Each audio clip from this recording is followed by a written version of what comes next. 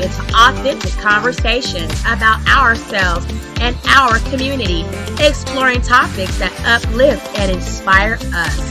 From personal growth to social change. So grab your teacup and get ready to join the conversation.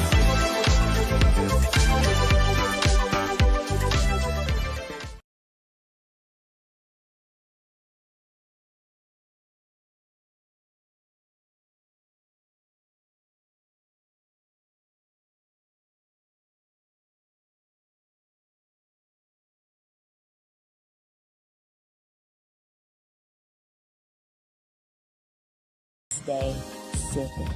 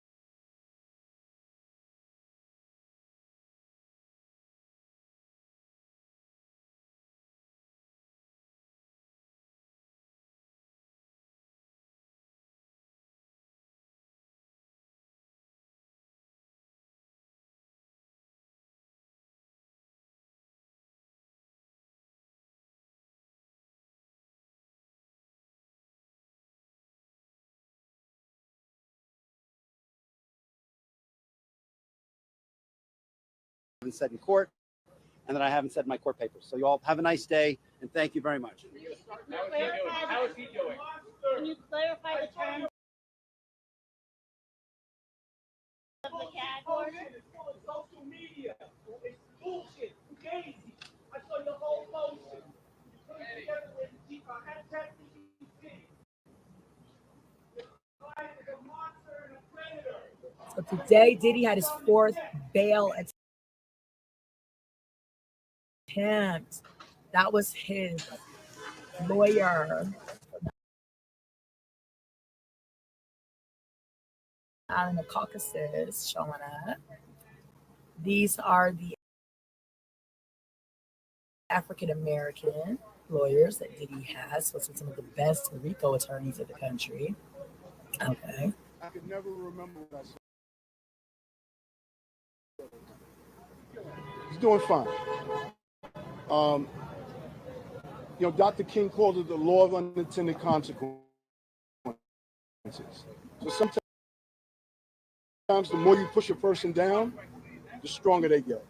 And so he's making an adjustment. He had his family here today to support him. We really want to put an end to all of the clowning that we see on the internet. This is a serious proceeding with serious consequences, and all of us are addressing it accordingly.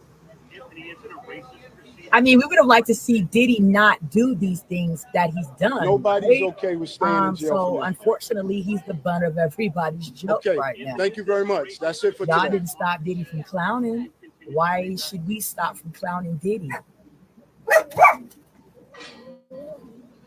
Okay, I thought somebody said something.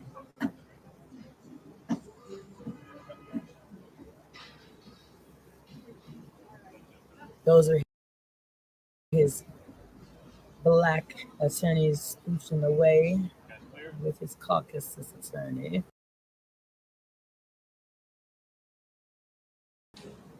Okay. Have you heard about the GLP-1 They're paying. Taking a GLP-1 product. What do you think, and how normal is that? Jails oftentimes conduct sweeps in order to, as you say, confiscate contraband, and just as a function of making sure the jail is safe. However, here there's a different element involved. Although the sweep was pre-planned, the idea that if you're looking for contraband such as drugs and cell phones, why are you looking in somebody's folder, assuming that folder was emblazoned with the word legal? That's not consistent with looking for drugs and contraband. That's more consistent with trying to get a leg up on the case and to spy on the defense strategy. And of course, that's what Diddy's lawyers are accusing the government of engaging in. Yeah, thanks for clarifying that. I was kind of wondering how frequently those sweeps occur. I also know Diddy and his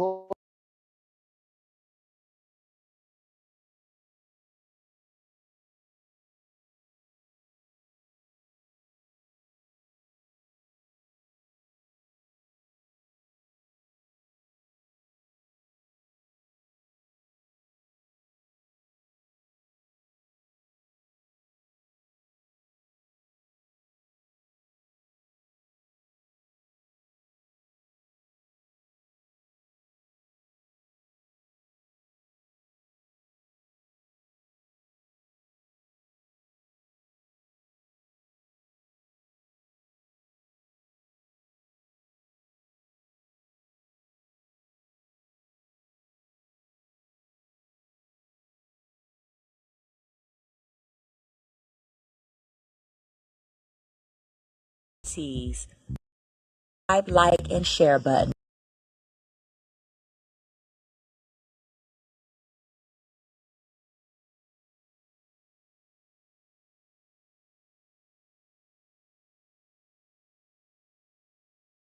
I'm not going to say anything in addition to it, but I didn't want to leave all you guys hanging, and I wanted to say at least that I wasn't going to say anything. So that's all I'm going to say and not say.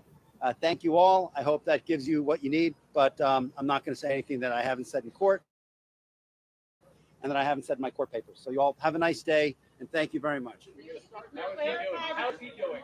Can you clarify the terms of the CAG? It's full of social media. It's bullshit. Crazy. I saw your whole motion. You put it together with ChatGPT. A monster and a predator. So today, Diddy had his fourth bail attempt. That was his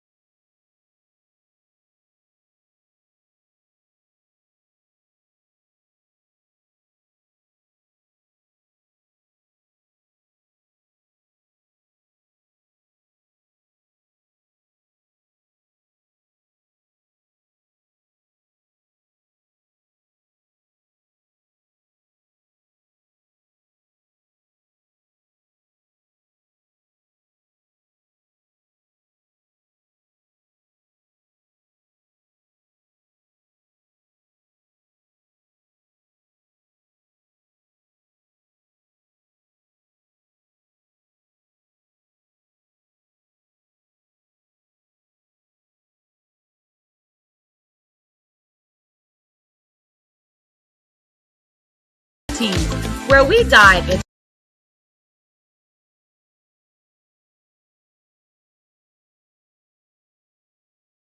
So say Diddy made $50 million in illicit activity, he will owe $100 million back.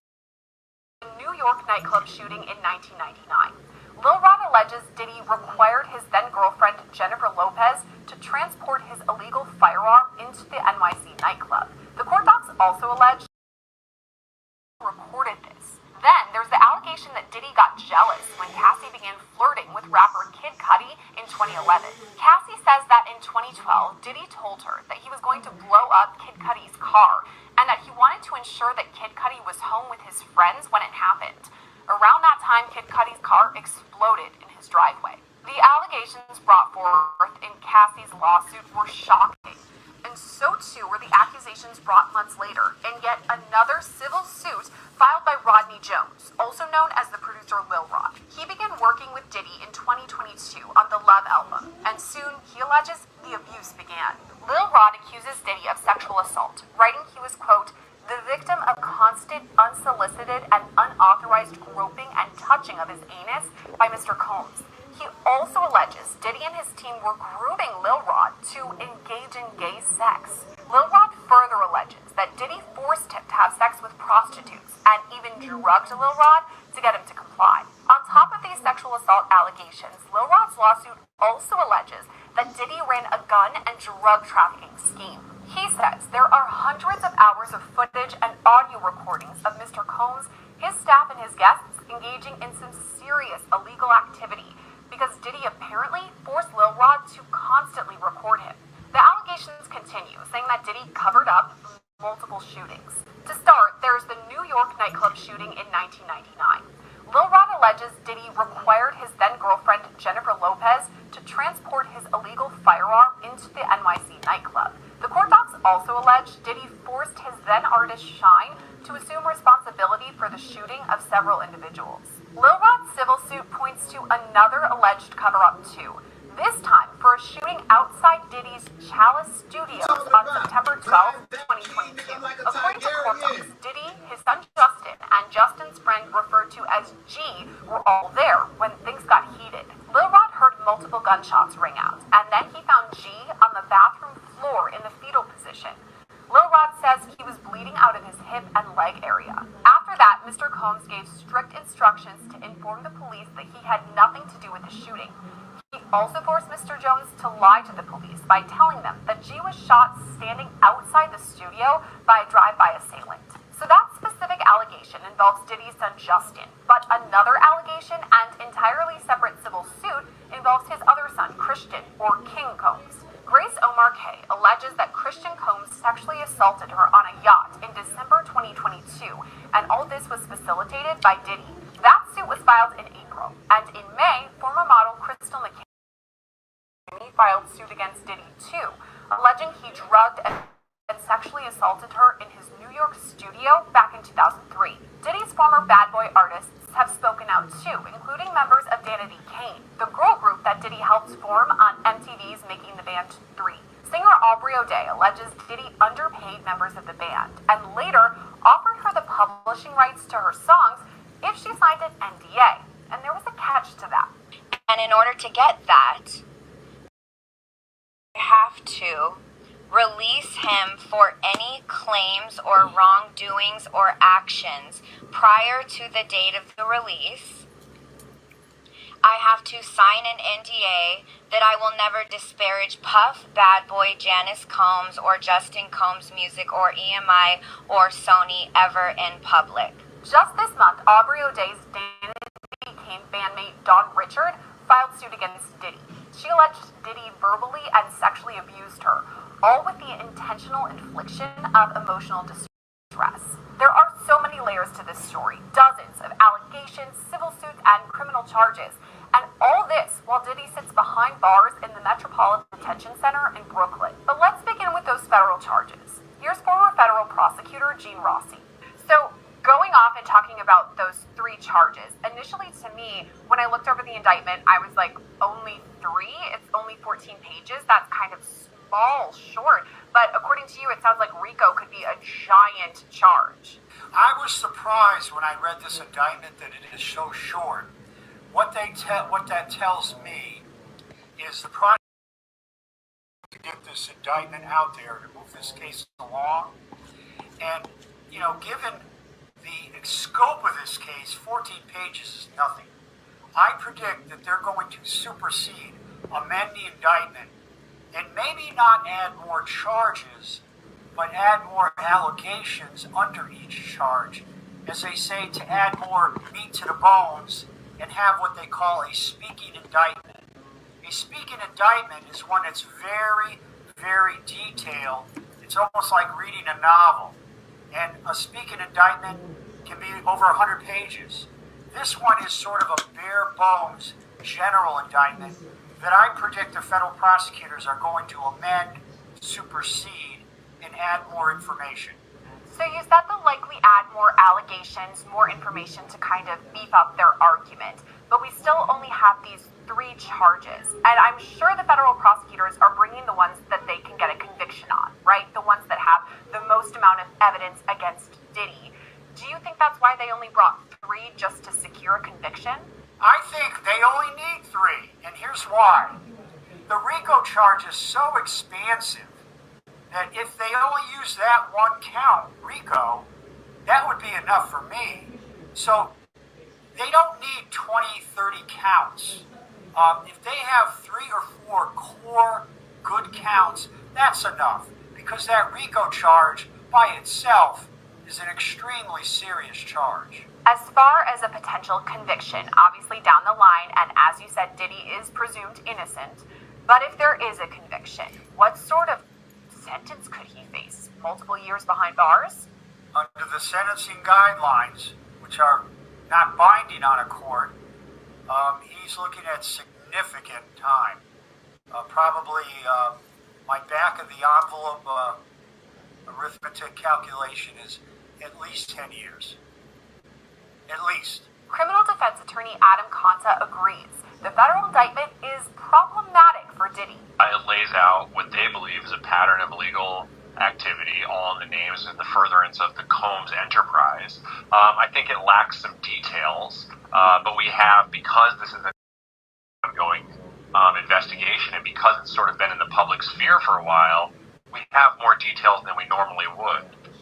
They've laid out a pattern of conspiracy and racketeering that they've charged him with. But part of that is obviously that one of the victims is his ex-girlfriend Kathy, who filed this major lawsuit last year in November against him. But we kind of have the details from that lawsuit as well, so we can kind of insert those as really the jump-off point to how we got here now today. But he's got some real legal challenges ahead of him, absolutely. You brought up a good point about the pattern, showing that Diddy had a pattern to break the law in this many ways. And it all goes back kind of to Cassie and the civil suit that she filed. Obviously, they had a relationship for several years. She alleges some pretty serious accusations against him. So how important is Cassie going to be in regards to this federal case? Well, she's going to be incredibly important in terms of her lawsuit is really what opened up the public's attention to it.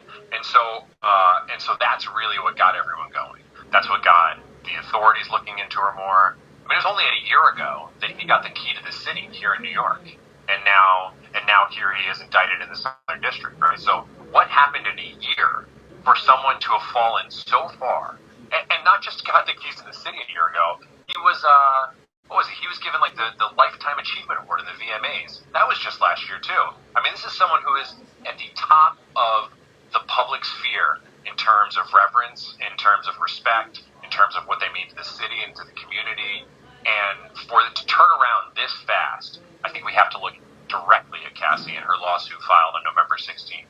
And even though they settled it a day later, again, the details of what was alleged got out there. And then what that really did, just like the Me Too movement, it started other people who were alleged victims of his thinking, well, maybe now is my time to come forward. If in fact that they felt threatened by Diddy, if in fact they were coerced not to say anything through violent threats, through physical threats, through emotional threats, and potentially of having whatever act they committed with Diddy being recorded and even having those used against them as electronic threats. After Cassie's lawsuit, they started to come out. And then you saw another lawsuit in December, and then another one, and another one. And so there were a couple that came out that really started steamrolling this sort of this change in a public opinion of him, just like happened with R. Kelly, although these are separate charges and they have not been proven like R. Kelly's. But just like in R. Kelly, it took the public a little while to kind of get around this notion of this pop superstar who we've grown to love for decades, and now kind of peel back the onions to his personal persona that could be quite disturbing. And so, even though she is not going to be, she might not be doing interviews, and she might not be out there sort of as the public figurehead of this indictment, she's certainly at the genesis of it and is the reason this whole thing got rolling.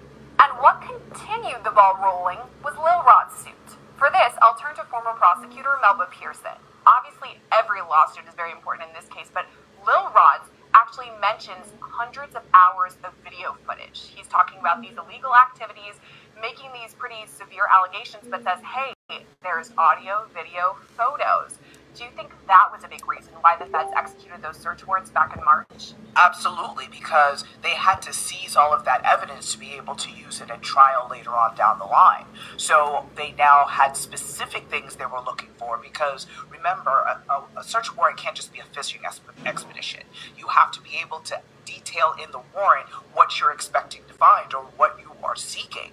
And so with Little Rod's lawsuit, the feds were able to be like, okay, we're looking for video. We're looking for surveillance video that may have been located in this particular room. We're looking for a particular time frame when these incidences occurred. So what evidence can we find that substantiates what occurred during that time frame while we're looking through the house? So it all came together to be able to give the feds the information they needed to be able to do these searches effectively, follow the trail of evidence, and then lead to the indictment. All roads kind of lead back to these civil suits, because obviously now we have the criminal side of things, which you talked about, and that's going to be something we'll follow closely. But the civil side is kind of what paved the way. And I'm wondering now that Diddy is in custody, what's going to happen to these civil suits? Are they stalled? What would that look like? What generally happens is that the civil attorneys will sort of wait and see what happens in the criminal case, because so much of the evidence that comes out in the criminal case can be a treasure trove for the civil lawsuit. So, for instance, if Diddy were to get on the stand and testify, which I highly doubt he would, if he were to get on the stand and testify, his testimony can be admissible in the civil lawsuit, especially if he gives conflicting statements. He can be what we called impeached, or basically, to use the colloquialism, basically called out like, hey, you said this on this date, that at the criminal trial, now at the civil trial you're saying something different, which is the truth, that sort of thing. So, I think that the civil lawsuits may be on pause, not to say that they're going to be dropped or anything along those lines, but the criminal case is what's going to take precedence right now. And then once that's disposed of meaning guilty, plea, or a trial, guilty, not guilty, whatever the case may be, mistrial, then the civil lawsuits will pick back up again. After his arrest, Diddy pleaded not guilty to federal charges. A statement from his legal team reads, quote, Sean Diddy Combs is a music icon, self-made entrepreneur, loving family man, and proven philanthropist who has spent the last 30 years building an empire, adoring his children, and working to uplift the Black community. He is an imperfect person, but is not criminal. To his credit, Mr. Combs has been nothing but cooperative with this investigation, and he voluntarily relocated to New York last week in anticipation of these charges. Please reserve your judgment until you have all the facts. These are the acts of an innocent man with nothing to hide, and he looks forward to clearing his name in court. That was a look at all 47 shocking allegations against disgraced rapper P. Diddy. To be sure you never miss an update in his case, make sure to subscribe to our YouTube page. For Law and Crime, I'm Sierra Gillespie. Okay. That was this is sounding kind of dangerous now. It's an old adage that can't be denied. The internet never forgets. If something is posted online, it's going to live on there somewhere forever. That is proving to be true for Sean Diddy Combs as he faces criminal charges in a federal court in New York. We are taking a fresh look at some videos of the rapper that take on a new tone given the serious accusations he's now facing. We're going to break down some of the clips and the potential impact, if any, at trial with a digital forensics expert. Welcome to Sidebar, presented by Law and Crime. I'm Jesse Weber. Sean Diddy Combs has been a pop culture icon since the 1990s, for a while now. He was an early adopter of video blogging, bragging at one point to David Letterman that he had the most friends in history on MySpace. We all remember what MySpace was. He said he started a vlog called Diddy TV where he posted about his life, and that hasn't stopped. 87% of Colorado teens would try to stop friends from taking a drug that could be... Okay, so I really just wanted to give a layout of what the charges were Diddy's looking at. As y'all heard, just like I did, Diddy's looking at the biggest charge being RICO. So we're gonna look now at what RICO charges look like, okay, and all of that, so y'all can furthermore understand what it is that Diddy is facing. RICO charges.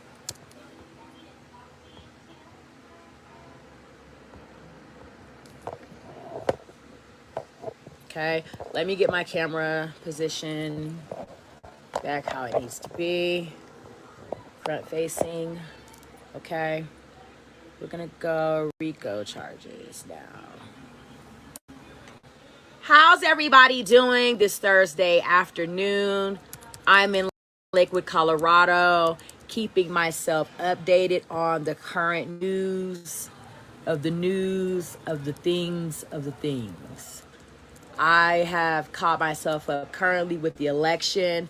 Who I'm voting for is Kamala, and her last campaign trail blazing down in Pittsburgh, Pennsylvania was where that was. And so it was an inspirational, down to the facts of the earth talk, and I greatly got my life from it. So hope you guys do too. Know who you're voting for, know who to give your best vote to. Now we're up on Diddy stuff. So as we heard in the last video we just watched of the 47 charges that are against Sean Puffy Combs, the worst one right now is the RICO charge. So we're going to look at what a RICO charge carries and consists of.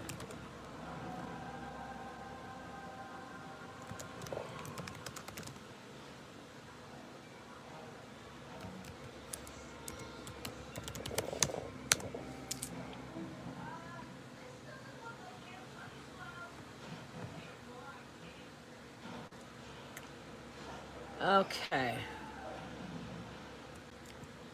So, to violate RICO, a person must engage in a pattern of racketeering activities connected to an enterprise. The law defines 35 offenses as constituting racketeering, including gambling, murder, kidnapping, arson, drug dealing, and bribery. We know that Diddy is suspected of murder. Tupac, Kim Porter, Biggie, things like that. We know he has set a cocktail bomb to Kid Cudi's car. That's arson.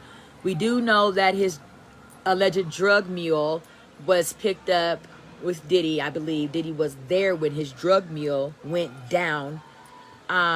So that is that. We also do know that Diddy is looking at bribery as well, for bribing witnesses, politicians, police authorities, things like that. So what 7 states carry RICO laws? Pennsylvania, Hawaii, Arizona, Florida, Rhode Island, Georgia, and Indiana have enacted RICO statutes. While such laws are are pending in New Jersey, California, and Massachusetts, okay? They obviously have it in New York because they have a RICO charge on Diddy in New York. So, what is the maximum sentence for a RICO charge? Penalties under the RICO Act. Not only does the RICO statute provide for criminal penalties, including 20 years of prison, but the financial penalties are severe.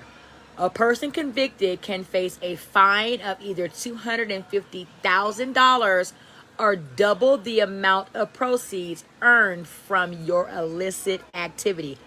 So say Diddy made $50 million in illicit activity, he will owe $100 million back. You have to double the amount of the proceeds earned from any illicit activity.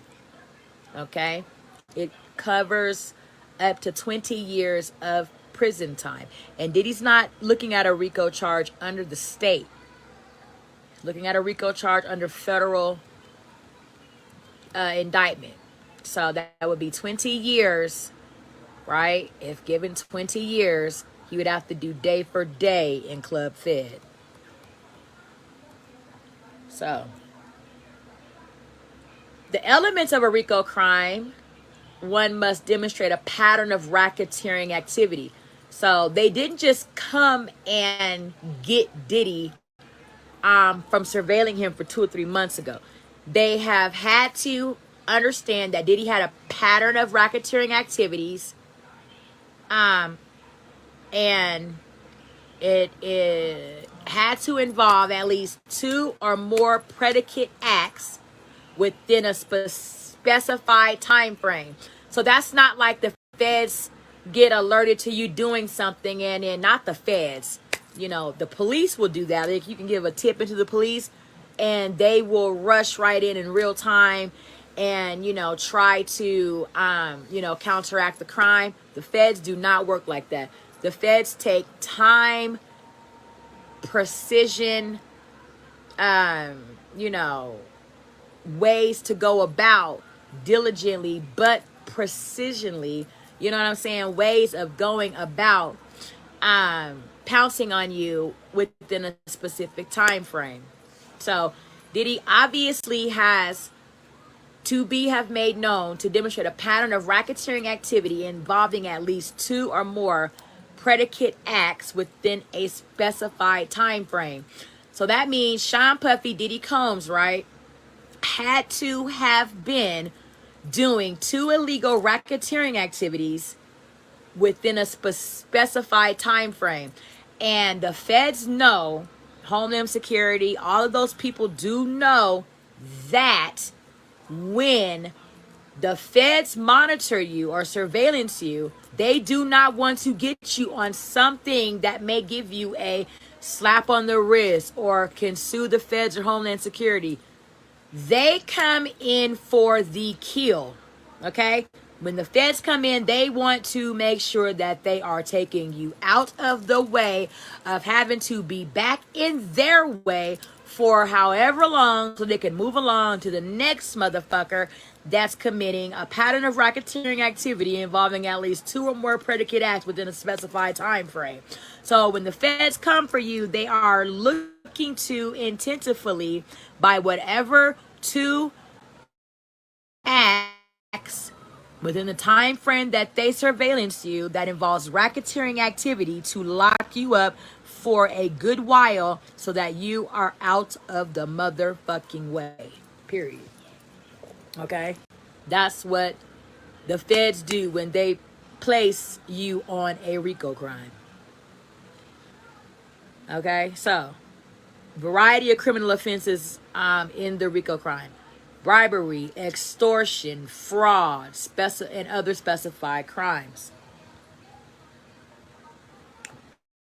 Has anyone ever beaten a RICO case?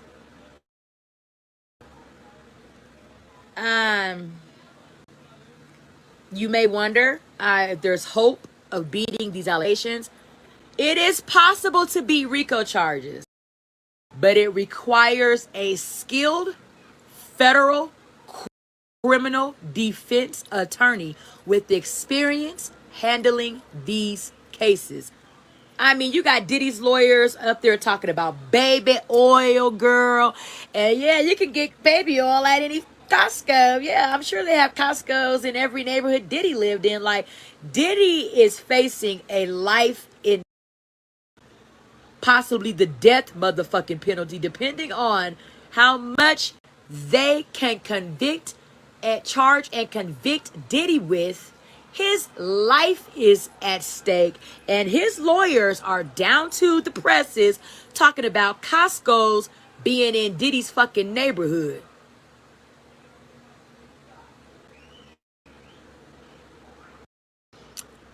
It is possible to beat a RICO charge.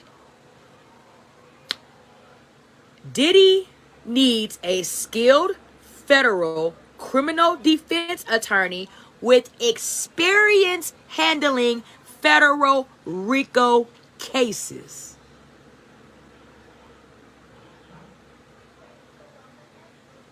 Okay?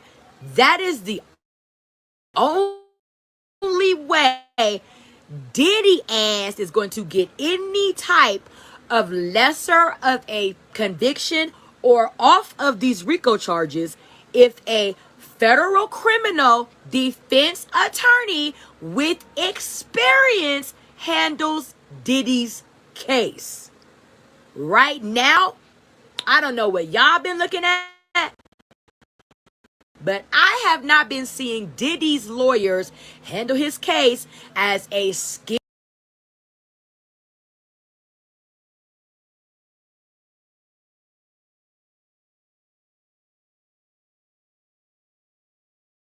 federal defense attorney with experience handling his case. If y'all have, y'all send me the coverage at TanishaTalk@gmail.com.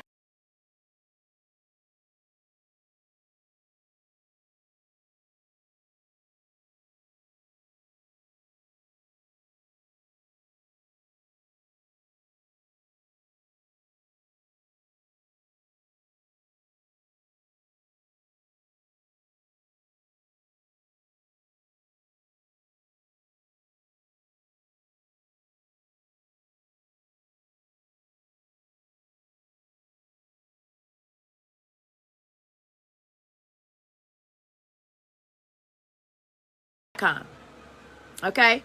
It's TanishaTalk@gmail.com. Now, we've covered how much you go to jail, up to 20 years in prison per racketeering count. So, say that he gets hit on 4 racketeering counts. That's 20, 40, 60, 80 years. Diddy is 54 years old. So, Diddy, okay, what's 80 plus 54? What's 80 plus 54? Okay, what's that?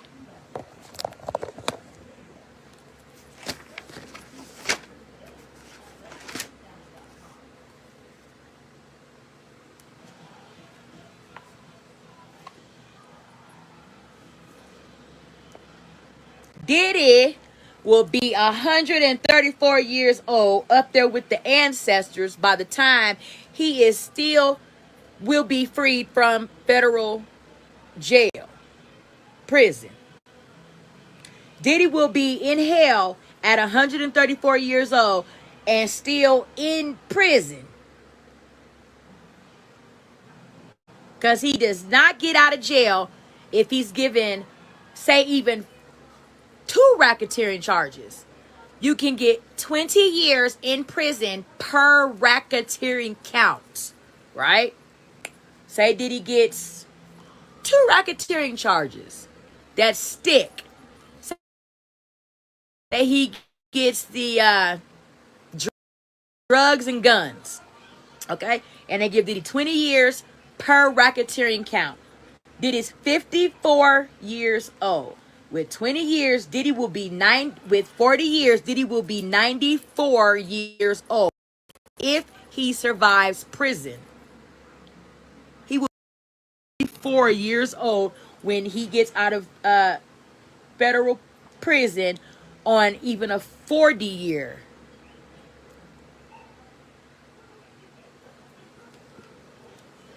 sentence.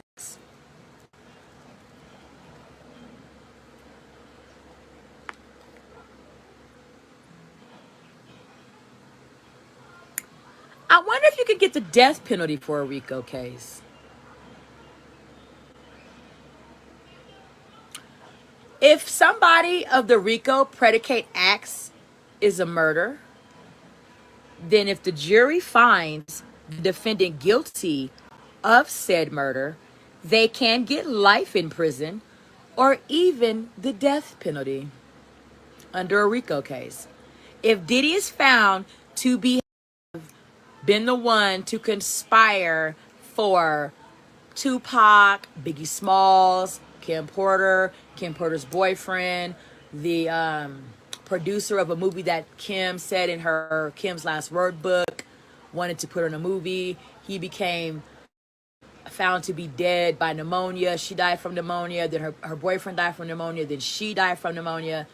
If Diddy is found to be the conspirator of those said murders, 1, 2, 3, it was Tupac, the Biggie Smalls, the producer of her show, her movie, Kim Porter, and her boyfriend, then her. That's 5 murders right there that are out in the atmosphere of Diddy potentially being behind, right? Or the mastermind of, conspirator of those 5 murders. Then Diddy will potentially face the death penalty.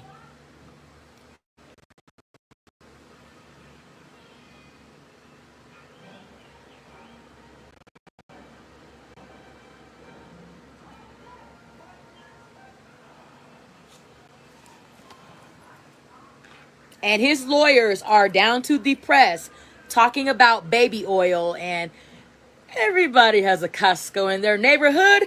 Diddy has a lot of family. Maybe he wanted it for his children. 1,000 bottles. So what? Like, motherfucker, Diddy could potentially be facing the death penalty.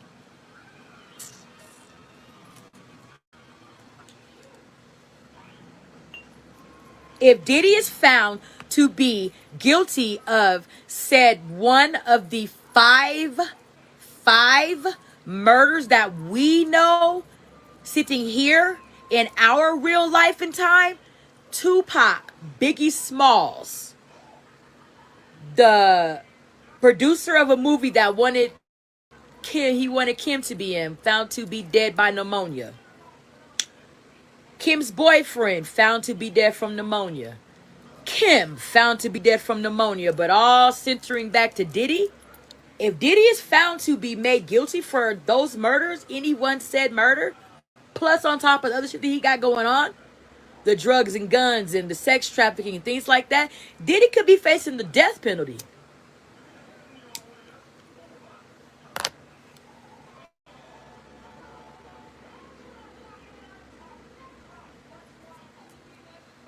Diddy very well could be facing the death penalty.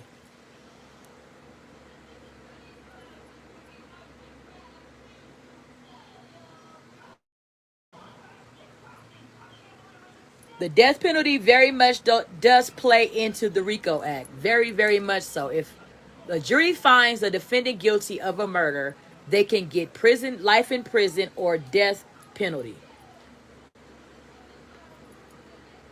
Okay? That is very much a strong possibility. So, Diddy needs a fucking competent lawyer that is skilled in federal criminal defense with handling RICO cases, particularly ones that Diddy's facing. Drugs, guns, prostitution, sex trafficking, and murders.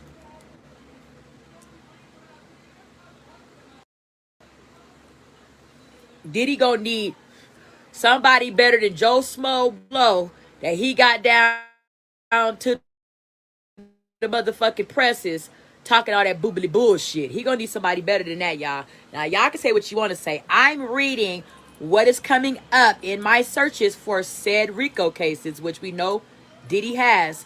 One said case is a RICO. The one that they are saying is the worst possible case that Diddy has on him right now, which is a RICO charge.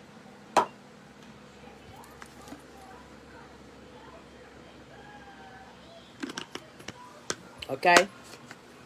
That's what that is. That is what that is doing right now down to Diddy's criminal cases.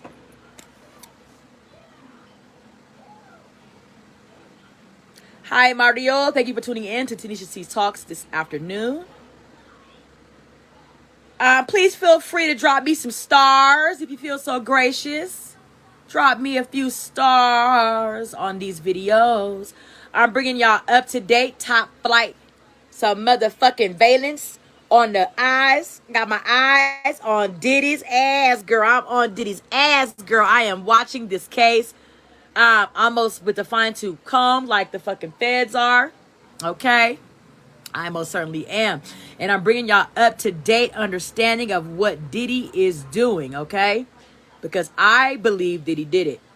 I believe that he did every such said thing that is being alleged by, the victims and people speaking out. I do believe Gene Deal. I mean, who else would know such an account of Diddy's life than his fucking security guard? Who's closer to a celebrity than their security guard? Why do you think people are celebrities are always trying to keep their security guards under wrap? Keep them happy, because they know their tea. They know their tea.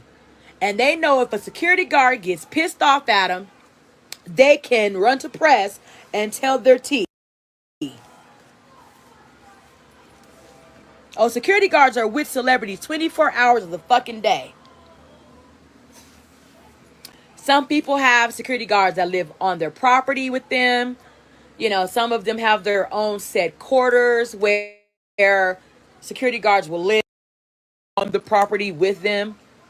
24-hour round the clock security teams. Because it is very real for celebrities to be attacked. People wanting to rob celebrities, hurt celebrities, kidnap celebrities, things like that.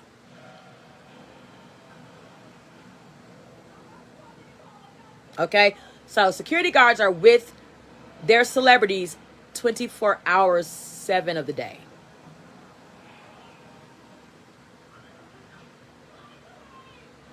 Okay?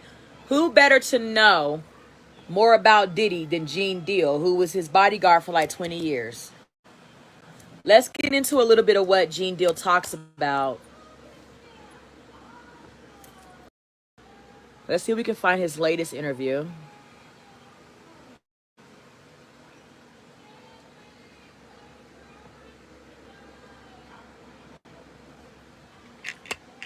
For my people that are trying to start a print-on-demand store and trying to get a print-on-demand store off the ground, let me put you on to Kittle. Kittle is your one-stop shop for all things print-on.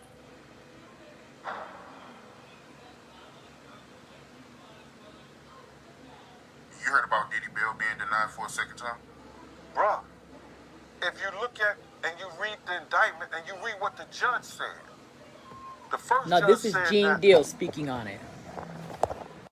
you knew in March when they did the raid in your house, correct me if I'm wrong again, when they did the raid on his house, he knew that he had to go into court sometimes, right? He knew he had to go to court sometimes. It was going to be a time you got to go in court. What was he doing during that period of time? Still going to a few little places, party and stuff like that. I ain't telling the man you know how to run his life and everything like that. But steady using drugs. Even when the feds caught them, they caught drugs on his person and drugs in his room. Right? So now, he goes in front of the first judge. The judge is like, yo, your lawyers can't handle you. You had plenty of time to clean yourself up and start doing the right thing. So, I can't give you bail. You're sitting up here, you done made 100 and some calls to this one girl that could be a potential witness. They said that you done blew up somebody's car. What I look like giving you a bail? So now what people don't understand, why would their lawyer go to another judge? Which is crazy to me. They think another judge is going to give them bail because they said, I'm going to give you $50 million, $100 million. No, they're not going to fight against each other when none of your circumstances had changed the first time. Your first bail, you showed that you ain't do nothing, and you still had the ability to be threatening to witnesses. You still drugged out of your mind. And I think they said they may have found pink cocaine. I told you cocaine is a hell of a drug, bro. It done brought a lot of people down. A lot of people down. And I don't give an F, but I feel sorry for somebody I know that didn't use drugs. And now he losing his whole empire. And it's got to do with who he is as a person. But them drugs sure changed him and effed him up. Because he thought that those people was going to give him bail because he was rich. Now, a lot of rich people still go to jail. Not like we do, but they still go to jail. Especially when they got him like that and the attention, the bad press and the bad attention that he's been getting. Yeah, they said that they found pink cocaine in his hotel room. Yes, sir. So that showed the judge right then when he had the pink cocaine and he had pills and everything like that he's still doing the same shit that he don't care. And not another judge ain't gonna come behind that and say, yo, because he gotta show where something has changed in his life. Nothing had changed since they did the raid. Yeah, you may be right about that. I mean, if he's still doing drugs, then yeah, he ain't changed. But I know Trapper from the band, he did an interview, and he claiming that he spoke to Hard Pierre, and he told him that, Diddy is doing okay. And I know Chopper, he made a comment saying that he believed that, Diddy, he not going to do life in prison because money talks. You believe that? I know. It talked for Weinstein. It talked for Epstein. It talked for Bill Cosby. It talked for R. Kelly. Does a lot of talking behind bars. It does a lot of talking behind bars.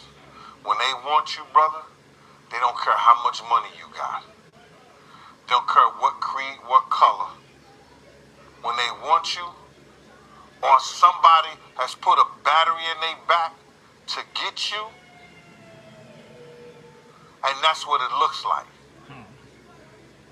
You understand? Somebody put a battery in their back to get Diddy and bring him down.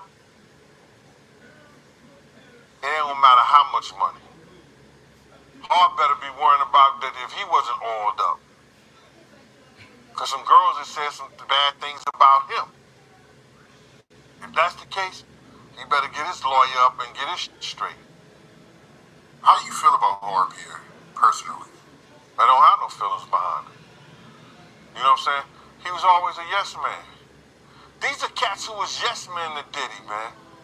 You can't have no feeling for no man who, every time Diddy put on a beat and Diddy start bopping his head, they like this. Looking dead, and I used to bust out fucking laugh and walk out the studio. These guys are yes men.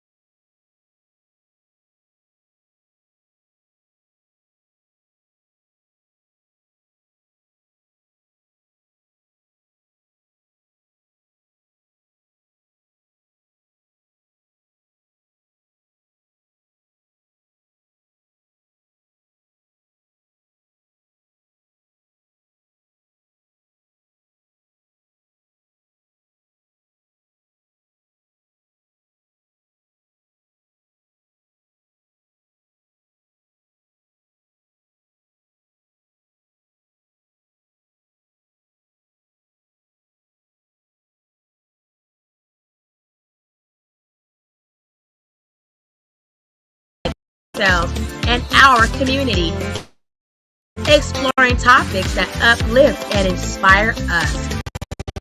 From personal growth to y'all. I'm on these motherfucking social media streets talking about his ass and him was canoodling together, and that Sky Jackson's baby daddy is a homosexual. And I see when I looked up on the screen and seen him walking with her, talking on the phone all ahead of her like an ungentleman, an ungentleman-like man. Just know, you know what I'm saying? No, what's the word that we use? You know what I'm saying? No gentleman sportsmanship shown in the situation whatsoever. He walking all in front of the young girl. I believe she had a baby with him. Very cute baby. It was nothing like that. He was just very rude about the situation, y'all. There's no chivalry in dating no more. These men don't respect you, hold your hand, walk on the outside. It's terrible down here through the situations with relationships, girl. I don't even know why we really fuck with them for real. Not for nothing. It is what it is. I'm not, scrutinizing men, but I'm saying in Sky Jackson's situation, for I looked up and seen, he had no respect for the young woman.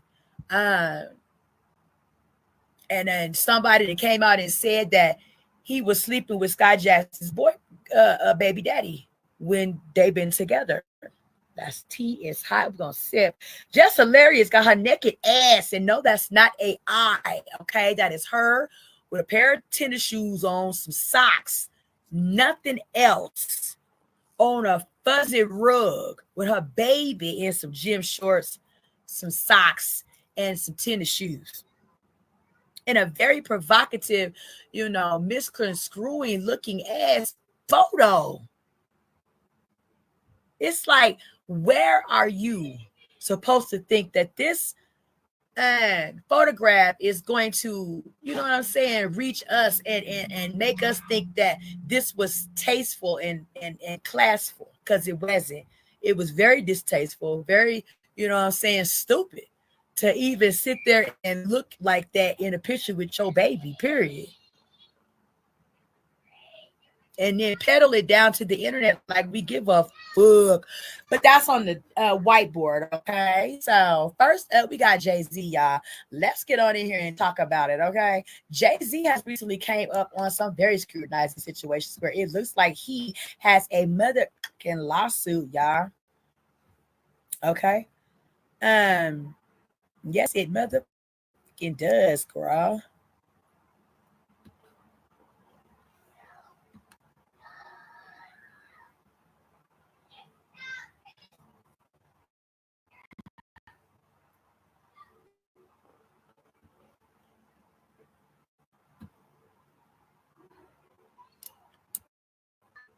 Let's pull that up.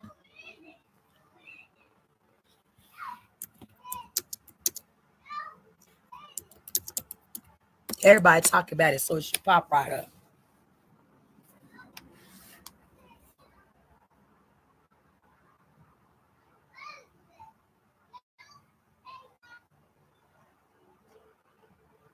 Ladies, how many times have you told yourself that you're going to work out, you're going to lose?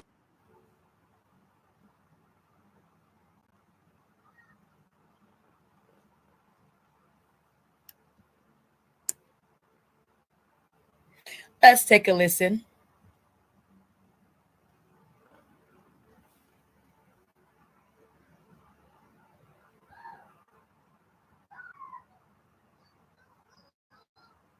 It is a new hour here on Live Now from Fox, and we do have some breaking news that we want to bring to you. It was being reported by TMZ and now Fox News. We are learning that Jay-Z is accused of raping a 13-year-old girl. That is new in the Diddy lawsuit, and the new allegations are just coming out this evening. Jay-Z is being accused of raping a minor along with Diddy at a MTV VMAs after party back in 2000, according to documents obtained by Fox News Digital tonight.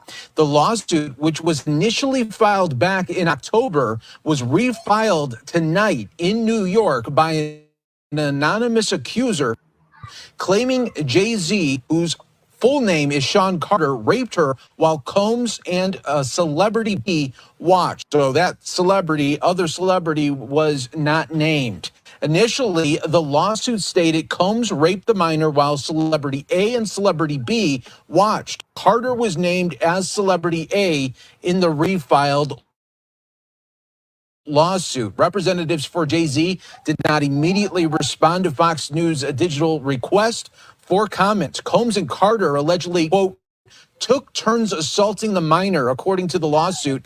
Many others were present at the after party, but did nothing to stop the assault, it alleges. The 13-year-old girl was dropped off at Radio City Music Hall by a friend as she wanted to attend the MTV Video Music Awards back in 2000, according to the lawsuit.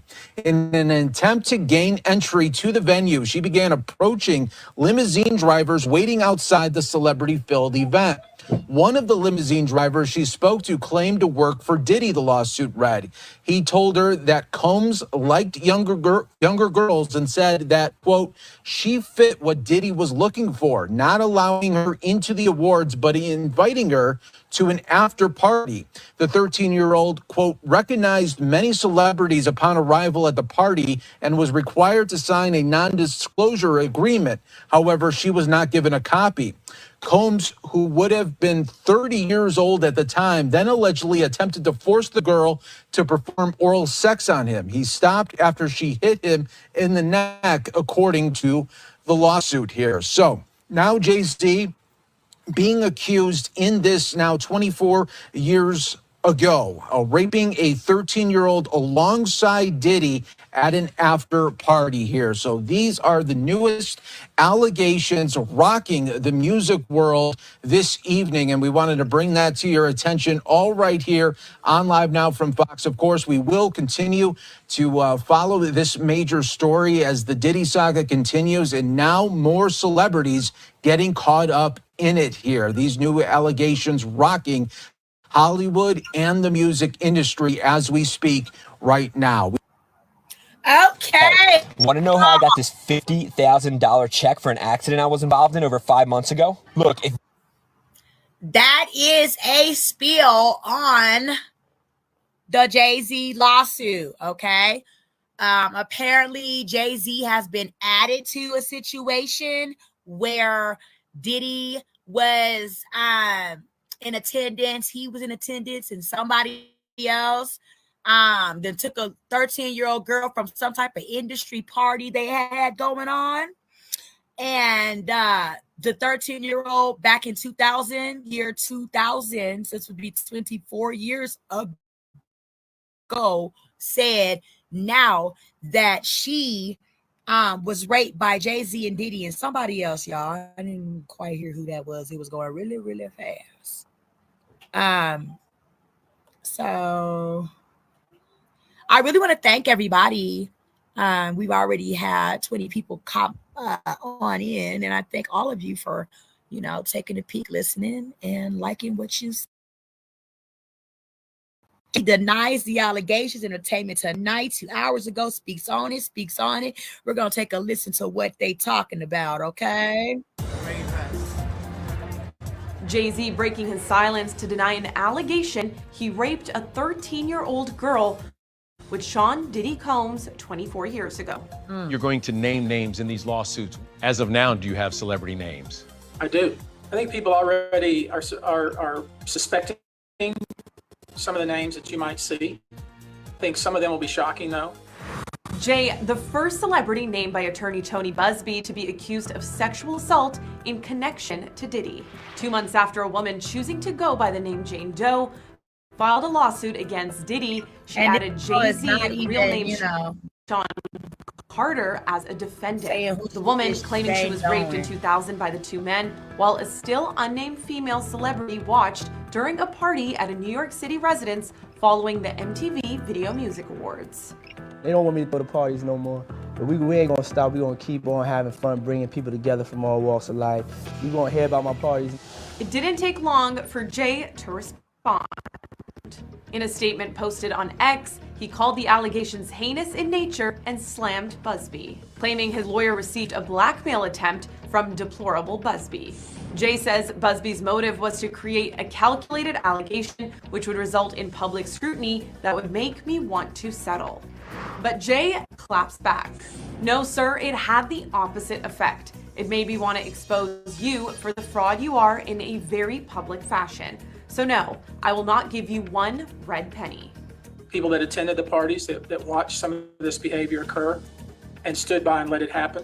Jay-Z also making rare comments about how the allegation will affect his family, including wife Beyonce and their 3 kids, Blue Ivy, Rumi, and Sir.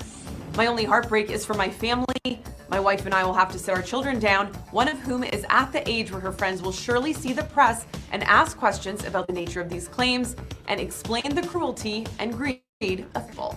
My heart and support goes out to true victims in the world who have to watch how their life story is dressed in costume for profitability by this ambulance chaser in a cheap suit. How much bigger can it get? It'll get a lot bigger. I think we're at the tip of the iceberg at this moment.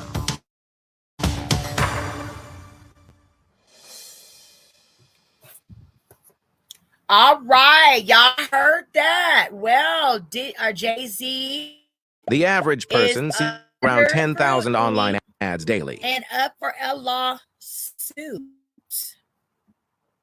Okay. A girl from 24 years ago, and in the state of California or New York, there's no statute of limitations for Jay-Z to not be held accountable for these moments if they are true. According to Busby, Attorney Busby, that's representing John Doe, whichever, however that's going to be. He said he got tapes. He said he got records. He got photos. He got, accounts of the situation that could bring Jay-Z to his motherfucking knees. Jay-Z said, I want to see you try. Because, I'm going to give you the best of what I can to, counteract this moment so that you don't think you got one over on me and try to take me down from my empire, standpoint. So, yeah, y'all, it's getting wild out here. Jay-Z. Everybody's been saying Jay-Z was going to get taken down. I wasn't opposed to saying that Jay-Z could be, also needing to be held accountable for actions of things that were illegal and things like that, because Jay-Z was with Aaliyah when she was underage. Foxy Brown. You see what I'm saying? So not for nothing, that was right in front of our faces. Jay-Z was, with Aaliyah and Foxy Brown. So I mean, I don't know if Rihanna was underage. But it's, buzzing around as she was when Jay-Z, got wind of her and started sniffing up under her, and you know what I'm saying, made it a thing with Rihanna to put Rihanna in the game as one of the baddest bitches in the game, like Beyonce, right? And we know that how you go about doing that with Jay-Z is you know what I'm saying, do what you do intimately with Jay-Z. So not for nothing, you know what I'm saying, we believe that that's what that was to have been done. So Jay-Z up under a lawsuit. Now we're like, okay, y'all done peddled this situation around down to the lawsuit situation, but what about criminal? Why isn't anything criminal? Let's see if TMZ talking about anything, y'all. Sean Diddy Combs accused. We know all of that. Okay, here we go. Jay-Z accused of raping a 13-year-old girl with Diddy, the TMZ podcast. Let's listen to what TMZ is talking about. We are only going to get the real of the real, never the fake of the fake over here when you are dealing with T talking. That's all we're going to talk about is what's real.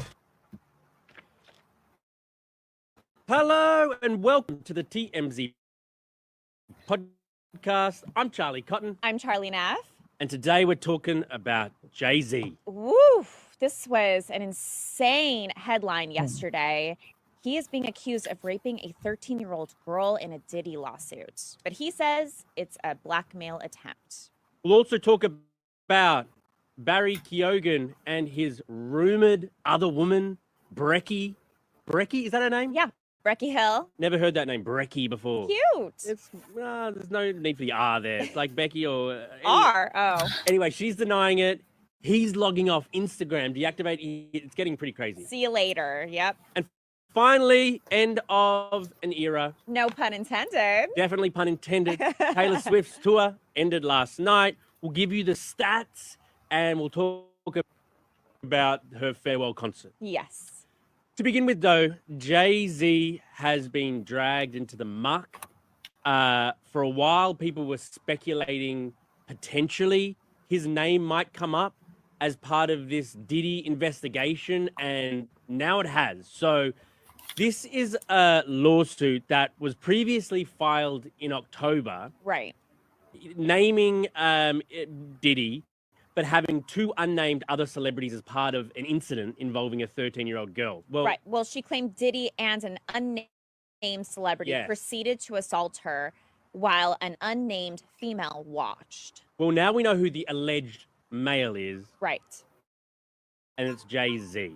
Yeah, so it was refiled against, the lawsuit was refiled against Diddy to include Jay-Z on Sunday. But not include the mystery female. Correct.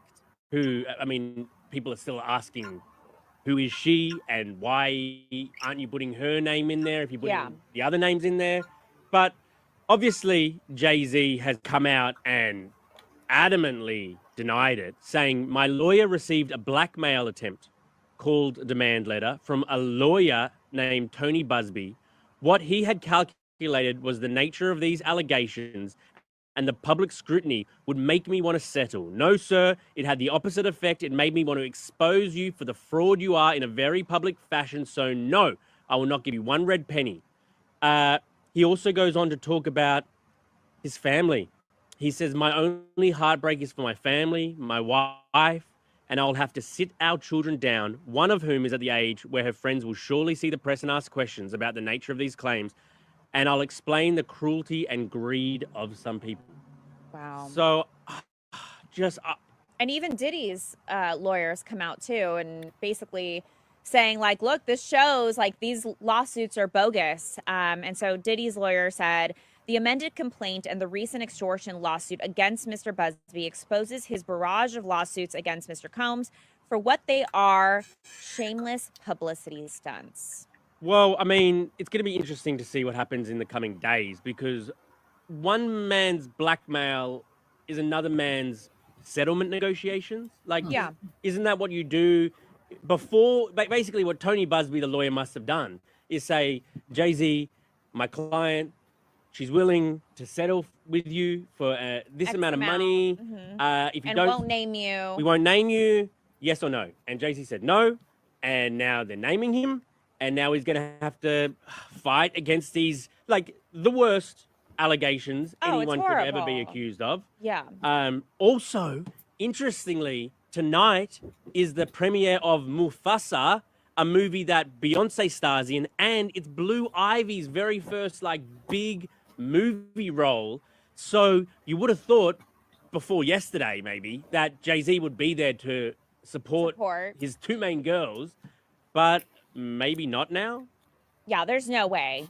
I don't even think Beyonce or Blue Ivy walk the red carpet. You don't think anyone walks? I don't think so. Well, because Jay-Z... they would be asked about it, or like reporters would be watching them, right, and be like, oh, they were unbothered. I don't think they want to continue the narrative.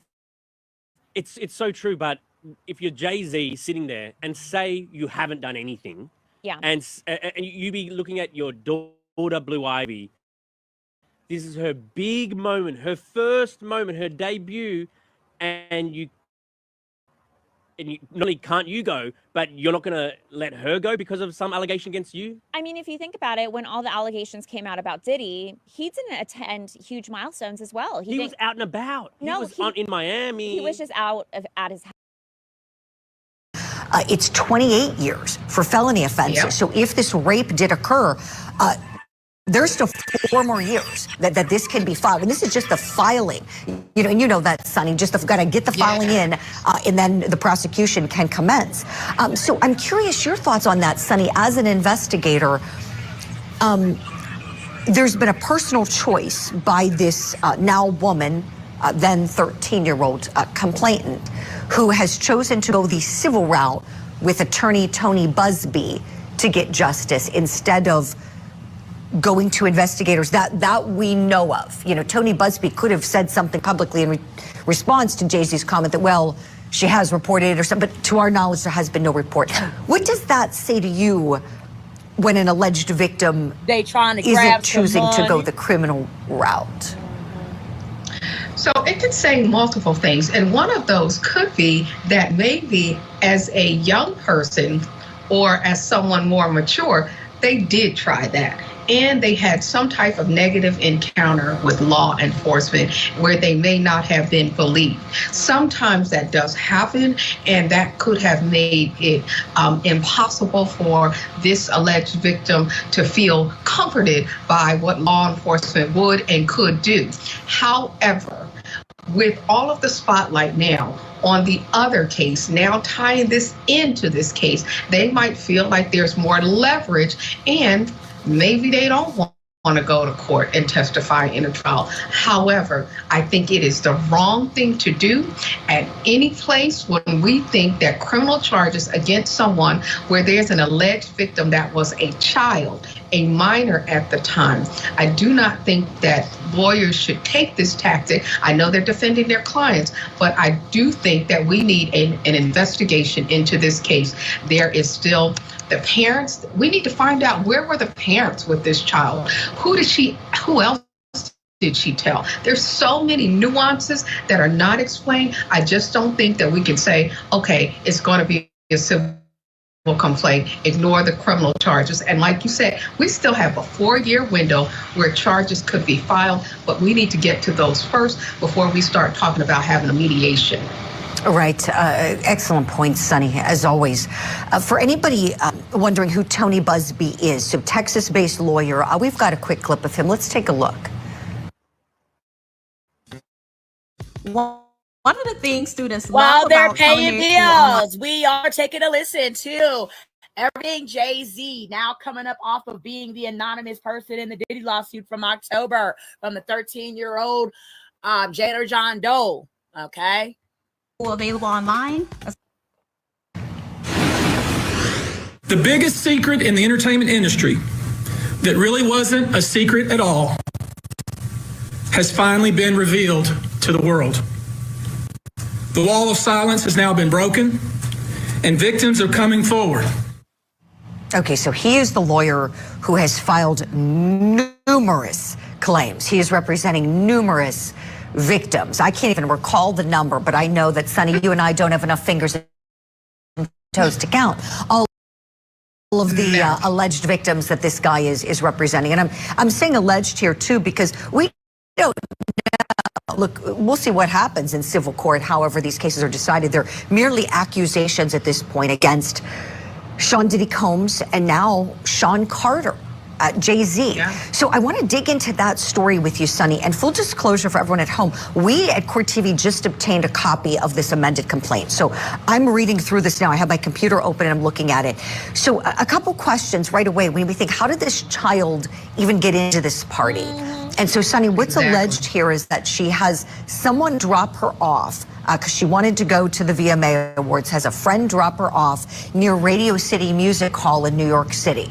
She wants to try to get into the VMAs. She said it was a bucket list thing for her, believed she could get in. Apparently, and again, this is all according to what Tony Busby set forth, but says that she started talking to limousine drivers who were parked in the area. And one of them who she spoke to apparently said that she fit what Diddy was looking for, that he liked younger girls. And this driver allegedly said that he had to take Diddy to the after party first, but told the plaintiff, come back to this exact location right after the VMAs, and I'm going to pick you up and take you to the after party. And so that is what is alleged to have done, that this driver takes her there. She says she enters a large white residence, a gated U-shaped driveway, and claims that she might have been asked to sign a non-disclosure agreement. She's not sure, didn't get a copy of that. Sonny, I'm sure that'll become important later on as we analyze this. She says she sees many celebrities, and there were waitresses circulating, carrying drinks on trays. She said she observed widespread drug use, including cocaine and marijuana use, took a drink that was reddish and yellow in color. She said it tasted like orange juice, cranberry juice, and something bitter. Says after that, she felt woozy, felt the need to lie down. She looked for a place to rest, saw what appeared to be an empty bedroom. Lays down on the bed. Soon after, she alleges that Diddy and Jay-Z, along with a female celebrity, enter the room. She automatically recognizes all three of them. Says that one of them, Combs, said, are you ready to party? Had a crazed look in his eyes. She claims that Combs threw her toward a wall, causing her to fall. Says she got up, at which point he grabbed her, threw her again on the bed. At that point, she claims that Jay-Z removed her clothing as she grew more and more disoriented. The allegation is that Jay-Z raped her first. That is the allegation, that he vaginally raped her while Combs and this female celebrity watched. That's what's being alleged. Then the allegations go on to further state that after Jay-Z finished raping her, he stepped back toward a wall, and that Sean Diddy Combs stepped in and vaginally raped her while Jay-Z and that female celebrity watched. I'm going to stop right there because I could keep going here, but that is the gist of it, that 2 rapes took place. That is what this complaint is alleging that Diddy and Jay-Z both raped her, and that this female celebrity watched it happen. Okay, Sonny, let's start from the beginning of this story. Beginning of the story starts with a limo driver. I'm thinking about this person, this adult who transported a child to a party, allegedly. Does that sound a little bit like some sex trafficking? I don't know, but boy, if I was a federal prosecutor, I'd be paying close attention to this, wouldn't you? The allegation, you hit it on the head. So this is transportation, and sometimes people think transportation in trafficking cases means out of the state or over state lines or something. Transportation is any mode of transportation where you are moving an underage or an individual that should not be moved to another location for sexual violence or trafficking, exploitation, any type of scheme. So first we have the limo driver, and I'm still talking about where were the parents, how did she get into this, and she never did make it into the concert that she wanted to make it in because that's not in there. So she immediately goes to this location, and then she's moving about with all of these celebrities. How is it that nobody in the room recognizes this very young, 13 is very young, and very young in looking and age. We're thinking 2000, okay, how is she there? How long is she there? And all of this activity that happens there, does she engage in alcohol and drugs? That is also another part and another point of criminal activity, serving alcohol and drugs to a minor. Another charge, allegations, once again, as we're saying this. And then how does she get to leave this location? I can't wait to look at this myself and start unpacking it. But Julie, you started right where it needed to begin. These are allegations. They are very serious allegations. They are very heinous allegations, but they also need to be investigated because there are too many individuals, starting with the limo driver, starting with how she got to the location, and everyone in between that need to have the conversation, the investigation, the parents, and how she got there, how she got home, what happened, what did she say at school to her friends, counselors. Did she ever say anything to anyone else? Is there a therapist some point in time along the way? Who did she talk to? I want to know everything. I'm getting ready to get this complaint and unpack it myself too. And let's talk about it more, because this is heinous, to say the least. Yes, Sonny, agreed. These allegations are heinous. They are disgusting. They are reprehensible. And this is only a representation by one side. I can't emphasize enough how we're just being very clear in reporting this is what's being alleged. We're not a court of law, and we know it's being denied by both Diddy and Jay-Z. Both of these men have adamantly denied these claims. Sonny, you raised so many great questions. I'm reading further in this complaint about how this plaintiff, this 13-year-old child, is said to have got home. So it goes on to say that she did fight back, was able to stand up, grab her clothes and her shoes and run out of the bedroom. So the allegation is that after she was raped by these two men, allegedly, that she was able to grab her things, get out and hold her dress in front of her like a towel, cover up her body to an extent by holding her dress like a towel. As it says, she ran around the residence until she found the front door. It says, although there were other guests still at the party, no one appeared to take notice of the plaintiff's distress or attempt to help her, and that she put her clothes on after she got outside and left in the pitch dark. She ran until she reached a gas station. A female clerk saw her in distress, allowed her to use the phone. She called her dad, admitted that she lied about her whereabouts, asked him to pick her up. Dad picked her up shortly. Now, okay. Let's take a moment to comment on this, right? So she got away, barely with anything on but a towel. Apparently, she was able to call her dad. Okay, dad comes to where she is now. She gets in the car. First thing she says is, Jay-Z, Diddy, and a woman raped me. What happens next? Let's listen to what happens next in this baby's life in this moment. Before dawn, and then it says she fell into a deep depression, suffers from PTSD and a seizure disorder alleged to have been caused by stress and trauma. Difficulty with relationships, difficulty functioning in society is what's being alleged here. Ooh, Sonny, you asked about the parents. You said, where were the parents? And so here we have dad potentially becoming a witness here, because dad sees her right after the fact, after this alleged trauma. What do you think about that? The fact. Okay. We're taking a listen to what had happened with victim from 2000, right? So 24 years ago, she has made her way to a industry party and she alleges was raped by Jay-Z, Diddy while a female celebrity watched. So we're to the point now where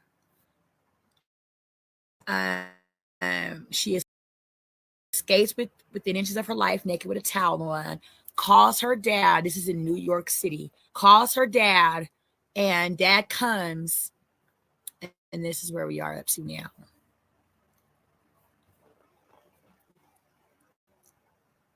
Be guards, there would be limo drivers, there would be people, and she could make it out and run to the gas station. All of that is a lot. The father is absolutely a witness. And if you saw your child in that type of state, you mean to tell me you wouldn't take your child to the hospital? You wouldn't call the police? You wouldn't get more details? Where is the mother? Where are all of the other things that don't add up enough in this particular case? What is the relationship that she had with her parents? And if she calls her dad and he just comes out and does, a father that comes out and does nothing, that doesn't seek to find the answers, that is a lot. to also unpack, and investigators absolutely need to talk to this witness, need to find the potential witness at the gas station. I know it's 24 years later, but she ran down the street. There were other things before she got to the gas station. What else do we know? Who else could have seen her? This is a lot, but once again, in these type of cases, let me say this, there are always a lot of allegations. Are always heinous. They are always irreprehensible, and they always need to be investigated. We need to have these allegations, as in every case, investigated, because if the limo driver said, according to the complaint, that this is the type of person Sean Diddy Combs likes, that means she is not the only one, allegedly, which means this is why this needs to be investigated. If there are other young individuals or even older individuals, we need to have this investigated and not just fall on the allegations themselves. They are heinous, and this is what law enforcement does. No federal prosecutor wants to have this kind of information out there without the legal lens and the hands and the necessary tools that law enforcement have at their have access to investigate the case, whether 24 years, 30 years. We do this all the time, and I think it is a miscarriage of justice if this is not investigated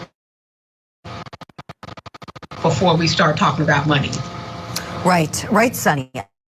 I love everything you said. I'm in complete agreement. I have so many more questions for you. I want to dig in with you on what investigators may do with this. Surely they're aware. They were aware of the existence of this complaint, weeks ago, whenever this was filed. I remember we talked about it in great detail, and now we have another major allegation being brought. And so we're going to talk more about, again, these allegations and Jay-Z's very strong response denying them.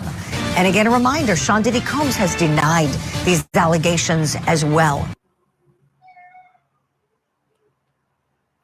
Hey, sorry for interrupting. Isn't that What if I told you there was a way to get rid of ads We're like gonna this? take a pause and read the comments. So let's set the Hood Prophet says, damn, it was at the VMA Awards. Okay. He said his kids will have to face the repercussions of it from other kids at school. No. Out. I don't want y'all listening to this type of content. Go play. Thank you. Here, boo-boo, French fries. You want no fries? Here. Shut my door. Okay. Lisette says he said his kids will have to face the repercussions of it from other kids at school. Right. I mean, for the children, even if it comes out not to be what is alleged, kids are cruel, kids are mean. These are celebrity children. You see what I'm saying? You can imagine some of the things that celebrity kids say. Like, I know that what's the name's little daughter, right? Can y'all hear me? Let me make sure that y'all can hear me. 1 second. I don't see my microphone moving or nothing. Let me make sure y'all can hear me. Great. Okay. I really thank all 73 of y'all for being in my life. Thank you so very much. Okay. Yeah, celebrity kids are mean. Like, say, Kim Kardashian and Kanye West's daughter, the oldest one, what's her name? North, West, South, East, whatever, Chicago, one of those. But it's the oldest little girl. I hear she is very unruly, mouthy, talks to grown people, looks to grown people as if they are her equal, and treats them like that, especially ones that are like not as wealthy as her mom and dad, like maids, people, caregivers that take care of them, chauffeurs, things like that. I hear she talks to them like they are scum beneath her motherfucking feet.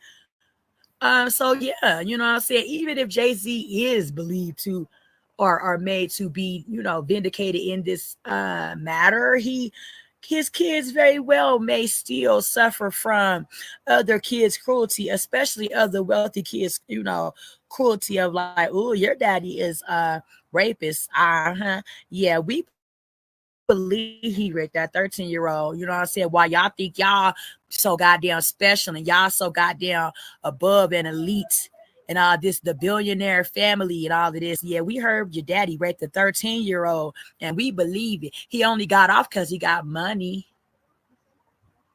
You know how cruel kids are. So thank you, Lisette the Hood Prophet, for bringing that point up. She also says everybody about to go down now. Girl, look. I really believe, you know what I'm saying, that is very much what that's gonna be. You see what I'm saying? Because it's also lots out there about Kanye West. Kanye West has lawsuits about his ass. We're gonna put Kanye West up on the whiteboard. Let's not forget Kanye West. Kanye West has a lot of goddamn scrutiny about his ass, about the way that Kanye West is a sexual harassing person, down to the boardrooms with his employees and people that work under the Yeezy, you know what I'm saying, organization, that he is very mean, cruel, sexually harassing, you know what I'm saying, in all of the worst ways that you could think of. So Kanye West is on the motherfucking whiteboard as well for all of the shit that has been also alleged to have gone on with his motherfucking ass. Okay, so yes, Miss Lisette, everybody is about to go down. We're gonna get on Ray J. Ray J has now seemingly left the country. We're not gonna segue over to Ray J right now. We're gonna leave Ray J for another live. We're gonna do a live on Ray J's ass all to his motherfucking self, because he, we need to give him that type of time on that topic. Okay. Yes, everybody's about to go down, Lisette the Hood Prophet. That's exactly what the fuck we're seeing. She's saying, Lisette the Hood Prophet said Rihanna was 16 years old. Yes, Rihanna was a teenager. I believe I had heard that as well. That Rihanna was 6 motherfucking teen when his ass, had her around the Rock Nation side of the situation. Okay. Yes. Thank you, Lisette the Hood Prophet, for clearing up the exact age. I just checked the sound, Lisette the Hood Prophet. So now everything should be fine. New Finesse. Hi. She says, we all should have seen this coming. I'm sure there will be many more. Yes, Lisette, New Finesse Meadows. Yes, baby. I definitely believe that Kanye West will be under fire. TD Jakes will be under fire. I do believe Diddy's kids will be under fire. I do believe Ray J will be under fire. Yes. Oh, most definitely. I believe we're going to see lots of people that are not in the entertainment, the forefront of entertainment. I think we're going to see a lot of motherfuckers that were, fade in the black, but with very big, profiles and you know what I'm saying, statues of money. You know what I'm saying? I believe that those type of people will be exposed. You see what I'm saying? So let's get back on in. Thank you, everybody, for commenting. Thank you for all of the viewers. We're up to like 75 views. Thank you so very much, all of my TikTokers, for listening in on the Diddler or the Jay-Z added to the Diddy side of the situation with the lawsuits.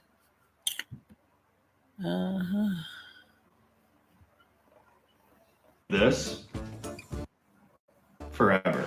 It's called pop. Attention GLP-1 drug users. GLP-1 drugs have been linked to causing severe stomach problems.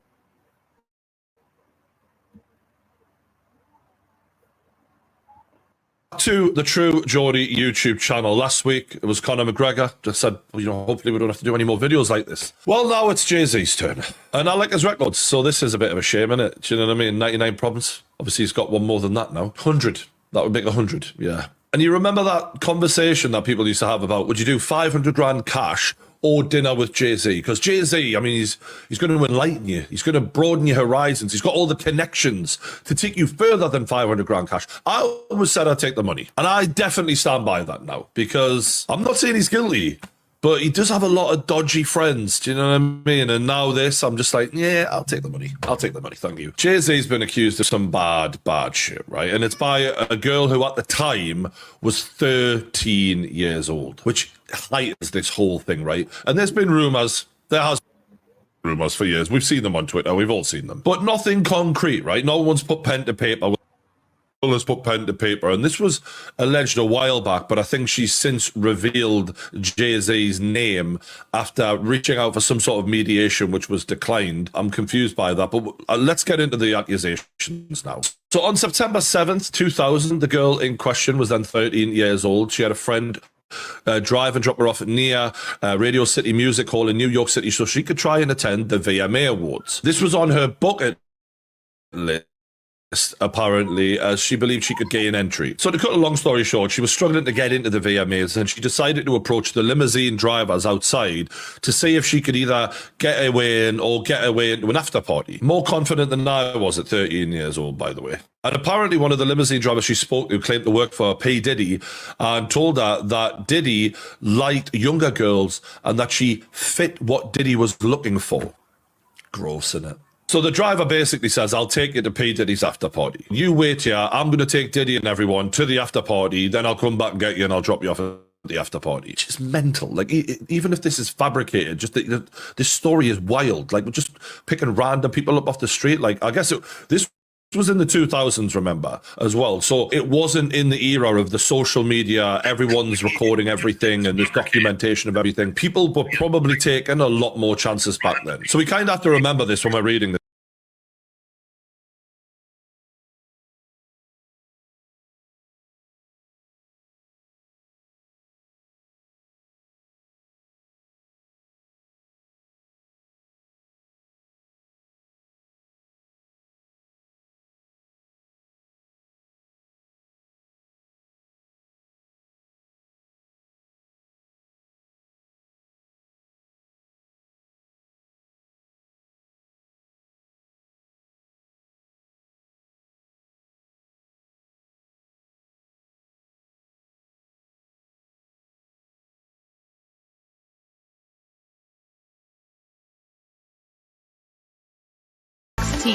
Where we dive into authentic conversations about our watching from my window. Diddy commit that rape. But there we and are. then Y'all can one see of the Harvey celebrities Levin. actually raped her as well. Now, what is interesting about That is new tea about Diddy. Now, is my phone gonna stand up on here? Girl, this little phone stand. Okay, let me put it up on my other stand. So, I hear today ABC News has updated 49 minutes ago that Sean Diddy Combs faces new sexual abuse lawsuits. Girl, that's every other day. They are hitting the diddler with new suits. So, you know, we know, like that's what that's doing with Diddy every other day. Right, we know that. Let's see. I hear he's snitching on the CEO of Abercrombie. I Abercrombie's the clothing designer, right? Abercrombie. Okay, so let's take a listen in as ABC News has reported on it. Let's see.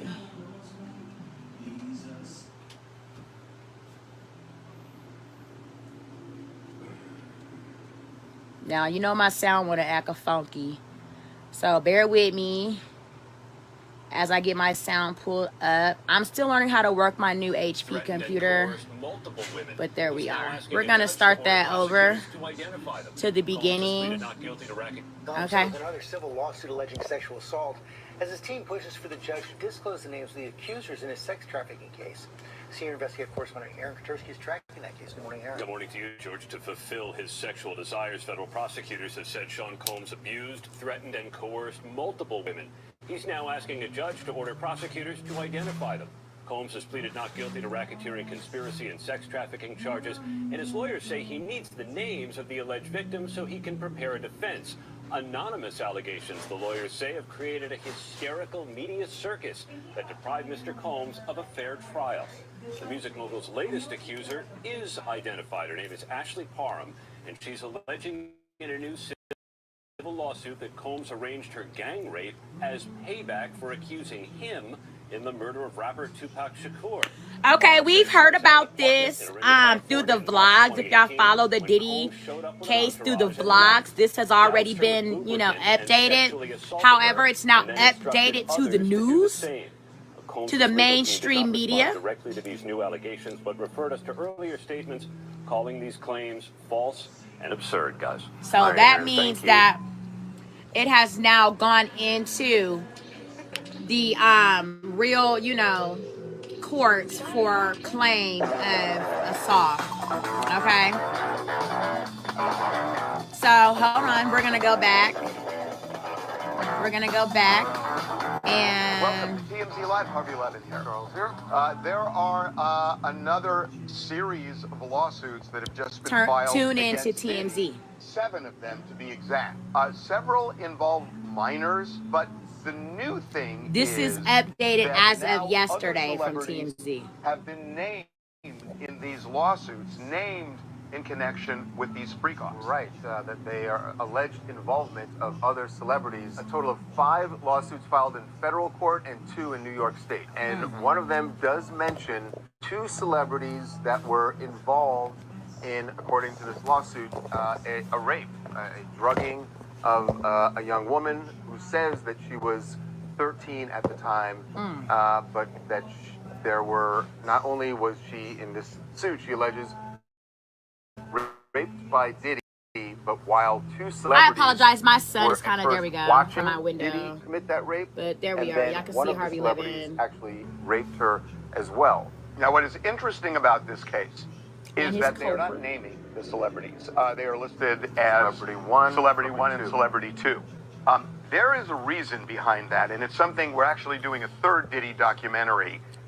We're really I've covered the first 2, issue, which is I want to cover them on my Facebook Live. Y'all know I be busy, but let's listen in to Harvey Levin. Diddy lost suits hit with new sexual assault lawsuits. These freak-offs over the years, because we're talking 20 years, and they are contacting them saying that either you were there, you watched, you participated, and there are settlements that we're told are going down right now where celebrities, whether they feel they did anything right or wrong, they just don't want their names connected with this, and they're settling these already.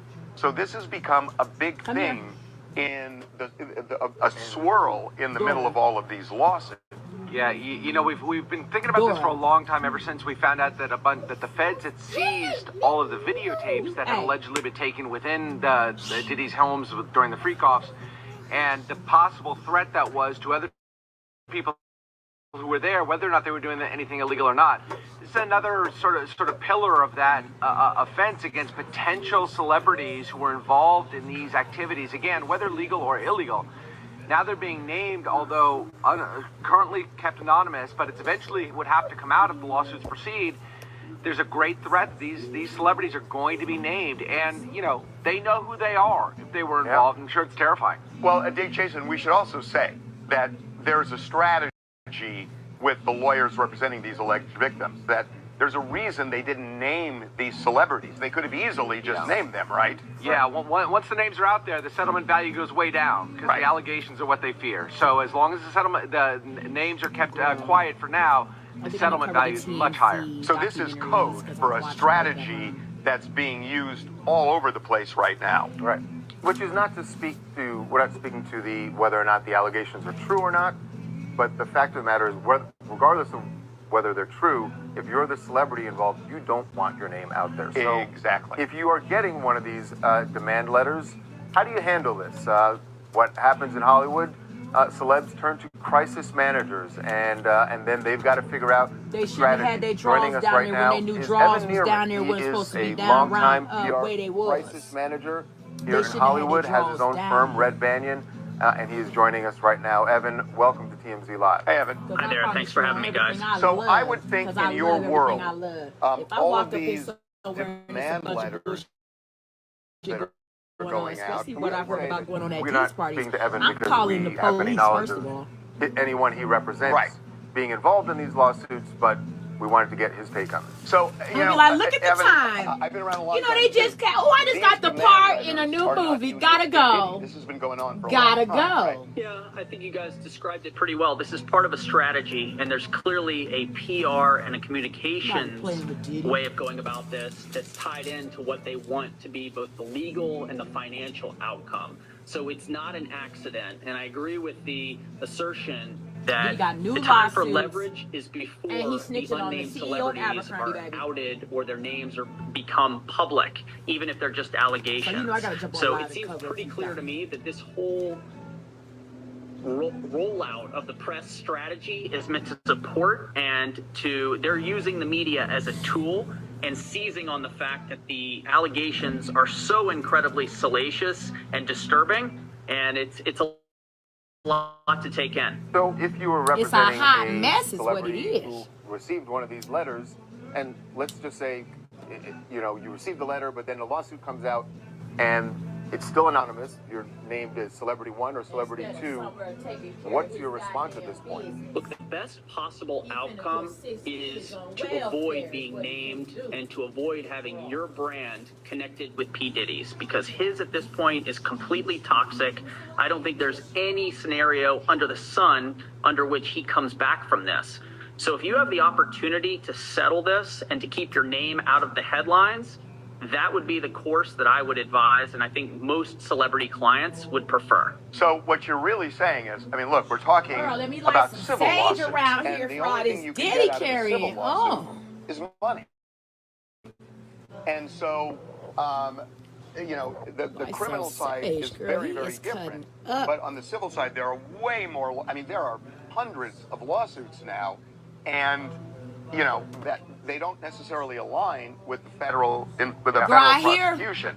So That it's they a done found money Diddy in the game cell when it comes to unconscious, civil. girl. And Where he tried to that's choke why himself. the plaintiff's lawyers are saying, hey, you settle now or we'll litigate later. And I mean, it's pretty simple what the celebrity's going to do, right? Absolutely. It's reputational dynamite. You talk about whatever sort of goodwill you've built up from the public, whatever your brand equity is, just being blown to bits just in the release of your name as it relates to this. So Like this is my undoubtedly an live, attempt by share the it, lawyers on the new plaintiff's side updated to try to get a Diddy settlement news. for their clients. And you do not want your name, you do not want your brand connected to this in any way, shape, or form. And if there's an exit ramp that involves writing a check, you can rest assured a lot of people are going to choose that route. You know, Evan, I just wanted to ask you something that we've been talking about for more than 6 months now. The silence that has really, we've noticed, has been so noticeable in Hollywood, that people who we've seen for decades, the people who partied with Diddy,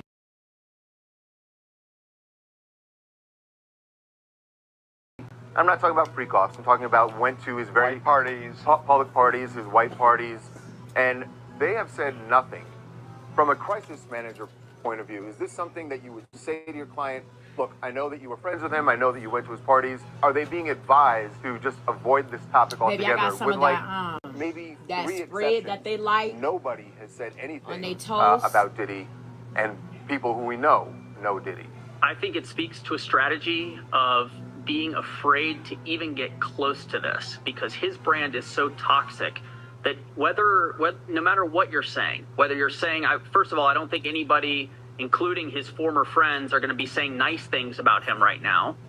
But people who want to distance themselves, even the act of now speaking out, it's a self-perpetuating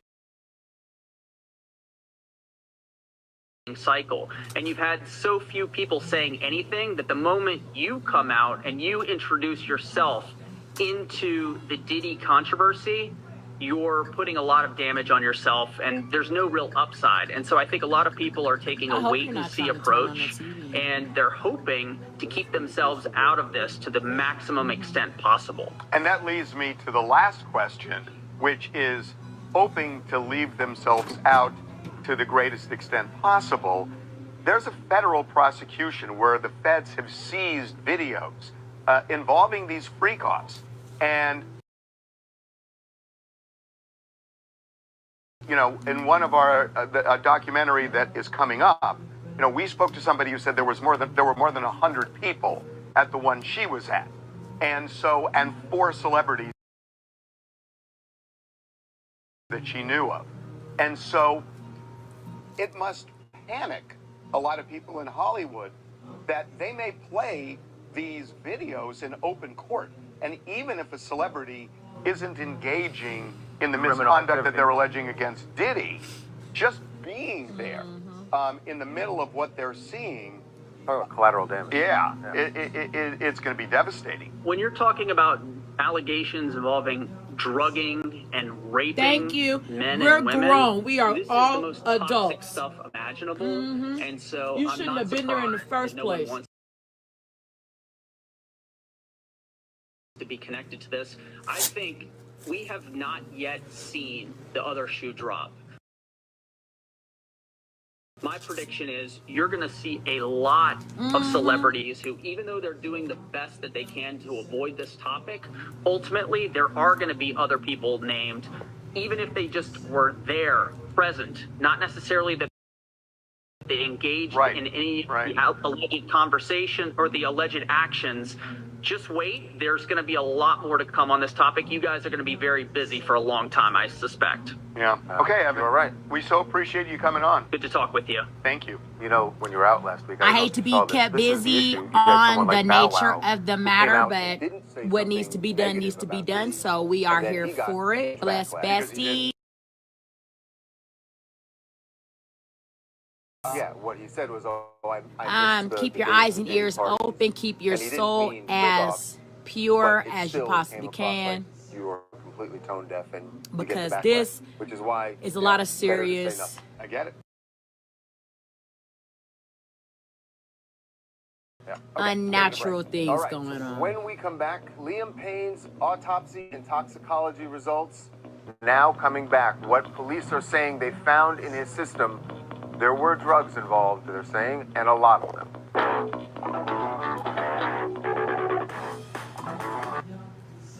Okay, so we're covering some Diddy stuff, right? Let's go over what we just heard. Bless besties, thank you for tuning in to Tanisha Talks Teas on this Tuesday afternoon. I'm coming in from Golden, Colorado. Where all are you guys listening at? Drop your looks in the comments. So basically what we just heard about Diddy is there is a new girl, Amber, I think her name was. I learned about Amber from the vlogs. Her lawsuit is very, very insanely crazy. So, you know, it's a lot that is going into the new lawsuit. Where he was, you know, assaulting her with objects. There were people that were there, alleged that, you know, gang art her and of the sort, because she spoke to Diddy. I believe they are saying on a FaceTime that it was referencing him killing Tupac. And so Diddy tracked her down, the basics of the lawsuit, tracked her down, R-worded her with the gang of men, other men. She managed to fight him off, something of the sort, with a knife. He was running down the street. I don't know how much I wholeheartedly believe this new lawsuit. There's a lot of far-fetching in it. But nonetheless, Diddy has put himself in a situation where they're going to be falling out of the woodwork to put any and everything on Diddy. So I want us to stick to the things that we believe will be factually based upon what's proven by real victims. I'm not saying that she's not one. I just really want to see how that comes about with facts, right? Nonetheless, there's going to be, you know what I'm saying, evidence that is going to be introduced by the feds, Homeland Security, on these 90 terabytes of evidence that they seized from Diddy's home, right? And they're going to be introducing this in his trial. So let's not allow ourselves to be so clouded by, you know, the really, oh my God, because of course there's going to be, oh my gosh, shock values, right? In such cases what Diddy's got going on. But we don't want to be clouded with that and letting the actual factual stuff that's really the most important things that will or will not be, you know, however introduced into this trial, cloud our judgment on, you know, whether or not we believe these should be convicted or not. You see what I'm saying? Because when you're like, oh my God, he R-worded her with the remote control, and then she got a knife. Like, all of it is very, very insanely wild, and we don't want those type of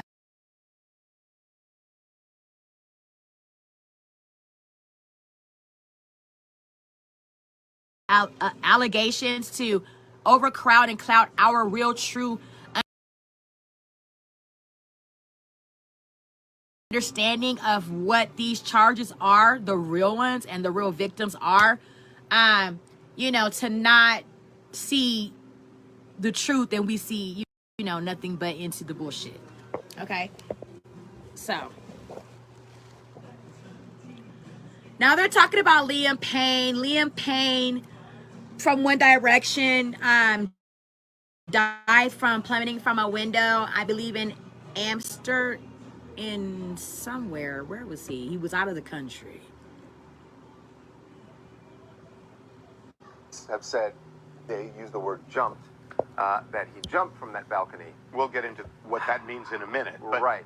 what they found in his system is shocking. An incredible cocktail of different drugs. They say that the toxicology results have yielded, talking about cocaine, crack, also something they call pink cocaine, which is really this combination of amphetamines, cocaine, ketamine, MDMA, all the of that. stuff that Diddy anxiety prescription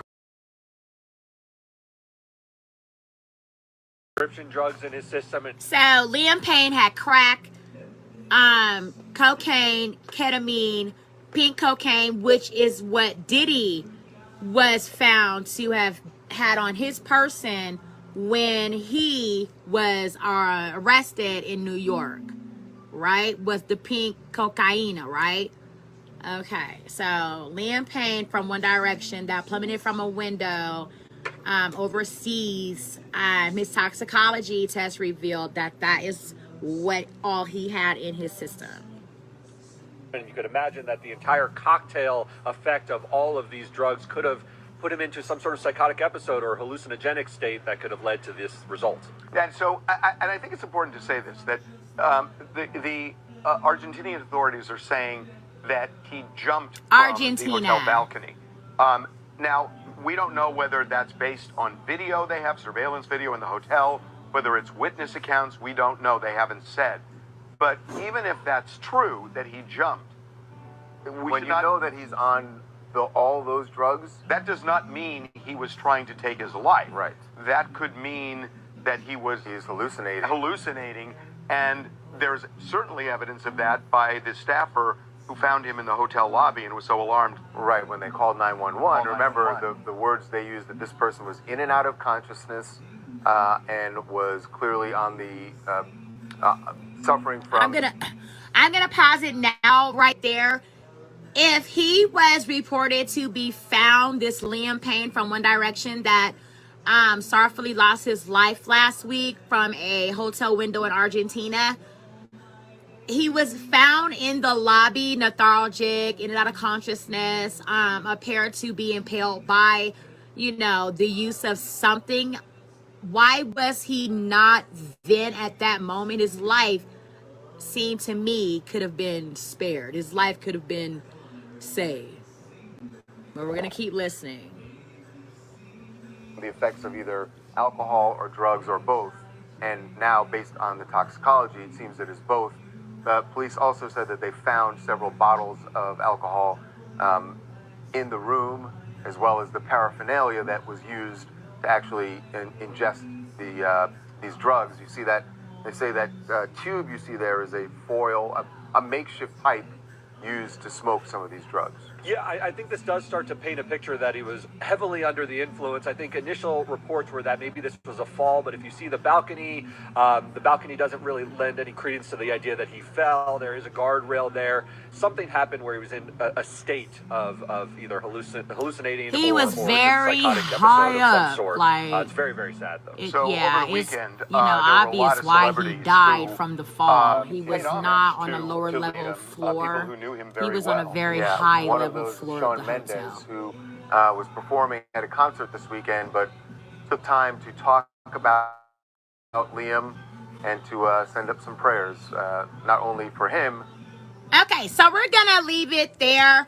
That is a little tidbit on Liam Payne from One Direction. He died with one of the said substances to be peak cocaine. And now we know, bless besties, that Diddy was found with that said substance on his person when he was arrested in New York a couple weeks back. About 3 weeks now, Diddy's been incarcerated at the Manhattan, I think is it in Manhattan, New York?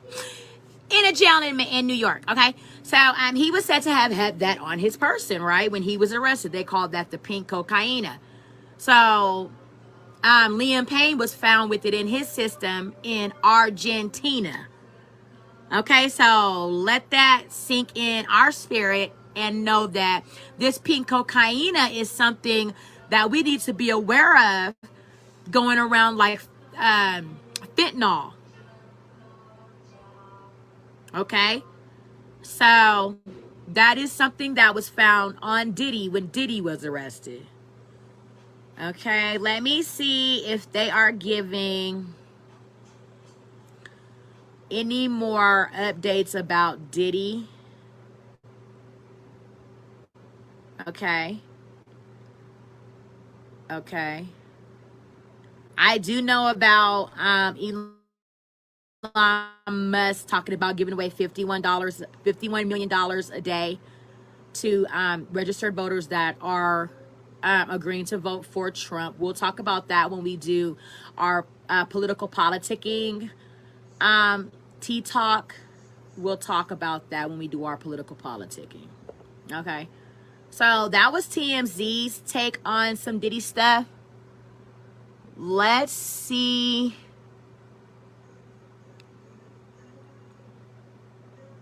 Did you ever wonder how Kim Kardashian has such What a flat else is midsection going on and about Diddy? I know some bloggers that I watch. Lawsuits and more Okay, here's allegations some of stuff rape, here. sexual assault, and sexual harassment against jailed music mogul Sean Diddy Combs. And we want to warn you, some of the details of this story are disturbing.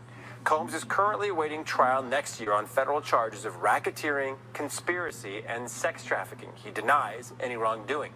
But one plaintiff alleges she was drugged and raped by Combs at a party after the MTV Video Music Awards in 2000, when she claims she was just 13 years old. The accuser says a limo driver who allegedly worked for Combs invited her to an after party, telling her Combs liked younger girls and she fit what Diddy was looking for. When she arrived at the party, she says she felt woozy and lightheaded and needed to lie down after having just one drink. That's when the girl says she was raped while Combs watched. Attorneys for Combs did not respond to specific allegations in the new lawsuits, but referred to a previous statement that Mr. Combs has never sexually assaulted anyone.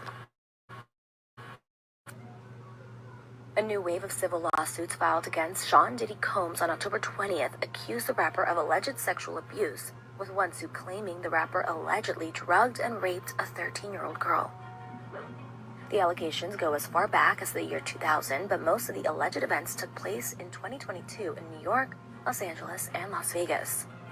Per the documents obtained by Access Hollywood, none of the plaintiffs are identified by name, but 4 are male and 3 are female, with one victim claiming they were 17 at the time and another claiming they were 13.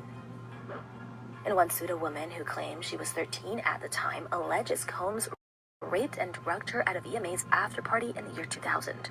She claims she got into one of his parties and upon arrival, she was asked to sign a non-disclosure agreement and alleges she was drugged.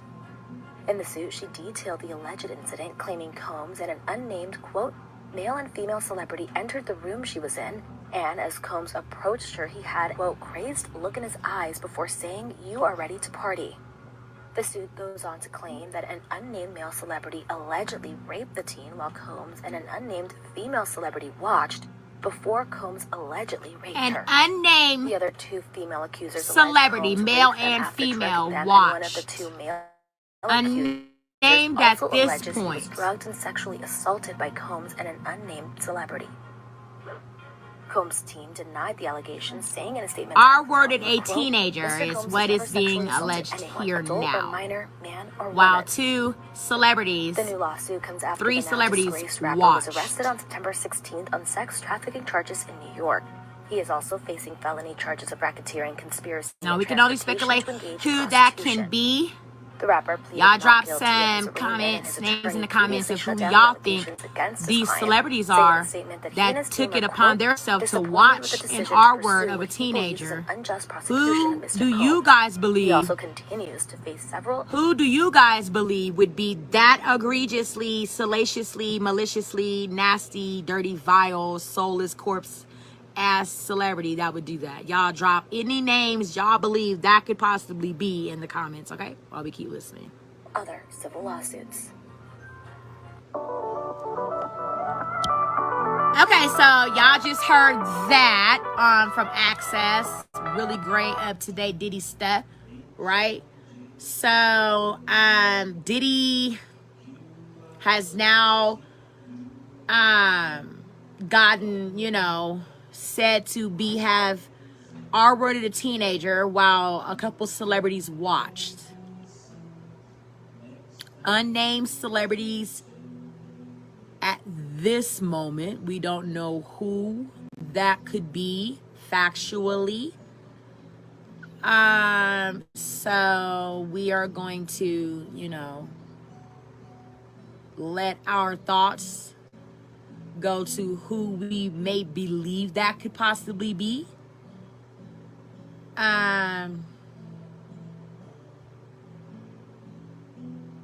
Let's listen in. There's so many topics and great up-to-date news about Diddy. Tumor after using you can birth just control jump shots. on anywhere. This is extremely important.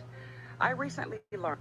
This is the type of indictment you would expect from someone in the mob. So here's an insert from the TMZ. To tell his story. They're going to show that video over and over and over about what happens to women that won't change their stories. His reputation is over. The United States government, they start making this case as a takedown of a successful black man. TMZ presents The Downfall of Diddy, The Indictment, now streaming on Tubi. these demand letters are not unique to Diddy. This has been going on for a long time, right? This is part of a strategy, and there's clearly a PR and a communications way of going about this that's tied into what they want to be both the legal and the financial outcome. So it's not an accident. And I agree with the assertion that the time for celebrities are, you know, going into flight or fight. A lot of them are looking to flight. They do not want to fight said potential arguments against them. So they are looking to settle before they are implemented into this Diddy hell. Is before the unnamed celebrities are outed or their names are become public, even if they're just allegations. So it seems pretty clear to me that this whole rollout of the press strategy is meant to support and they're using the media as a tool and seizing on the fact that the allegations are so incredibly salacious and disturbing, and it's a lot to take in. Let's just say, you know, you received the letter, but then the lawsuit comes out and it's still anonymous. You're named as Celebrity 1 or Celebrity 2. What's your response at this point? The best possible outcome is to avoid being named and to avoid having your brand connected with P. Diddy's, because his at this point is completely toxic. I don't think there's any scenario under the sun under which he comes back from this. So if you have the opportunity to settle this and to keep your name out of the headlines, that would be the course that I would advise, and I think most celebrity clients would prefer. It's a money game when it comes to civil, and that's why the plaintiff's lawyers are saying, hey, you settle now or we'll litigate later. And I mean, it's pretty simple what the celebrity's going to do, right? Absolutely. It's reputational dynamite. You talk about whatever sort of goodwill you've built And I up mean, from the it's public, only whatever your brand. unfortunate. Let me talk time in. It's only unfortunate that the celebrity had their lives intertwined into the shenanigans of hell that Diddy was tying his life into. Us as conscionable people, you know, when you see something that's not right, like someone R-wording a child or someone R-wording a person, you know, you don't say, oh, that's just so-and-so. You say, no, consciously, you say, no, that's wrong. I should call the police and get this person arrested. But if you didn't do that, then you, of course, should do whatever you can do to make sure that you right your morally soul by now doing the right thing. Okay? And equity is just being blown to bits just in the release of your name as it relates to this.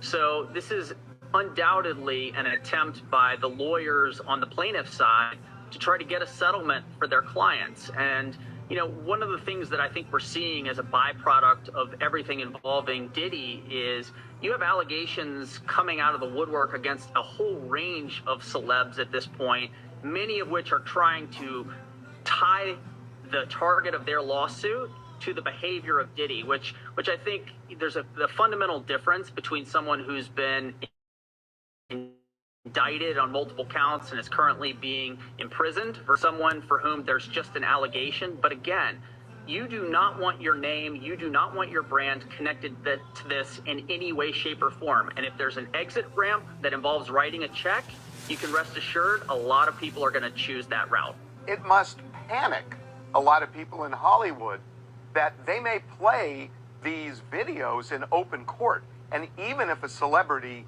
isn't engaging in the misconduct that they're alleging against Diddy, just being there in the middle of what they're seeing. And that goes back to understanding that you have a moral compass. If you decide to continue to align it with someone that is doing something, you know, unconscionably, however you say that, unthinkable to a person, you have the moral obligation to, you know, help that situation.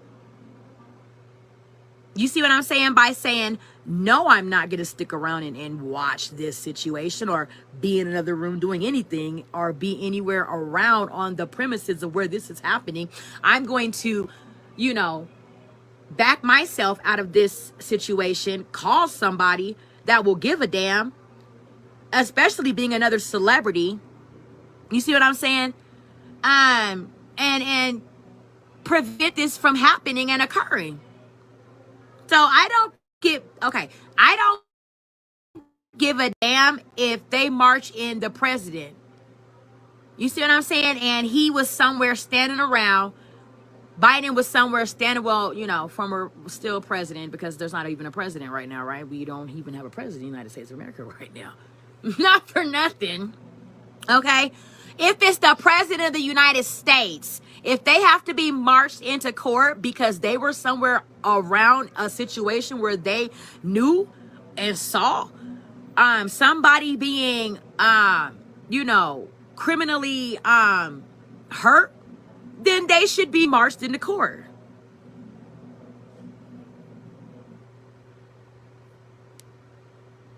Okay, because we all have moral compasses to direct us and guide us in the way that we're gonna go. Either you're gonna go turn a blind eye, or you're gonna, you know, turn in the face of protectiveness and protect humanity from this shit happening. Yeah, it's going to be devastating.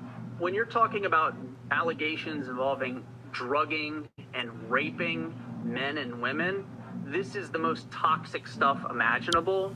And so I'm not surprised that no one wants to be connected to this.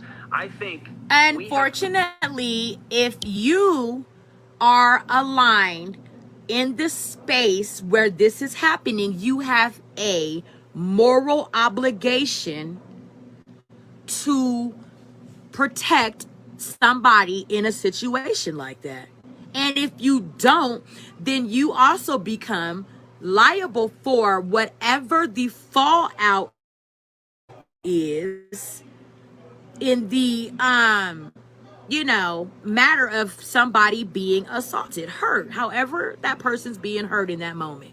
That's like if 3 people rob a bank. One person's the driver, one person's the shooter, one person is the person putting the money in the bag. But somebody gets shot and killed. In some states, everybody is liable for the murder of the person that got murdered in a criminal activity. Okay? So I don't understand why Diddy, the people surrounding Diddy, the people that knew that were surrounding in Diddy's after dark parties, torture parties, I'm calling them torture parties, okay, knew what was going on, and they did nothing, right, are not also being held to be made to have some type of enforcement against them for not doing what was morally and lawfully correct.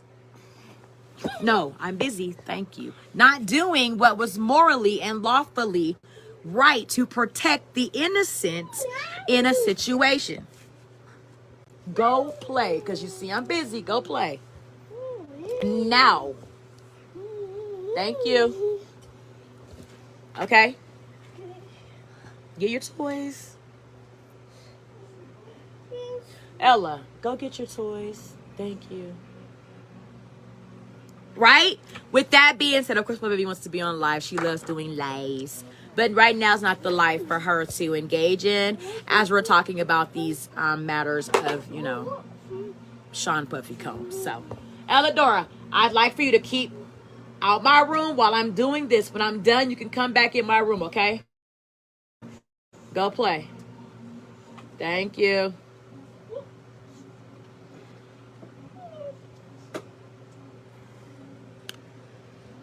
Okay, that's where I am with that. Y'all tell me where y'all are with that. We can talk about it. We're gonna time back in now to this conversation.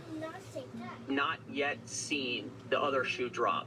My prediction is you're going to see a lot of celebrities who, even though they're doing the best that they can to avoid this topic, ultimately there are going to be other people named, even if they just were there, present, not necessarily that they engaged in any alleged conversations or the alleged actions. Just wait. There's going to be a lot more to come on this topic. You guys are going to be very busy for a long time, I suspect. Okay. You've gone too far. Now, that's an update on just, you know, where they are with as far as where Diddy's at and celebrities and, you know, what they're looking like, what they're doing. So, please give me 1 minute, y'all.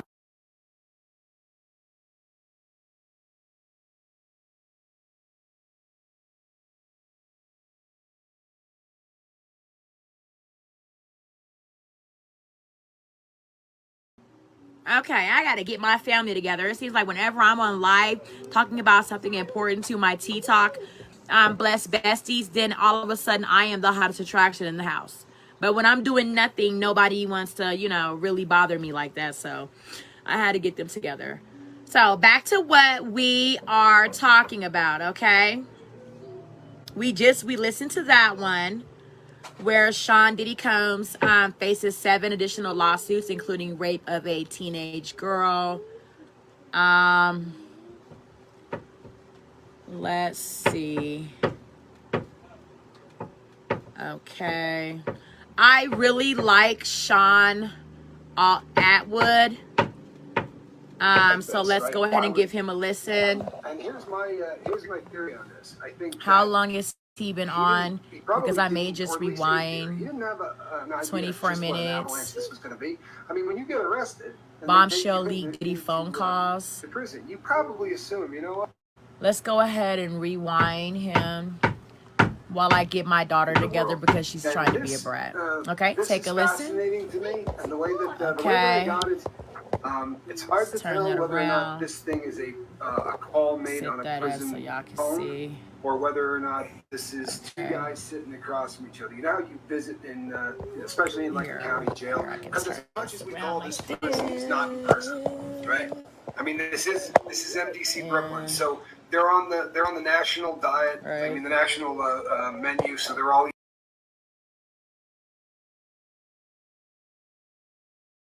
Jay reached out yet?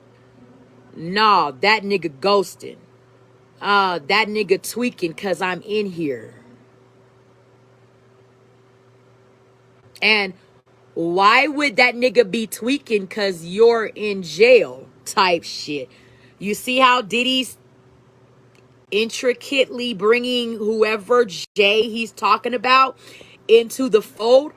Because if you were my friend and you went to jail and you're saying you're innocent, and I don't know you to have done these things that they're alleging against you, and you reached out to me, why wouldn't I at least say, hey, bro, like the young folks say, hey, bro, I hear tail down to everything that this is what's going on. What the fuck is going on? I would at least. But whoever Jay he's talking about, Diddy hasn't heard a peep from him. Why? Because he's saying, has Jay reached out? So he don't know, has Jay reached out or not yet, right? I'm going to go on out and say he's talking about Jay-Z.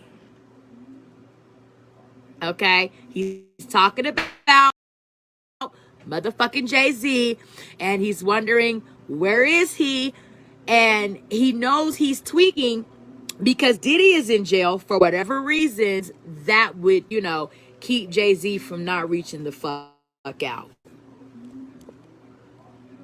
Now, I don't know if Diddy's trying to, you know, allude to the fact that, oh, he's tweaking because I'm in here. Like, oh, that nigga's in jail. I'm going to distance myself from Diddy so that, You know what I'm saying? Even if Diddy tries to bring me in the fold, I can be like, nah, I'm not in the fold with that nigga, like no type of way.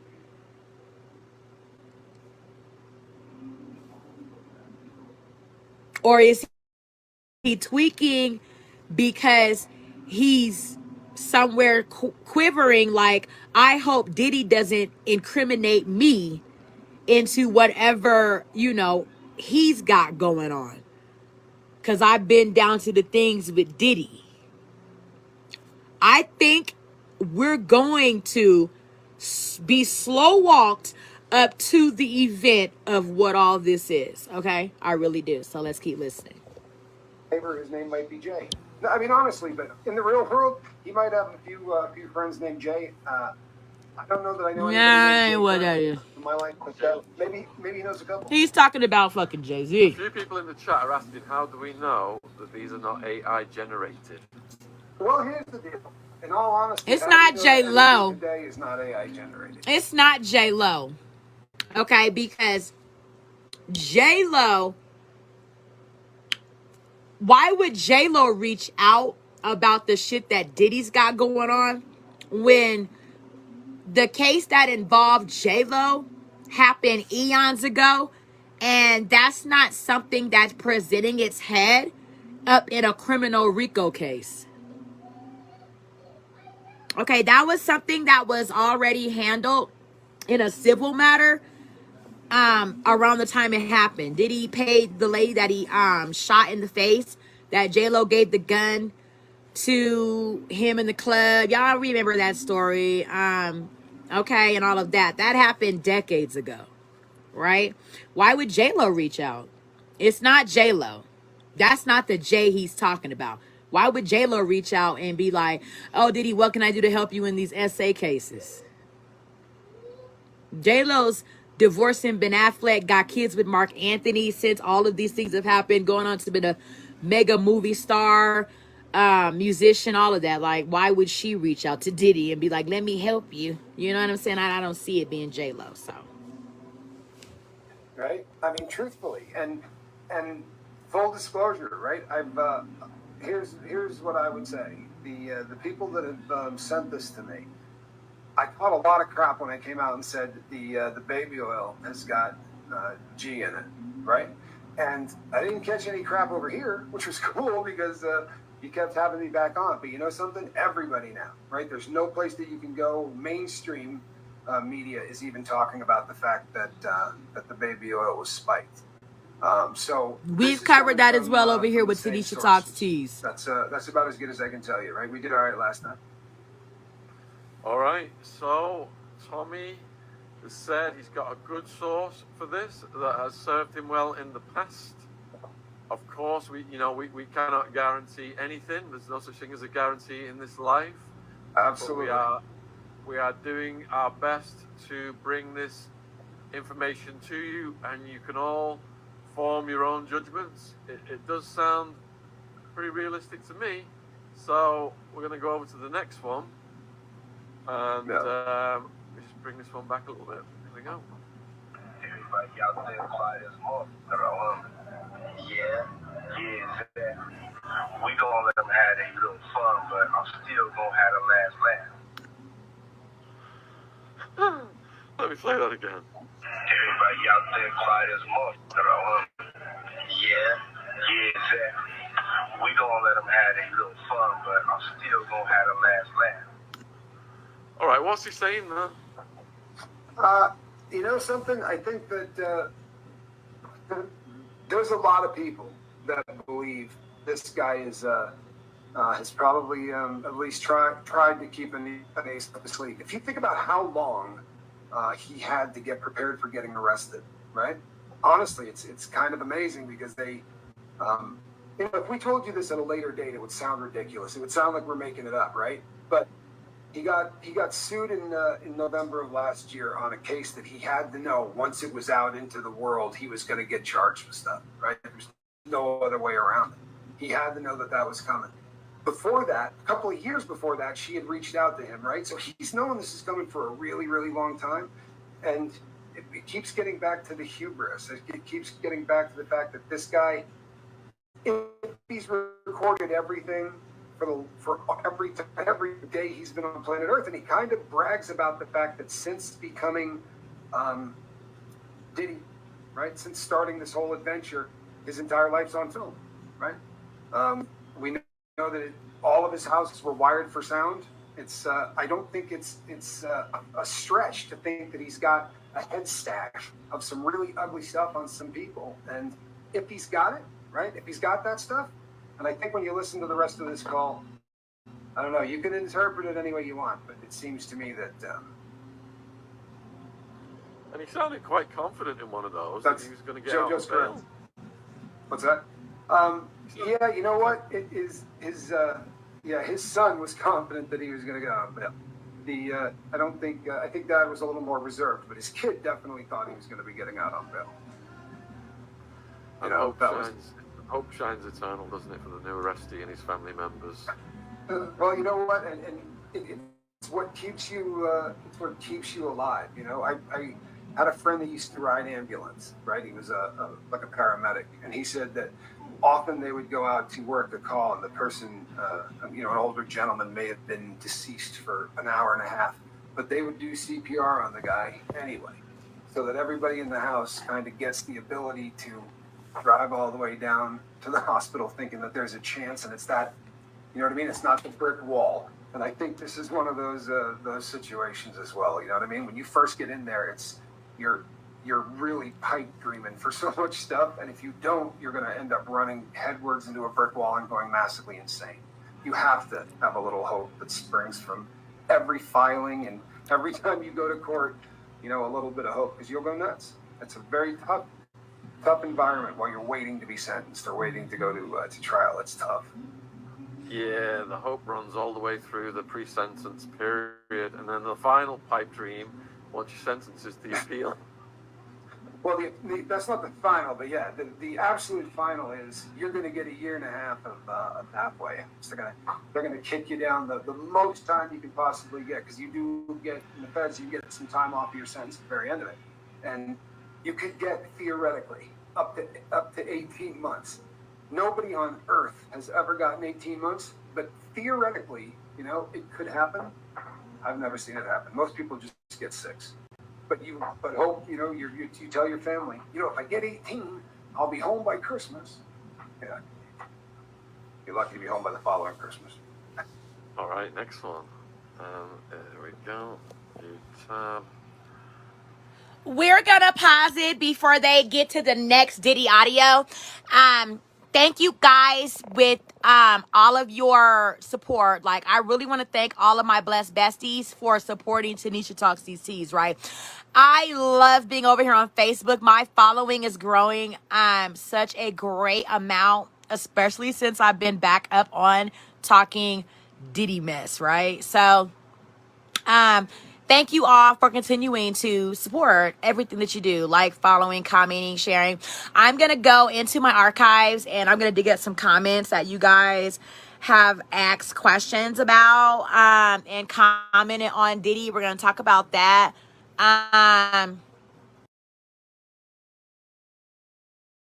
So the last audio.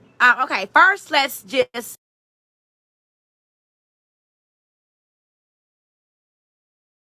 make sure we keep everybody up to speed. So we're covering all new exclusive tea with Diddy, right? Diddy's got like 15 lawsuits that we know of now, maybe even 20, that are rooted into real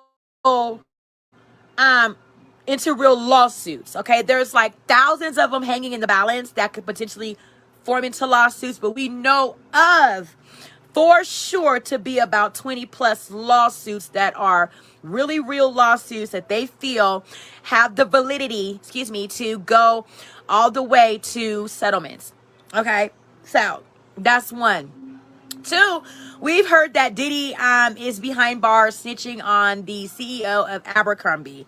And he was recently, as of like today or yesterday, arrested for sex trafficking. Allegedly, Diddy knocked on the CEO of Abercrombie, okay?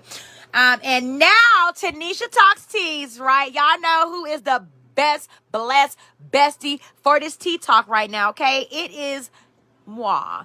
We have exclusive audio from behind bars where Diddy is incarcerated at of him. Leaked audios, bitches. Leaked audios, okay?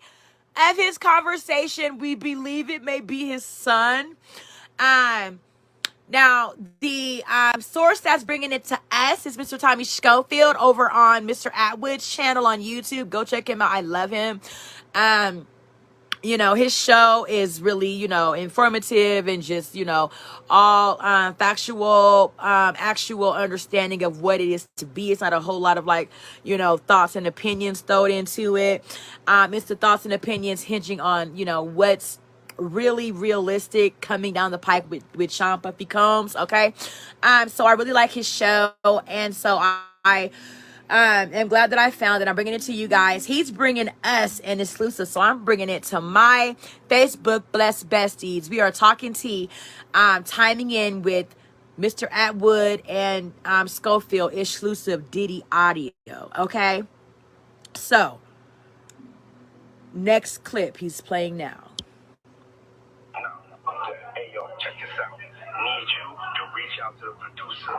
Let these motherfuckers know there's a release date for that new Netflix movie. Alright, Pop. It's just crazy right now. Try that again. No. Hey, yo, check this out. Need you to reach out to the producer. Who do you think the producer is, Tommy? I'll be honest with you, I don't have an idea. I really don't. There, in the last, when in my chat last time, people started to take some guesses. Clive Davis, I think, was most people's favorite vote on the live feed that I did. I don't know. I really don't. But to me, this sounds like a threat, right? To me, yeah. See, a lot of people were saying Clive Davis, and I think it's probably pretty decent. Well, a lot of people said that too, but I don't think. I mean, there's nothing he's going to do to stop that freight train, right? I mean, that Netflix has already paid. I just think this is code.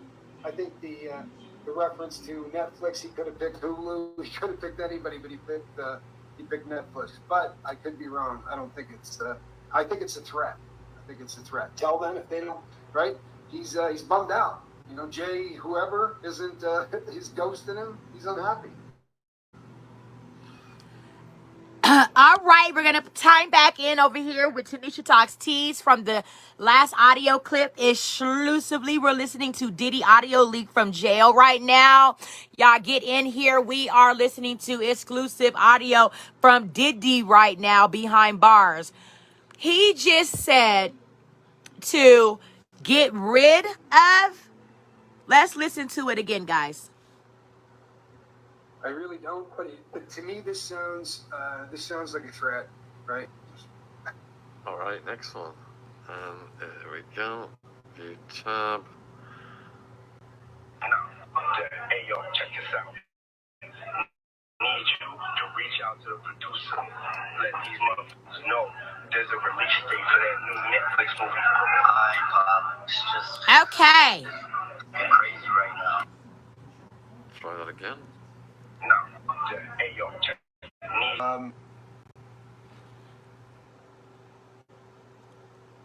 Okay, we timed out for a second, guys. We are on the audio of Diddy clips from leaked from jail exclusively with Tanisha Talks Teas. Thanks for blessing me, my besties, with listening to our tea talk time. Hey, yo, check this out. Need you to reach out to the producer. Let these motherfuckers know there's a release date for that new Netflix movie. Alright, Pop. Okay, so Diddy said, reach out to the Netflix producers because there is a release date.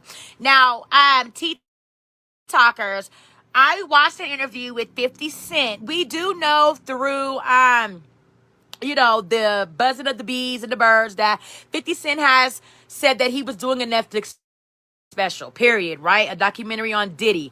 Now, I saw an interview with Diddy,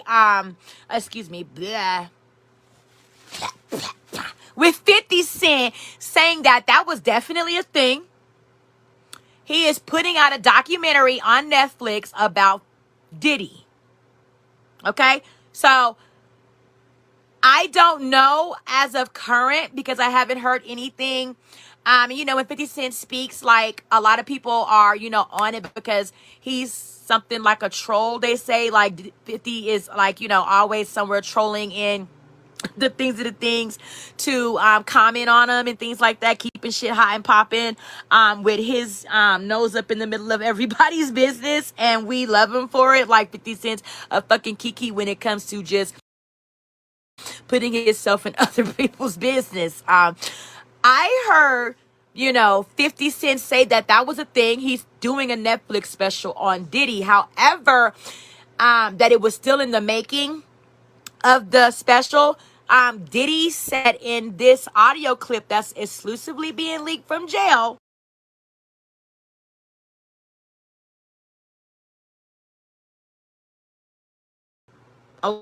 okay, that there is a release date. Now, one can say Diddy or 50 has released the date of the Netflix special.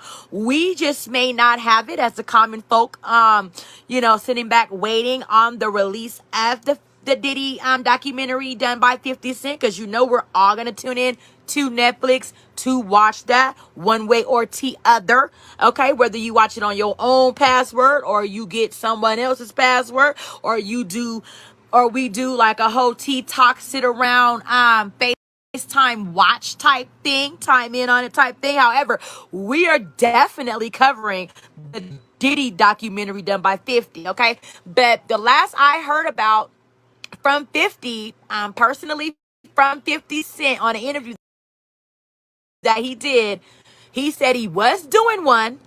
So that did come from from 50's mouth, that it was going to be one. However, at that time of the interview that I watched, which wasn't that long ago, maybe a month or two ago, 50 did this interview because he was talking about his studio in Louisiana and everything of the sort. He talked a little bit about Diddy, and this is what he said, that he definitely was putting out a documentary on that nigga. But at that time of that interview, there was not a release date.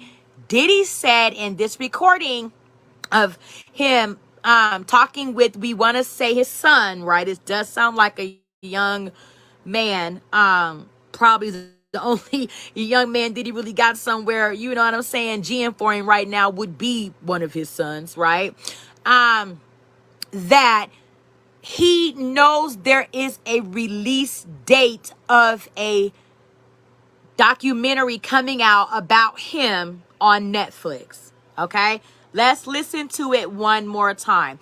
Mr. Schofield, who's giving us the exclusive Diddy audio leak tapes from jail right now in real time, okay, is saying that there's other people that are talking about putting out Diddy documentaries. Maybe Clive Davis, which used to be a compadre of Diddy. So, I mean, we're just gonna continue to listen in and see, right? So I'm gonna play it again, okay?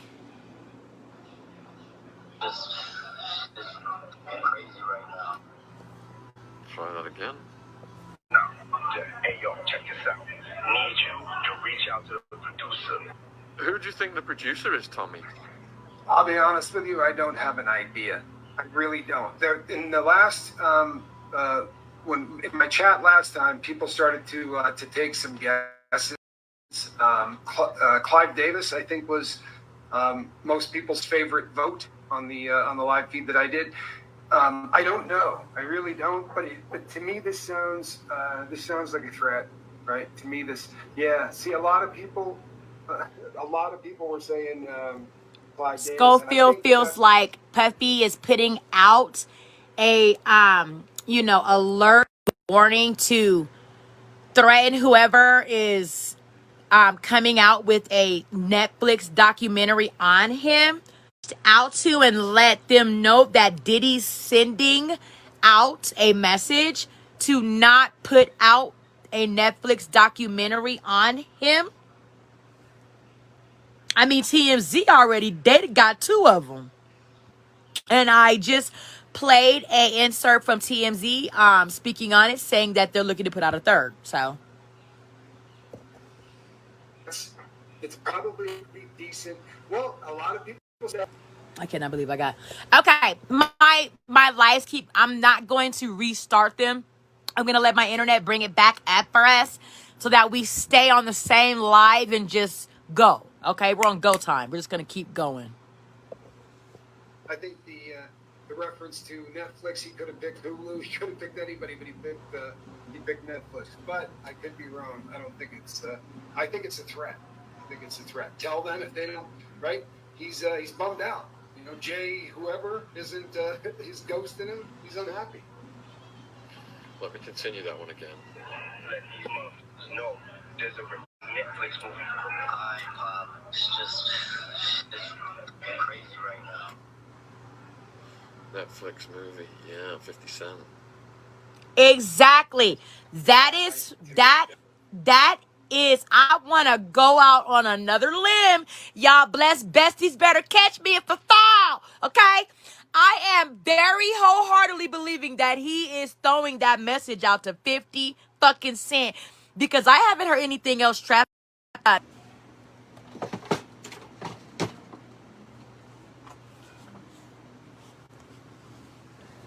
Okay, like I said, internet acting up.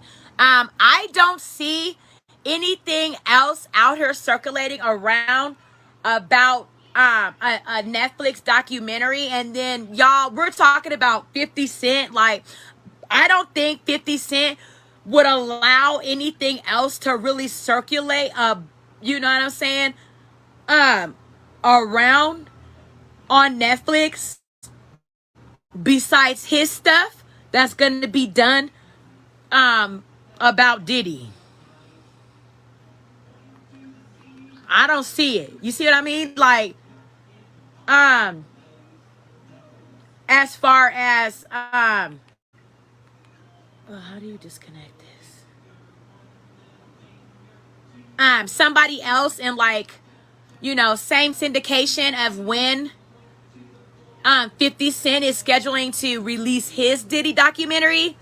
I don't see anything else, like, you know what I'm saying, circumventing into running neck and neck at the same time on Netflix, being a Diddy documentary.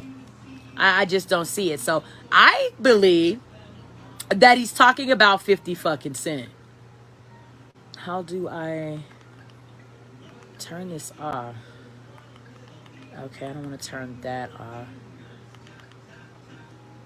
Okay. I'm just going to turn it off. Okay.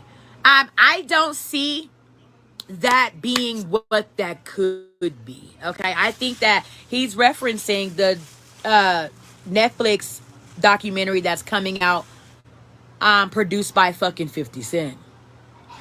Because we can't say 50 Cent's not a producer. He is a very big producer of a lot of very big shows. One of the biggest shows in the world right now, called Power, on Stars.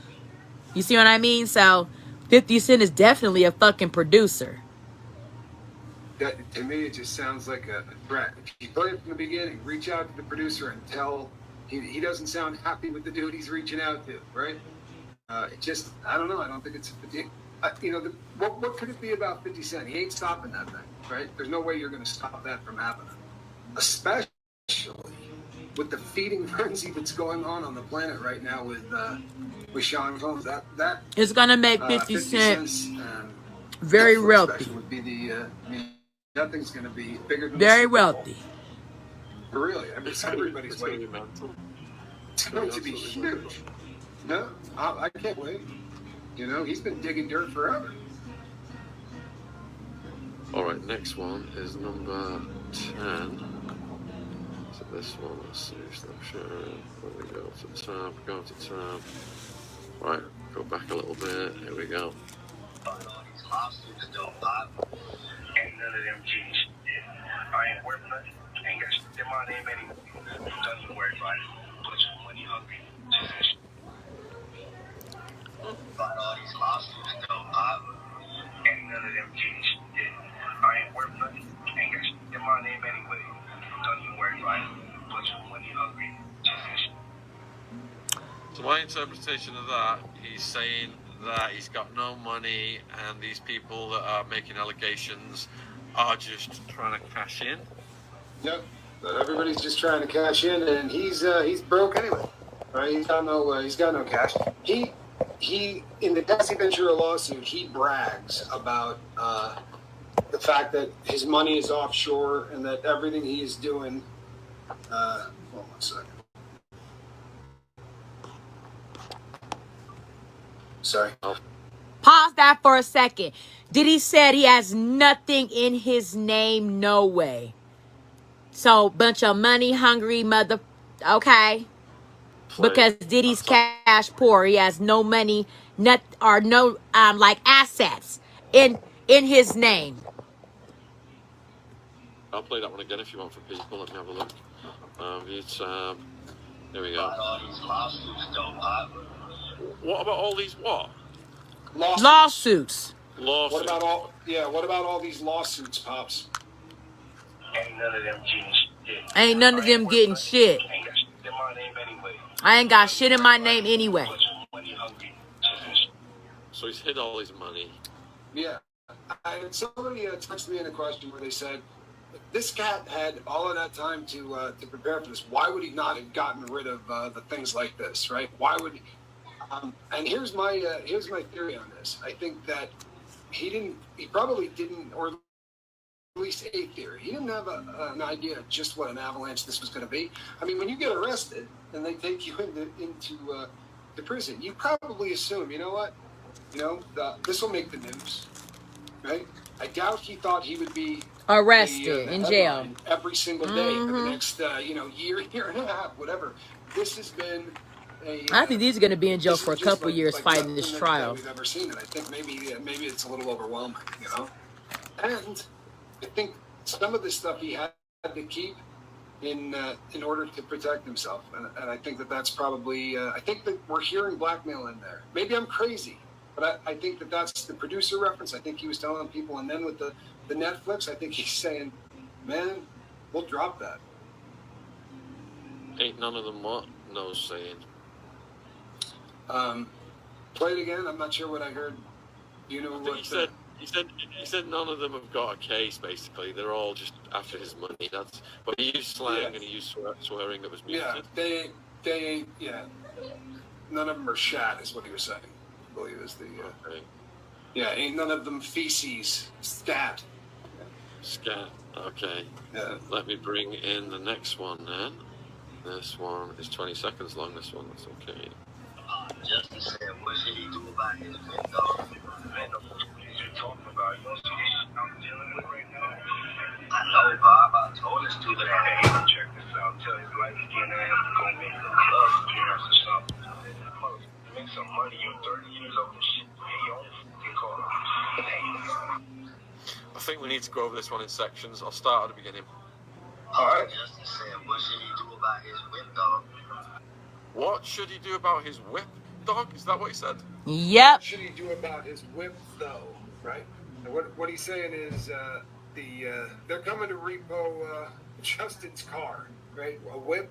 He's making reference to an automobile. So right, and that is a fact that's come out recently that he was getting sued over getting his car, his Bentley, and he stopped making payments on it right about the time Dad got in trouble, and so it's a shame, but that's what he's talking about. So, y'all just heard, right? I saw a vlogger named Storm Monroe. I'm sure a lot of you know Storm Monroe over there on YouTube. I've done a show with Storm Monroe years ago, him and Wiley, and a couple other people. It was cute, nonetheless. So, what he covered, whatever Justin, is it Justin or King? I think it's Justin. The light-skinned one, the one that everybody is saying is not Diddy's son. He has been in the vlogs lately because his Bentley, right, that he was paying $3,000 a month on is looking to be repossessed. He stopped paying the car notes on it. I think I heard Mr. Storm Monroe say way before Diddy even got arrested that Justin wasn't paying the $3,000 a month car payment. And so now we hear the leaked exclusive. Bitches, we got exclusive over here, okay? We got fucking exclusives with Tanisha Talks to Teens, okay? Y'all keep on timing in with Tanisha talking these motherfucking teens, okay? That, Diddy don't give a fuck about his car. He's like, he's 30 years old. I told y'all he was talking to one of his sons because whoever he's talking to said, you know, what is Justin gonna do about his car though? Like, Justin wants to know what to do about his car though. And Diddy's like, I don't give a fuck. Do you see what I'm fucking going through right now? I don't give a fuck about his motherfucking car. Told him he's 30 years old, to the motherfucker to get a job. I got bigger fish to fry right now than Justin's fucking Bentley. Okay?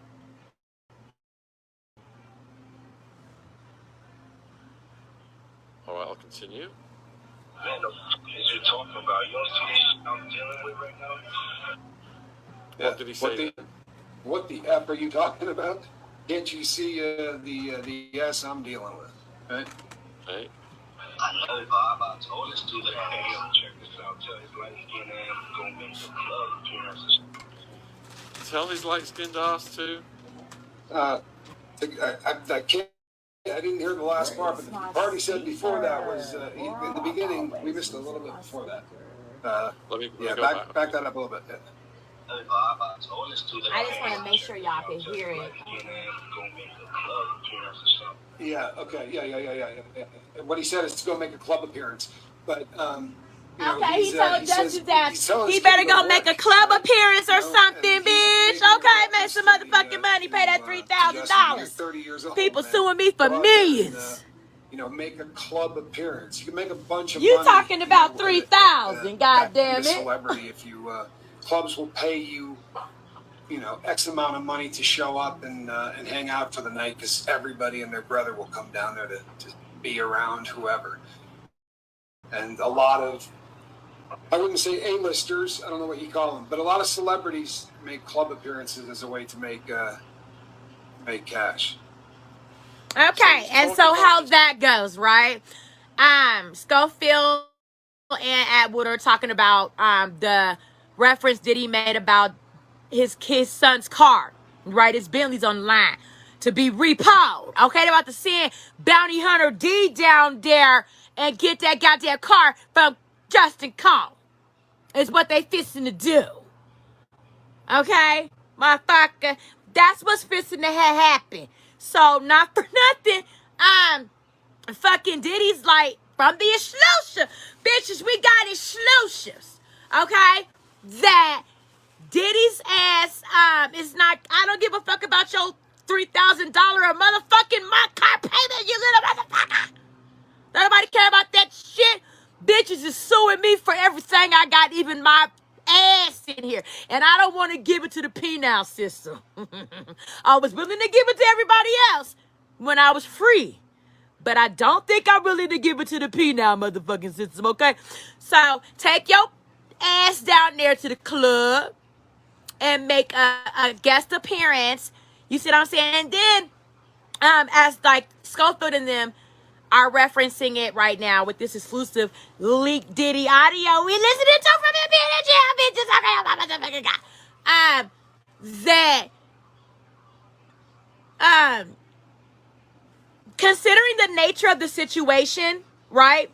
Everybody wants to know how the Combs kids are. How are the Combs kids? Oh my God, are they on welfare yet? You know what I'm saying? Like on some stupid shit. Like, okay, what the fuck ever? You see what I'm saying? I'm not saying that, oh my God, they're gonna be, you know what I mean, still living the $1 billion lifestyle they were living, because motherfuckers, that's been swoop. They done swooped it. You know how they do on the goddamn Apollo stage when they swoop that ass? Just they swooping it. They swooping it, bitch. They swooping it. Okay. But do I think that they're gonna be, you know what I'm saying, out in the gutter some motherfucking where with, you know, rag tags and motherfucking do-rags, bitch? No. I don't. Okay? I'm pretty sure everybody from what I'm watching in the vlogs, they want to see how the Combs kids are. So that's why Diddy's like, go make a motherfucking club appearance and, like, you know what I'm saying? Kind of do some PR work for me. Go down there, tell them I'm all right. But I'd be better if motherfuckers, you know what I'm saying, started ball betting some of these goddamn lawsuits. I'd be better if y'all start being some character witnesses. I need some character witnesses. Okay? So, you see what I'm saying? Like, go make some club appearances, Diddy's son, and, you know, people will pay. They'll probably flood in the clubs. That will bring club, you know, money. You know what I'm saying? And that'll be what that is, type shit. Okay? You can easily, you Diddy's son. You see what I'm saying? You say, Diddy's son. They're going to be like, Diddy's son. Yes, Diddy's son. Get his ass. And if you want to know how one of the Combs kids are. You see what I'm saying? And charge them, and there's your fucking Bentley payment. Okay? Okay. I'm going to excuse myself to go use the little girl's the brother's talking about, and he said, yeah, I told his dumb him. Okay, oh my God. Okay, let me finish it.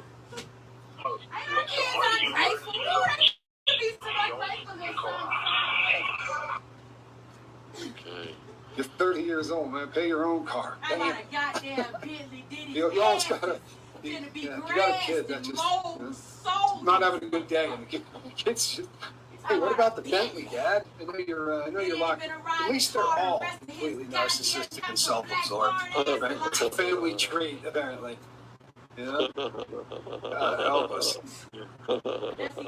That's awful, isn't it? 23 seconds on the next one. Let me rewind it. I told him to drop some music. I'm about to drop a new track this week. Everybody. I told him to drop some music. None of that cracking. Yep. I'm about to drop a new track this week. Okay, ain't none of that cracking. Dropping a new track this week. Well, this would have been a few weeks back, but this is King talking, King Combs. However, that ain't gonna happen. You'll hear. Dad's not enthused about that as a concept. Okay, what I miss, y'all?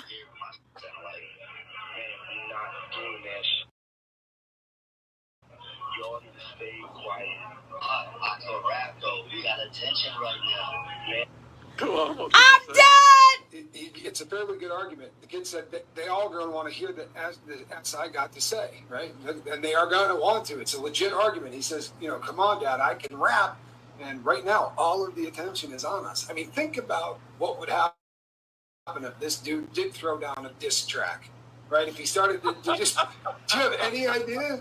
Like, for real? I do. I know exactly what is going to happen. The feds are going to use it against Diddy. Just like they motherfucking did. See, these are white men, okay?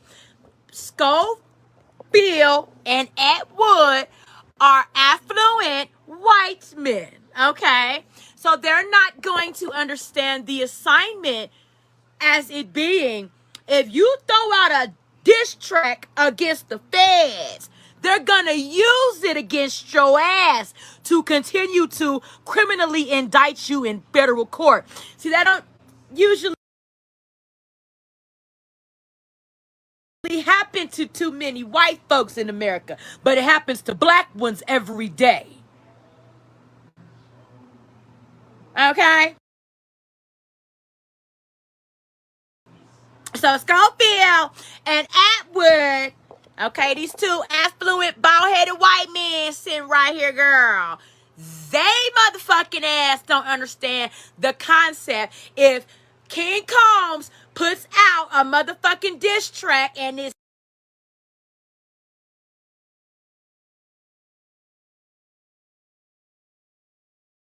directed at the feds, Diddy is going to probably get the motherfucking death penalty round here. Just like when he did that shit before he got arrested. And they went and arrested Diddy's ass 3-4 days before they were supposed to arrest his motherfucking bald-headed ass. Didn't King Combs put out a motherfucking diss record against the feds all motherfucking ready? Talking about how the feds ain't got shit, how they dissed that and the third, and whoopty-hoopty hollering. Okay then. Didn't they go get Diddy ahead of schedule? Okay then. See, the white man sitting here, love the content, love the exclusive shit they are giving to Nisha Talks Tees. I'm eating it up. I'm eating it up. I'm eating it up. See, now in my days, at the age I am, bitch, this is how I eat up shit. This is how I eat, okay? I ain't eating beating up bitches no more. I'm eating, living off of the great content that I'm getting to bring to my blessed besties from all of my blessed vloggers that be getting this shit first goddamn me hand and bringing it to me like, eat it up, TT, eat it up. Okay, let's eat. But if this cat would have made a diss track, it's gonna get all kinds of air. It's gonna get airways right onto the Fed's desk. Anything he did right now, it would go to #1 like Kim's last words. Yeah, even if it was to mock it, the guy would get an awful lot of. Everyone's gonna want to hear it. Everyone's reporting on it. Yeah, everybody gonna want to hear it like the FB to the eye. It's a lifetime opportunity. If you it's a once in a lifetime. Your dad's to give your dad the death penalty. How often is your dad gonna get sent up on the most foul charges on planet Earth and become the absolute poster child for demonic Hollywood? Right? That's a once in a lifetime shot. And Dad says, Daddy already going to hell. That's not. I stomp his ass down even further, okay? Because that's exactly what a diss track to the feds is going to do. Legal considerations. I think that he's a control freak. I think that it's gonna stop Diddy down the hell. Tit ties bow. Come up there. He likes.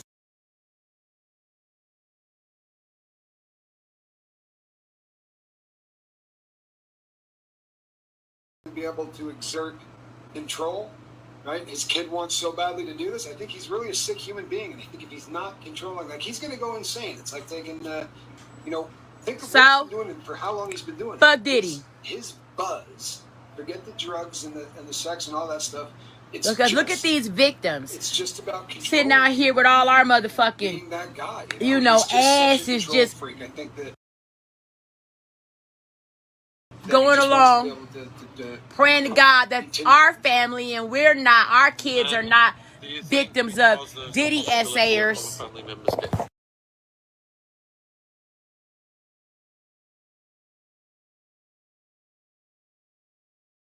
Okay, hoping to God that one of us don't run into a fucking Diddy essayer and they're somewhere doing what Diddy was doing. They're making a mockery of justice and trying to capitalize.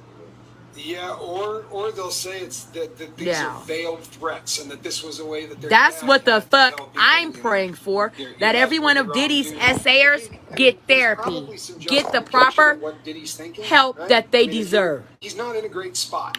Before we be somewhere at a Macy's, some motherfucker where somebody just decide they want to rape our motherfucking asses, just standing there minding our goddamn business like Diddy was accused of doing to some goddamn me body. To produce this, you're not gonna see the product before he gets to put it out. And I think, never let that happen. It could hurt him. It could absolutely look horrible. So I'm keeping all my blessed besties lifted up in prayer. I'm gonna move my situation around because I'm on low percent. But we're not going to tune out. We're going to continue to tune in. You are timed in. Let me pause this with Tanisha Talks Tees, okay? We are timed the fuck in. We got exclusive audio of Diddy from jail, y'all. Can y'all fucking believe it? I can, okay? Because I am one of the top vloggers in this motherfucking game, okay? That run it, nigga. When some new hot shit hit the airways, bitch, I'm always one of the first to hear the shit. My vloggers keep me up. My news keep me up. I'm one of the ones that be having that fucking tea. I be having that tea, bitch, okay? So we're finna turn our situation around. I am something like a person that loves oils and lotions and sunflower seeds and shit like that. So my desk area is consumed with that. So give me a minute while I rearrange some of my things to put my computer up here. Okay, I got food. I got toilet paper to blow noses, girl. I got NyQuil and Robitussin and gloves and air fresheners and all types of water and pickers up here, girl. Okay, my desk looks like I live, you know what I'm saying, for the tea talk and for my life and my projects and my family and my schedule. And living on the side of right, okay? So when I flip over in this motherfucker, you best believe I'm going to heaven, okay? I don't got to buy a ticket like Diddy hope he can do.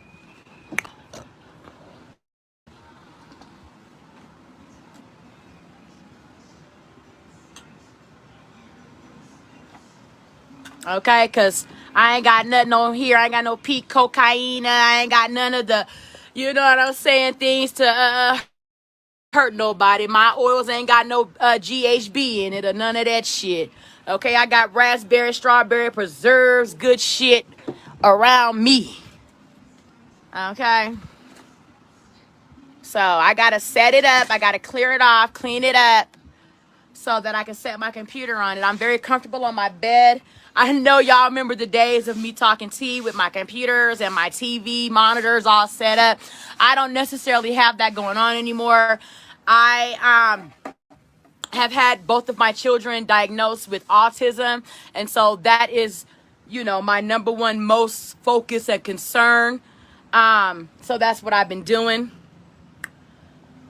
Got him in a great school for autism, everything. My project, my foundation for them, Eladora's Treasures, is really, you know, doing the damn thing. It's really a great project that I founded on the strength of me just being a mother of autism children. And so that's our project. That's what we're doing now. Just continuing to strengthen the families with autism and ADHD and so forth and so on. Okay, so as we are listening, right?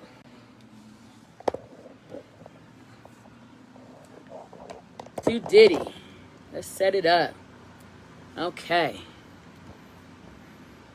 Got phone calls which are allegedly authentic from the jail of Diddy.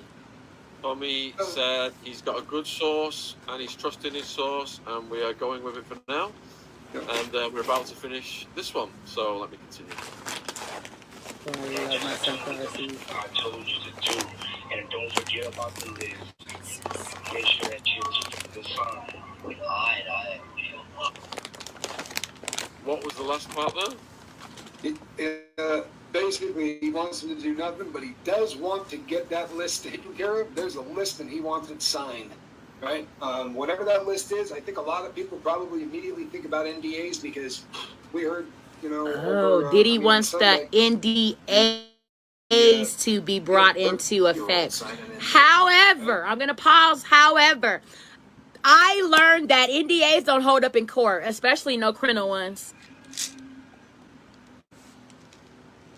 I hear NDAs don't hold water in court. You cannot use NDAs in a criminal court case. So even if Diddy tries to like put in the NDAs that he may have with certain people, not in the Fed case, the RICO case, I don't think that they're going to allow that into the indictment of Diddy. Allegedly, there's a 13-year-old girl that had to sign an NDA to go into, to the VMA after party. it's legendary how many people this guy's got NDAs from, right? You go to a party at his house, you go to hang out, like everything, and I think he believes that they're a lot more powerful than they are, right? You know something? I have said the exact same thing. I promise you, almost word for word, right?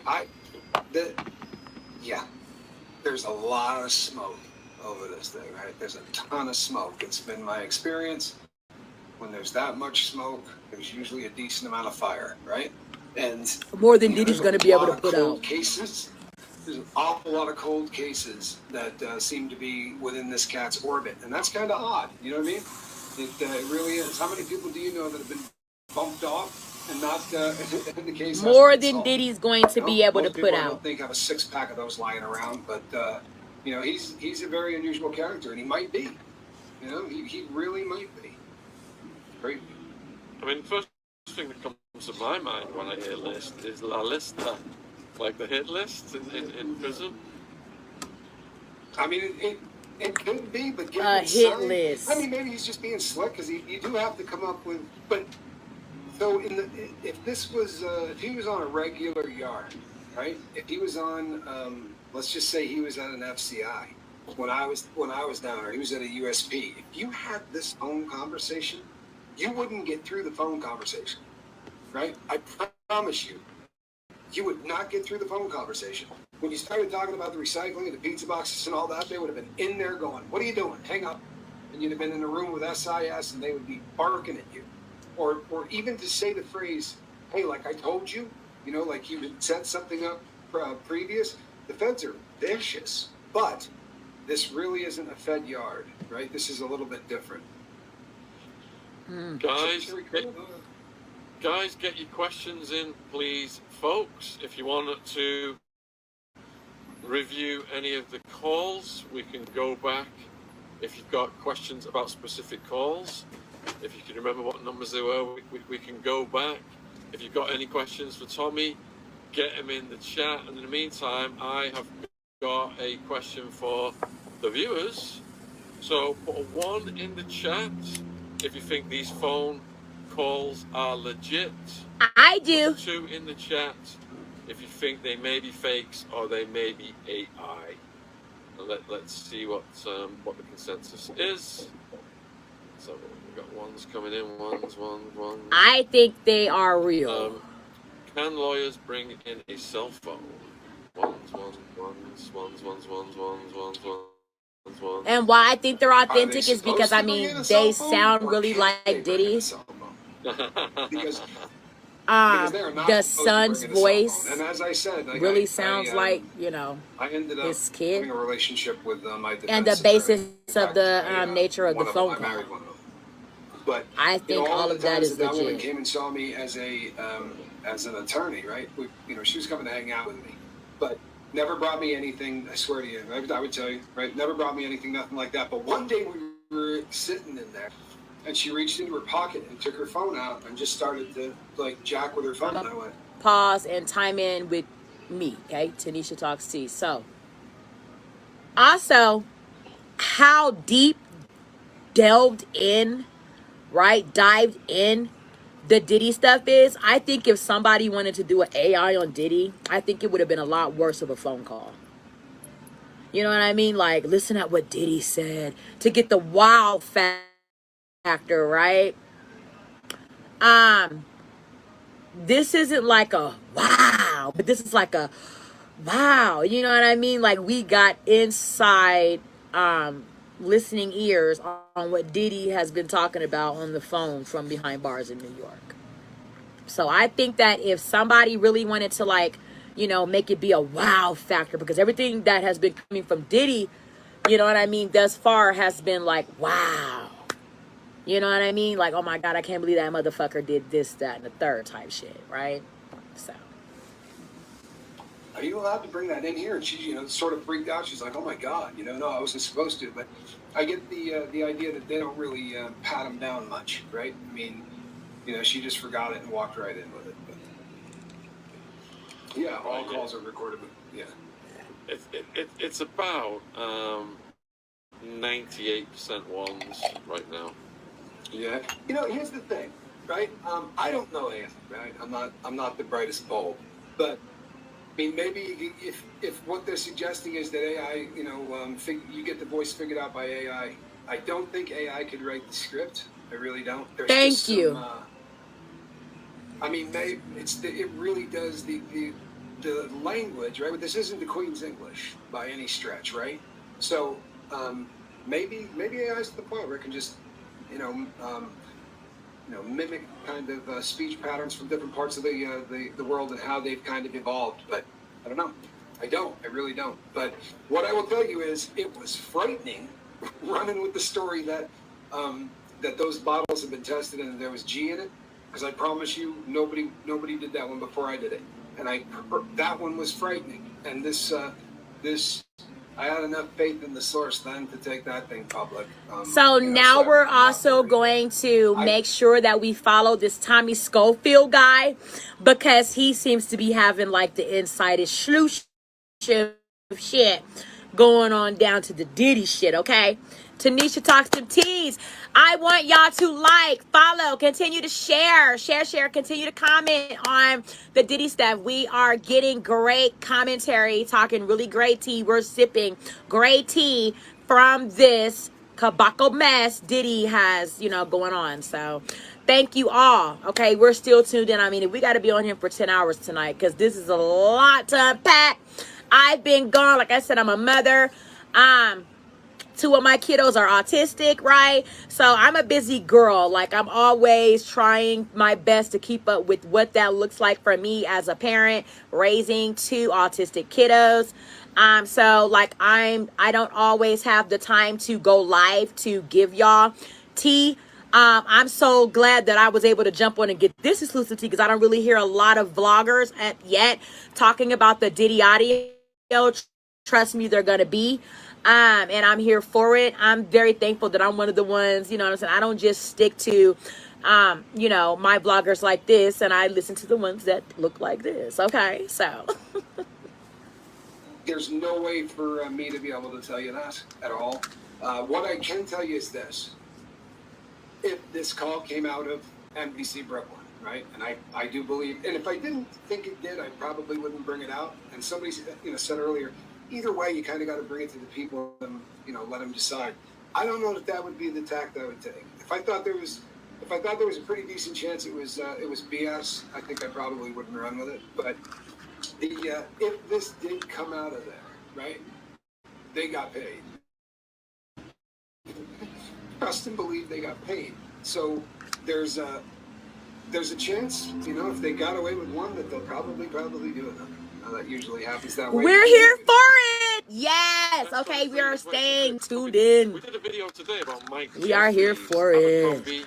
And every time we get an update exclusively from Tommy, that's getting inside Diddy audio from jail in New York, bitch, we are going to jump right on as soon as we can and cover it. You know, it just keeps coming back to that same dynamic, though, doesn't it?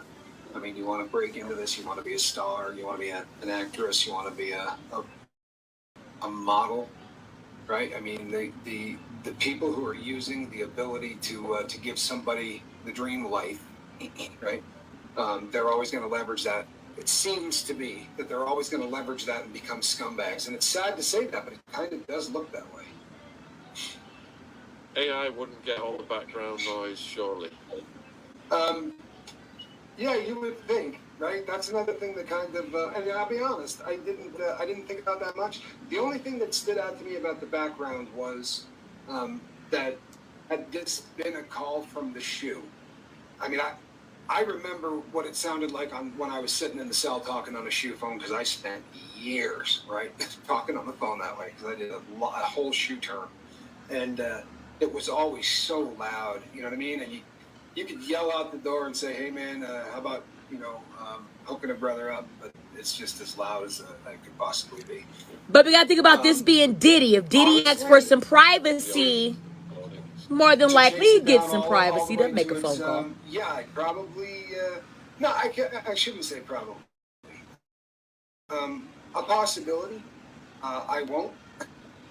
I won't, and the reason that I wouldn't try to do it is because this person has been cool to me, and I'd like to keep it that way. You know what I mean?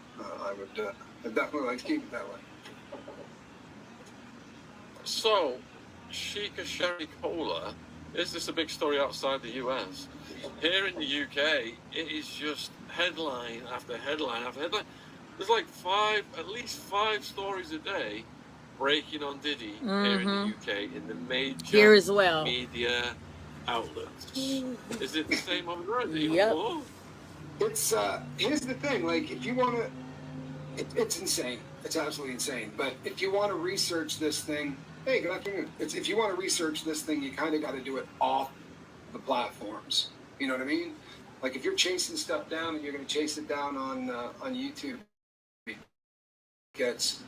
gets harder because there's just so much BS out there. I mean, you've seen it, right? The clickbait is. I've never seen anything that draws more clickbait than Diddy. The amount of information that's going up about him by the minute is terrifying, and I've never seen anything like this on the internet ever. Well, CP is asking if he's on a live watch, would there be as much noise as being on a normal wing? Good question. More often than not, the first cell, right, in the shoe is set up to be the on a live set, right? It's got the first soap, and then usually only on the first floor. Then if there's somebody in that one, then they usually kick them down to medical, and medical will have at least 2 or 3 other cells. But normally, if that person would be in the shoe, right, in the segregated housing unit, I don't think they could bring him down to medical, honestly, because there's a lot less structure. It would be a lot more difficult to keep him safe, I think. Right? You'd want him locked up. So, Tommy, do you know what part of the prison he is domiciled in presently? And if so, do you know what the protocol is in that part of the prison to get on the phone?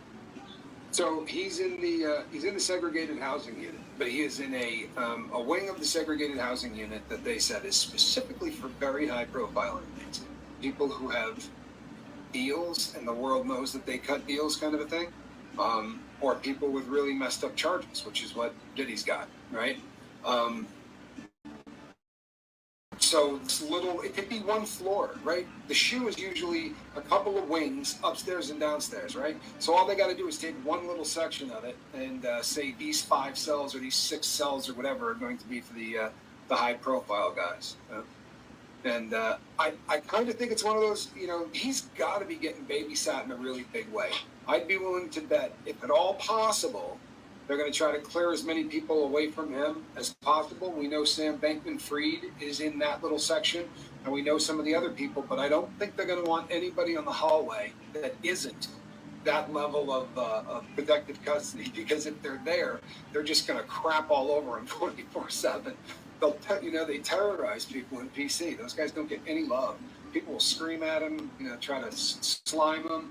It's not a good thing to be in there. So to get on a phone, would the officers bring him a phone? Would he have to be escorted? There's a bean slot, right? Like now you get fed through the food slot, right? So there's a door, a little slot cut in the door that the cops open with a key, and that's how they hand you your food, right? Well, they bring a phone that's on wheels, right? It's on a pedestal, and it comes right up to the window. And you reach out, dial the number, and pull the cord, which is about that long. So you stick your face into the bean slot and you hold the phone, and that's the way that it works. And inevitably, the fellas have taken the phone cord and pulled all the yellow wire out of it, because you don't need yellow wire in order for it's an extra, and they need it to make speakers or whatever they're doing. So they always cut the thing out, and you always get shocked every time you touch that phone. It's usually messed up to the point where if you touch metal, you're going to get a good shock. Click, click. Can you run the sound through a program that tells you whether it's AI or not? I welcome any viewers to attempt that and let us know the results, because I'm not familiar. Yeah, that would be that's a really cool thing if they got it. love it, right? Do they have that technology for video too? I mean, is there an app out there for that? It's God Almighty, would that be cool to have, right? There's a lot of BS. Jojo, why is there so much noise in the background? Is that other people? I figured he would be by himself. Never. There's never anywhere in prison that you're going to be by yourself. It's impossible. And this is a place that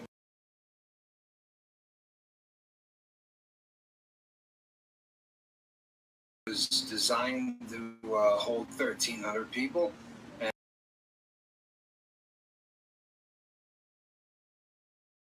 And it never holds 1,300 people. It's not like the horror stories you hear that there's 3,200 people in there or anything like that. But at one point it was 1,600, and that's a lot over capacity. You would be really surprised what an extra 300 people can do to really, ratchet up tensions. I think right now they're closer to 1,300, but there's nowhere to nicely put someone where you can just sort of keep them that way. It doesn't happen. So he's going to be, even if they gave him a section of 4 cells that no one was allowed anywhere near, there's going to be a rotunda, and there's going to be 4 arms that come off of that rotunda, and inmates screaming at the top of their lungs to communicate with their friend who's 9 cells down, and it's around the clock. Normally in a regular GP unit, if a guy did that, when they popped the doors in the morning, 2 guys would go in there and kill him. Right? You can't make noise at night. After 9 o'clock, it's silent. You go in there, you go to sleep, because that's where people live. In the SHU, these guys know they're never going to touch each other ever again. They're all getting shipped to different prisons, and the level of disrespect in the segregated housing unit is unbelievable. Right? It's just horrendous. It's round-the-clock noise. It's awful. Yeah, so there's a constant in all the prisons. There is a variability. In some places I was housed where it was serious if you made noise at night. There was a rule called 10-10, where you wasn't supposed to make any noise after 10 or until 10. And by no noise, that means the din's going to go from 10 decibels down to 2 or 3 decibels. Right. There's always noise. It's inescapable. Perhaps the quietest period of time that I ever noticed was Christmas Day. It was like a depression descending on the prison, and everyone's just reflecting on their actions and how their loved ones, the effect on the loved ones, and that was the quietest I experienced. What was the quietest you experienced, Tommy?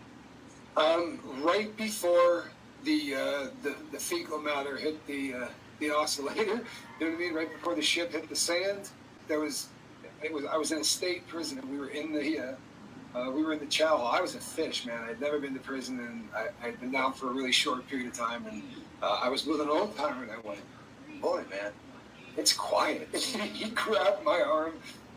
In there, they had shotguns would come out of these little holes in the wall, and they would shoot these things that had little, like, rock-hard rubber balls that would take the sting out of you and make sure you didn't want to fight anymore. Mm-hmm. And this old man just grabbed me, and I had no idea what he was doing, but as we were trotting away, they were already racking him in.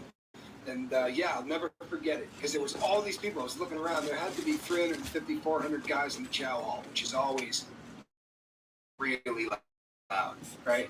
And nothing. You know what I mean? It was like, all that. From that point forward, anytime it started getting quiet, I usually started looking for an exit. Sometimes when something's about to pop off, the din changes, doesn't it? Like there's an anticipatory quiet, and the body language of all the prisoners, and people start posturing differently on the yard, and it's like animals, isn't it? It is. It's absolutely like animals. It is. There's no other way around it. I mean, and I mean that's what they do to us, right? You're never meant to live in a walk-in closet with another guy in a bunk bed and a toilet and a sink. Honestly, we're not designed for that, and it does cause all kinds of problems. You were talking about the holidays. I've never, in the feds, I never did a year that somebody didn't unalive themselves during the holidays. I never got through one. It's just, it happens, and I've been really open and honest, man. The holidays were the worst for me. I hated it, but it is a lot quieter. It's a lot quieter because everybody's just sort of, trying to get through it, like a 1 minute at a time thing. Especially the first year I was sober.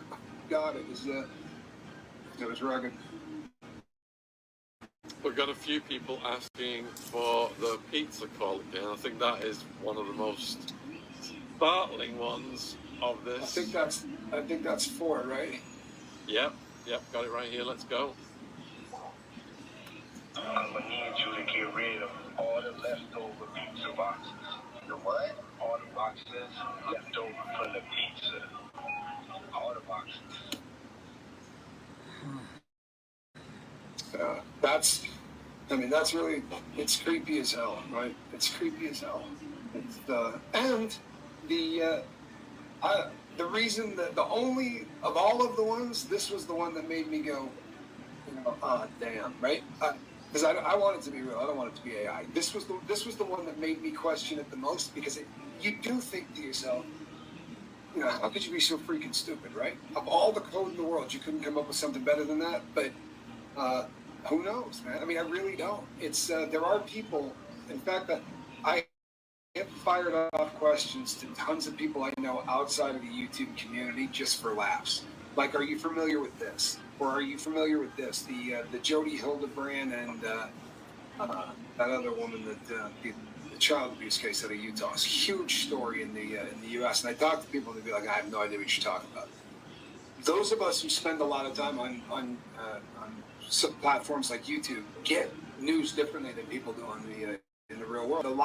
What you see in the real world on the news is limited stuff, and it's exactly what they want you to see. So it's I don't know, it's really different.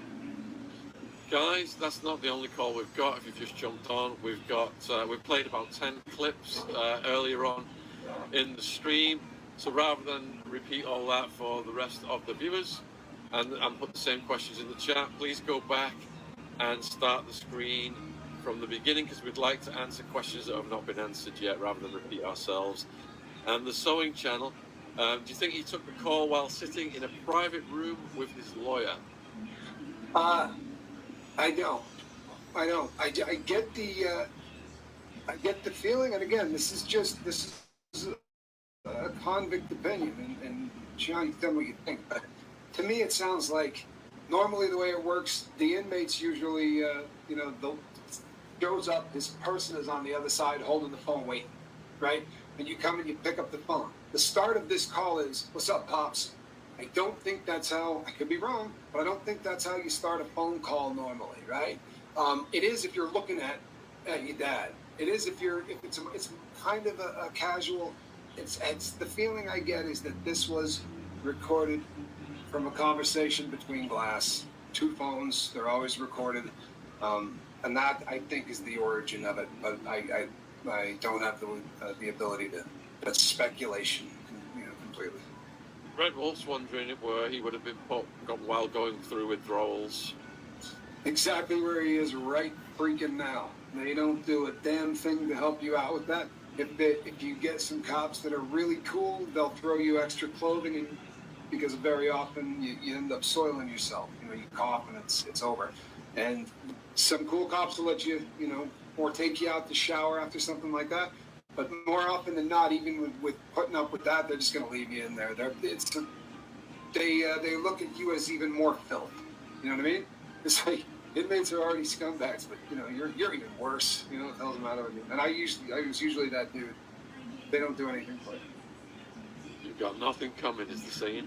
Franz, do you know the medical acuity level of the facility? Could they resuscitate him, or would that happen off campus? That's an excellent question, isn't it? It really is. It's a great question. Every facility in the feds has a doctor on staff and has a plethora of nurses and physicians' assistants on staff.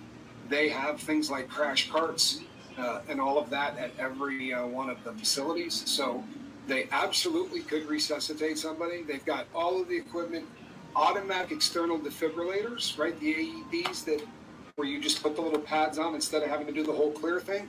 Those are in every single unit in the feds. There's one on the wall. You don't even have to wait for people to get there. If a guy goes down, staff will start on that before medical even gets there. They definitely are. If they want to save you, they could. I guess is the way to put it. Right? So Agent Orange is wondering how often the calls in the feds get interrupted by an announcement of a recording in progress. About every 5 minutes. You get 3 of them. There's one right in the beginning. And then 5 minutes in, you get one. And then, or no, you know what? It's got to be 3 minutes. It's every 3 minutes. I think you get, it's a 15-minute call, and it's every 3 minutes. It was when I was there. It was every 3 minutes. Annoying as hell. It's a voice that comes on and says, this is a call from a federal institution. Another reason that I thought, you know, if he's sitting across from someone on the glass and they're recording this, you wouldn't hear any of that. Although, if you take all the clips and put them together, it's not long enough where you would have heard it anyway. But anybody that were, if anyone was trying to AI that, they'd probably know, right, how long that would be. So, almost 4,500 watching live with Tommy Scoville. We have played and analysed the calls, and we are answering your questions. And Bulldog, didn't they check Diddy's keister when he went through intake? Would he have been able to bring in any of his party favours? They don't technically. I mean, they're not doing a cavity search. They do have, I think they're called back spatter or black splatter. You know the machines they use in airports? I would say 7 out of 10 of the federal prisons that I went to back when I was there had those. They have X-ray machines at every yard, right? But most of them now have that machine that you go through at the airport. If you've got something stashed in you, you've got a shot at getting through with it. It just depends on if you know how to package it, you know what you're doing or whatever. I guess there are people who get stuff in, right? But yeah, it's hard. It really is. It's hard getting stuff in. Follow-on question about contraband then, from Kirsten. Given he is going through a horrific detox, is it feasible that someone could offer him what he needs substance-wise in exchange for info? Yeah, I mean, it's at this point, like, people who are addicted to that substance at that level, there's, you know, they're definitely ready to make a deal. I think there's a level of paranoia with him that's probably not there with the next addict. You know, if somebody were to toss a perk 30 his way, I think he'd probably be a little leery. Maybe I'm wrong. Maybe he'd just, you know, fire that thing up. But yeah. Chris, yes. Can both ends of the phone hear the phone announcement? Absolutely. Both ends of the the person on each end of the call definitely can hear everything said. Yeah. Now, when I was in there, you got 300 minutes a month, right? That was the allotment of time that you have. Apparently now, it's 500 minutes a month. You know, this is a theory that a couple of people have reached out to me to tell me that they thought. It didn't ring that way to me. I have sent a lot of cash to the streets for drugs. Like, you know, that was the vast majority of time I spent in prison. I spent as a drug addict, and you know, there's usually really stupid BS ways that you can get away with without having the people there give you too much crap. Like, I need you to reach out to Carrie, right? And the info pass, right? It's a little bit. This sounds a little too cryptic to me. It doesn't sound like they're trying to go the green dot method or put money, you know, wire money to the street or whatever. I didn't hear any numbers, right? Normally, you know, if you're trying to buy dope, there's going to be a cash amount, and they're going to work that in there. Hey, you know, hey, have you seen so and so, you know, on 904th Street or whatever? And, you know, there's usually some amount of money if there's the drug transaction. Could he become the boss of the block by buying people? No. No, he can't. He could stay alive on the block by buying people, but no, he's not going to become the daddy of the block, because the guy that is the pod father, or the guy that's got the yard, he doesn't care that this dude made music or hung out with J-Lo. He's now in his world. You know what I mean? Like, honestly, it's a very bizarre thing. If you've ever been around someone who has a yard given to him, like, I had a really close friend in the BOP that we were doing the same chemicals every single day. The two of us would get together. He was a Mexican fella, and he was in a gang. He got the yard we were on given to him. All of a sudden, this was his yard, and like there was a celebration, and there was like this stuff going on behind the scenes for like a month and a half. We were all waiting to see if this is the dude that was going to get it, and all of a sudden, 10% of everything that comes in that joint, right, through visiting or through a cop or through whatever, 10% is going to go to that, right? And there are people, you're paying tax and stamps, right? A certain amount, everybody kicks in every single month. He's not going to be, the people who get that aspire to that. Like, this is their life. No, they're not. They're going to be very hot and bothered about anything. But more than likely, he's going to be in DC. There aren't going to be shot callers. It's a very different situation at that kind of custody. It doesn't matter how big and bad you are on the streets. When you are in prison, that is all stripped. Not only you're all just wearing the same outfit and you're all equal, but when you have that many people, it's like an X-ray is revealing all of your inner dynamics to them. You are stripped bare. They can see everything about you. Yep. And the best he can hope for, and I'm not hoping he gets this by saying it because he's got nothing coming, the best he can hope for with his money is that, like with what Jeffrey Epstein did, he can ameliorate his situation, even though he's got the chomo jacket, by throwing that money around and trying to alleviate a KOS or some kind of attack on him. I think that's the best he can do under the circumstances. Yeah, I think he's never going to get put in GP. I don't think there's any chance the BOP could ever put him in a general population yard. So he's going to end up at one of the drop-off facilities, and there are going to be some stone cold killers on that yard. And I agree with Sean. The best that he can hope for would be to use his cash to be able to coexist on that yard and not have people give him a real ration of crap every time he goes to chow, every time he goes to yard. And it may not even be violent, but it's got to be a very uncomfortable thing if every single person in your little world hates you, right? Like it's got to be a feeling that's, the reason that they don't cavity search in questions is because it's not allowed, right? I mean, if they have to, they can take you to a medical facility to get that done, right? But they usually won't do it in the prison because once they start trying to go inside somebody in prison, the lawsuits are going to come and they're going to talk about all kinds of crazy stuff. So normally they would be brought to a medical facility and it doesn't happen because the only reason they'd be going in there is because they saw something on the machine and they'll turn the computer screen to the guy and go, is that a cell phone I'm looking at? Because I actually saw that happen. The guy said, what are we looking at here? Is that a cell phone? The guy hooped his cell phone, which is impressive, but he had But usually they'll drop it out after that. They're not going to try to keep taking that one with them at that point. It's like, yeah, you go. Leela wants to know if he can buy extra comforts while he's awaiting for trial.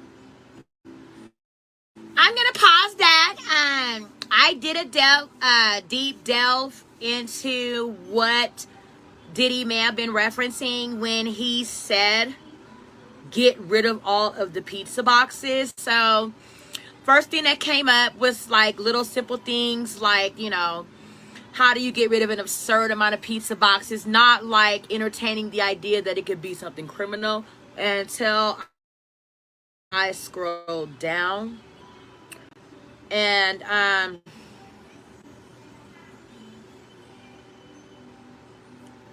what I found was in computing, right? Pizza box would be considered like the desktop of a computer or the network switches. Pizza box cases tend to be wide and flat, normally 1.5 to 4 inches or 4 to 10 centimeters in height, resembling pizza delivery boxes, and thus the name. Schofield said that it meant something salacious and heinous, like regarding somebody under age. I don't know if that's necessarily what that meant.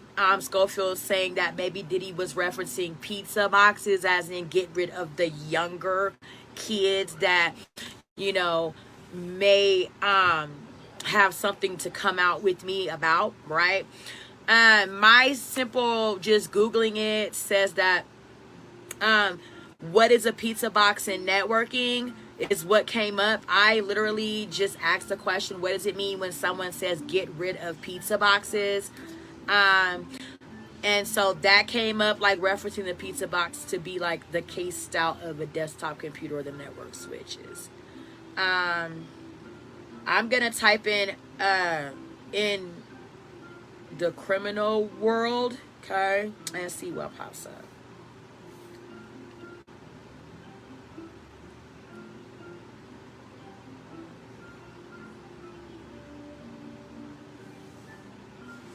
Okay.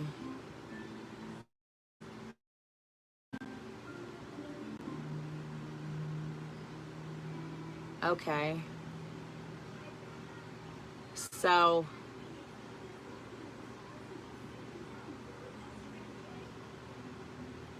okay. Pizza box on Reddit.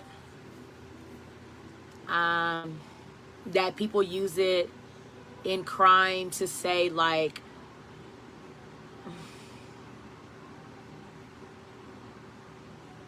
I have 32 pizzas hidden in my closet. I'm afraid to throw them away because then people will see how much pizza I eat.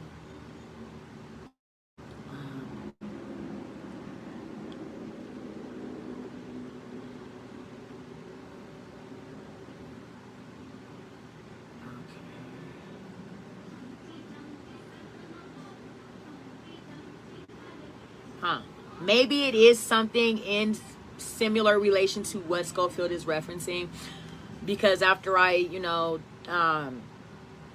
dive deeper into it, I'm coming up with certain said things like people are obsessed with this weird pizza box. The company behind it won't discuss it.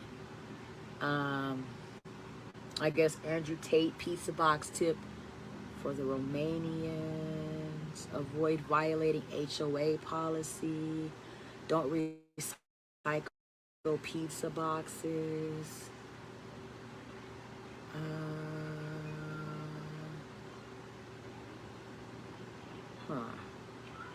But I mean, it's really, like he said, not a lot that's really explained. Okay. It's now taking us to TikTok.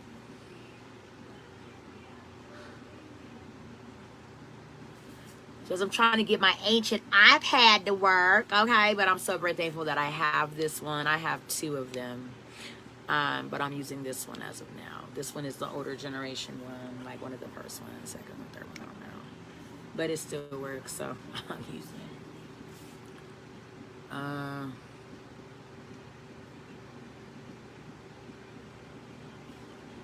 don't know, my TikTok's not coming up.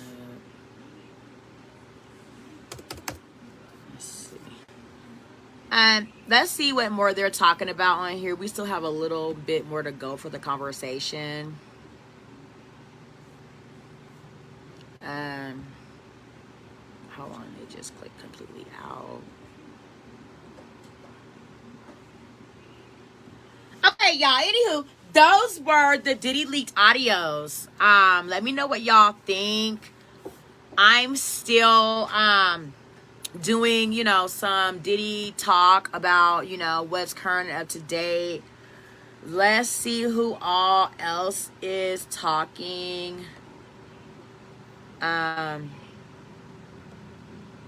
About it. I seen a couple of bloggers talking about it.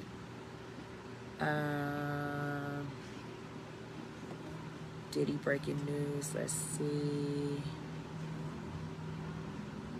Okay.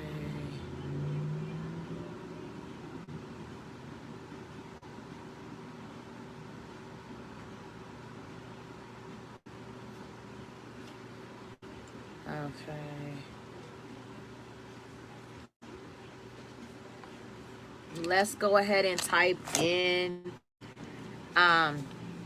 Diddy snitching.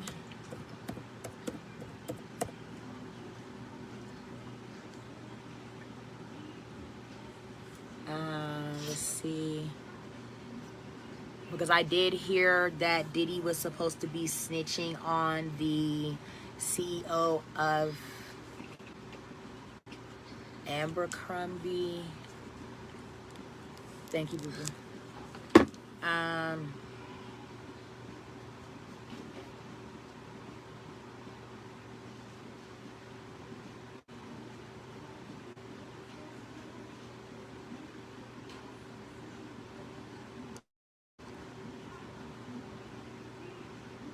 King Academics is talking about it. I don't really necessarily listen to DJ Academics because I also hear that he's an essayer.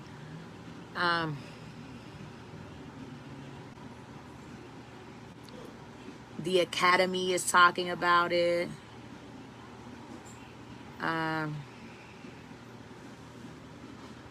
Is this DJ Academics or King Academics? Let me see. I don't know.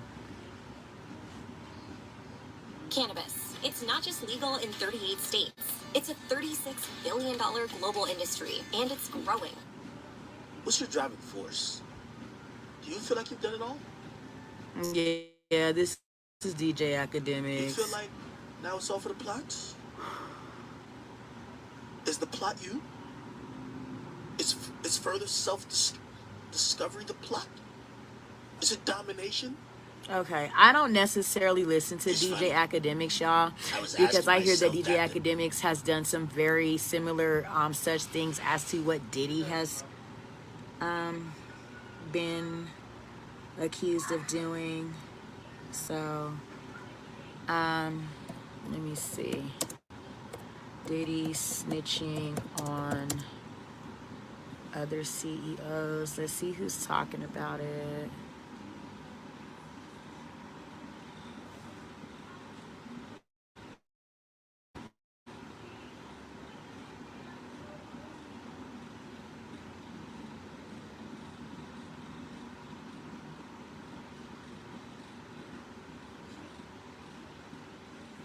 Let's see. The Academy. Let's see who this is. Y'all gotta stop going on rants. DJ Academics. Y'all gotta So stop he's going on got rants, 2 or 3 YouTube really channels gotta running stop going on simultaneously. I gotta stop going on. Okay.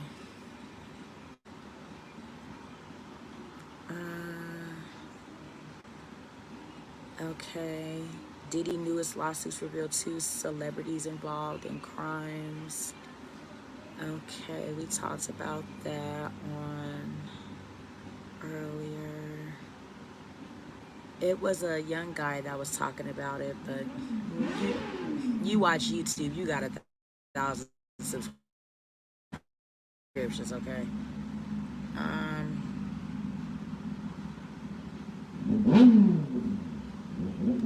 Let me see if this Atwood blogger has talked about it. Let's see.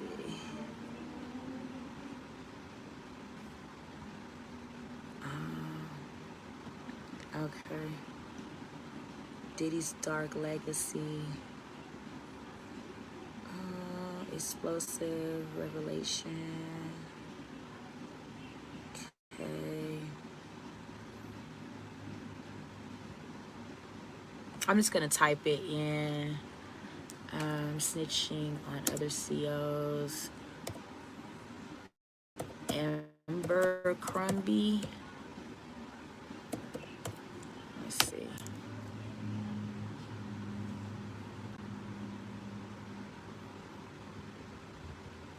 Let me see. Shocking similarities between Diddy and Abercrombie CEO Mike Jeffrey accusations. Kempire talked about it. Let's chime in with Kempire on YouTube and see what he says. Who's ready to hatch some cool pets? It's circulating around that Diddy snitched on the CEO of Abercrombie and that he was arrested. Former CEO of Abercrombie and Fitch, Mike Jeffries, and his partner and the middleman that helped them orchestrate these parties that they conducted here in the United States and around the world were arrested this morning for trafficking charges. This comes in as of Welcome back to the Kempire Channel, your number one 4 source of hours pop culture ago, news, so music, that means they were entertainment, arrested on reality TV, today and so type much more. time. As always, be sure to like this video, subscribe to the channel, and hit that notification bell so you never miss out on breaking news when we go live or when we upload. So if this story sounds familiar to you, yes, covering a very similar case that Diddy has been accused of. Let's subscribe to Some Kim people might Power. speculate, is Diddy finally naming names? Well, no. People have been discussing Mike Jeffries and the accusations against him for a while now, including a former Below Deck star came out and had accusations against Mike Jeffries and his partner. NBC News says this in regards to an update because the Eastern District of New York did hold a press conference a moment ago. They said the former CEO of Abercrombie & Fitch, Mike Jeffries, has been arrested on trafficking and interstate prostitution charges, prosecutors announced Tuesday. Jeffries has been arrested in West Palm Beach, Florida. Two other associates, Matthew Smith of West Palm Beach, that's his partner, and Jacobson of Wisconsin, were also arrested in connection with trafficking charges. James is believed to be that middleman. They are expected to appear in federal court in Florida and Wisconsin today and arraigned on a later date in the Eastern District of New York. Jeffries was the CEO of the popular clothing brand from 1992 to 2014. Jeffries, Smith, and Jacobson each face a single count of trafficking as well as 15 counts of interstate prostitution tied to 15 alleged victims. Federal indictment alleges Jeffries, along with Smith, his romantic partner, and Jacobson, who was described as a recruiter, operated an international trafficking and prostitution business from 2008 to 2015. It's alleged that they organized events in England, France, Italy, and Morocco, St. Bart's, and New York for Jeffries, Smith, and, quote, others. That's an important detail. They employed coercive, fraudulent, and deceptive tactics in connection with recruitment, hiring, transportation, obtaining, maintaining, solicitation, and payment of the men to engage in commercial sex. A lot of these terms, if you've been following our Diddy updates, sound very familiar, don't they? The men who attended the event allegedly were led to believe that it could lead to modeling opportunities or help their careers, or, quote, that not complying with requests for certain acts during events could harm their careers. The men were required to sign non-disclosure agreements and surrender their wallets and cell phones during the events. Jeffrey, Smith, and Jacobson also allegedly recruited, hired, and paid an exclusive set of household staff to, quote, facilitate and supervise events. Sound familiar? A lot of this sounds very similar to the Diddy case.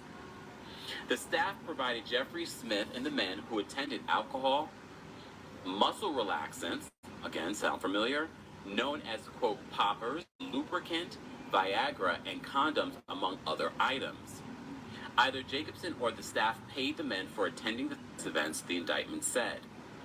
Breon Peace, the U.S. Attorney of the Eastern District of New York, said in a news conference that Jeffries and Smith spent millions on the trafficking enterprise. Again, very similar language. The Combs enterprise, not the literal business, but the enterprise that he created around his own freak-offs. They said from paying staff, paying for travel, and paying to maintain secrecy.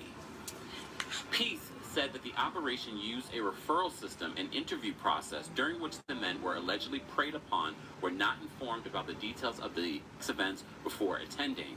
During those, quote, tryouts of potential candidates, Jacobson typically had candidates first engage in commercial sex acts with him, the indictment said. At the events, the men were pressured to drink and consume poppers, and on more than one occasion when men did not or could not consent, Jeffries and Smith violated the bodily integrity of these men by subjecting them or continuing to subject them to invasive sexual and violent contact by body parts and other objects.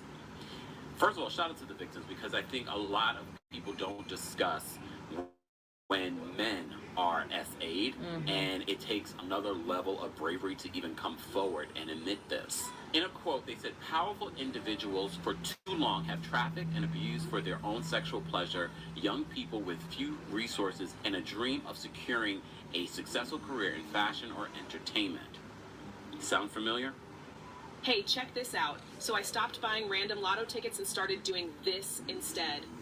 You've probably heard that winning the lottery is all. He warned anyone who thinks they can exploit or coerce by using the so-called casting couch system that they should prepare to trade that couch for a bed in federal prison. Prosecutors are asking for a $10 million bond for Jeffries, $500,000 for Jacobson, and that Smith be detained pending trial as he is a citizen of the United Kingdom and poses, quote, the most substantial risk of flight. That is Mike Jeffries' partner, the former CEO's partner. Pease said his office became aware of the alleged crimes through media reports, because as I said to you before, this is not new. For those that are aligning, oh, Diddy is speaking. Well, no, they've been following this for a long time. The Eastern District of New York, very much like the Southern District of New York, investigates for a while before bringing their charges.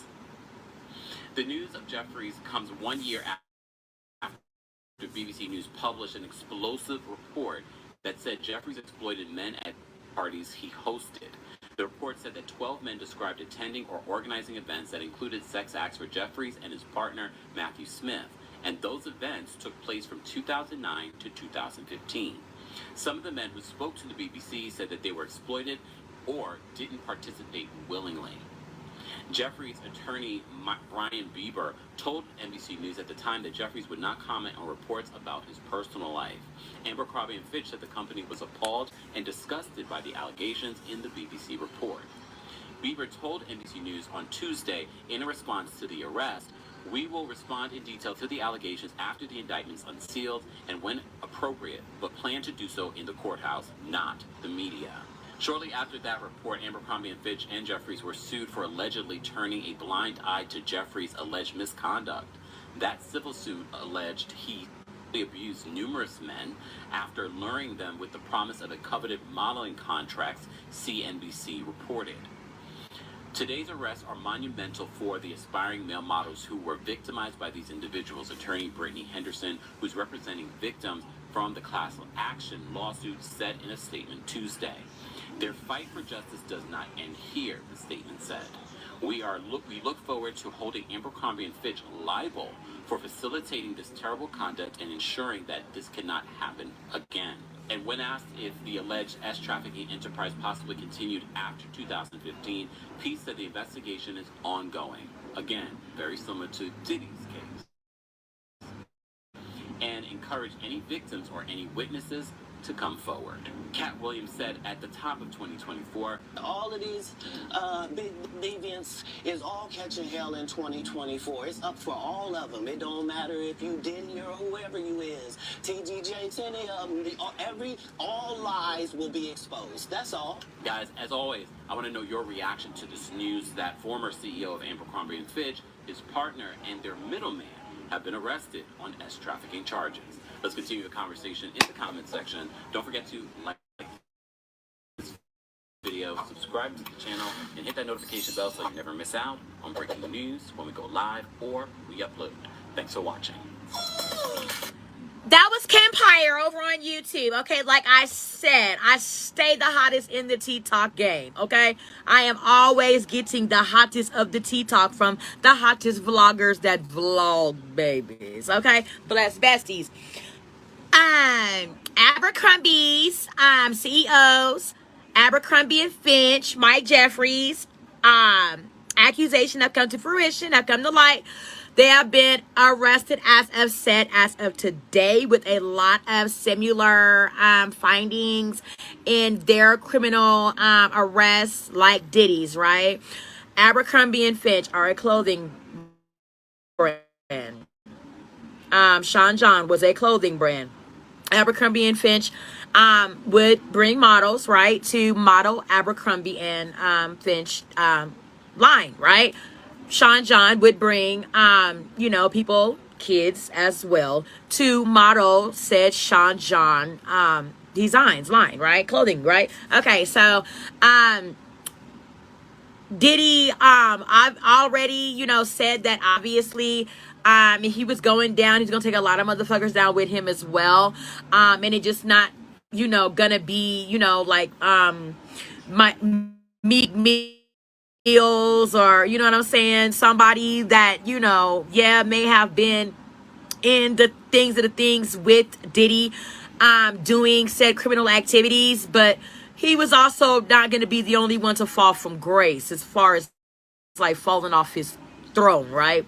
So people are speculating that these Abercrombie, Mike Jeffrey Finch, arrests as of today, October 22nd, 2024, came from the line of Diddy, snitching on. Like, you may not want Will Smith, even though I got Will Smith on tape, motherfucker, or whoever in the fuck. But how good are y'all with just keeping Abercrombie and Finch somewhere doing these things as well? Because if you're not so good with them still holding power and position of where they sit, we can dethrone them motherfuckers while you dethroning me too. Okay. So Abercrombie CEO Mike Jeffries arrested this morning for the same exact damn criminal accusations as Diddy Bob. Okay, is what that is. So we have covered a lot today, blessed besties. Oh my God. We have talked about Diddy from, what was the first on topic that we discussed? Oh my God, it be so much with fucking Diddy. And bet. Yeah, we talked about the lawsuits. Another victim has came out and pursued against Diddy, where she is alleging a lot of heinous, horrendous, just hellacious things that he worded her with an object, while other men also participated, and it was a very horrific ordeal. That 7 new lawsuits similar to the other 15 that have come from the last couple of weeks of Diddy being arrested have now also been entered into the actual lawsuits that will be filed and pursued against Sean Puffy Diddy Combs.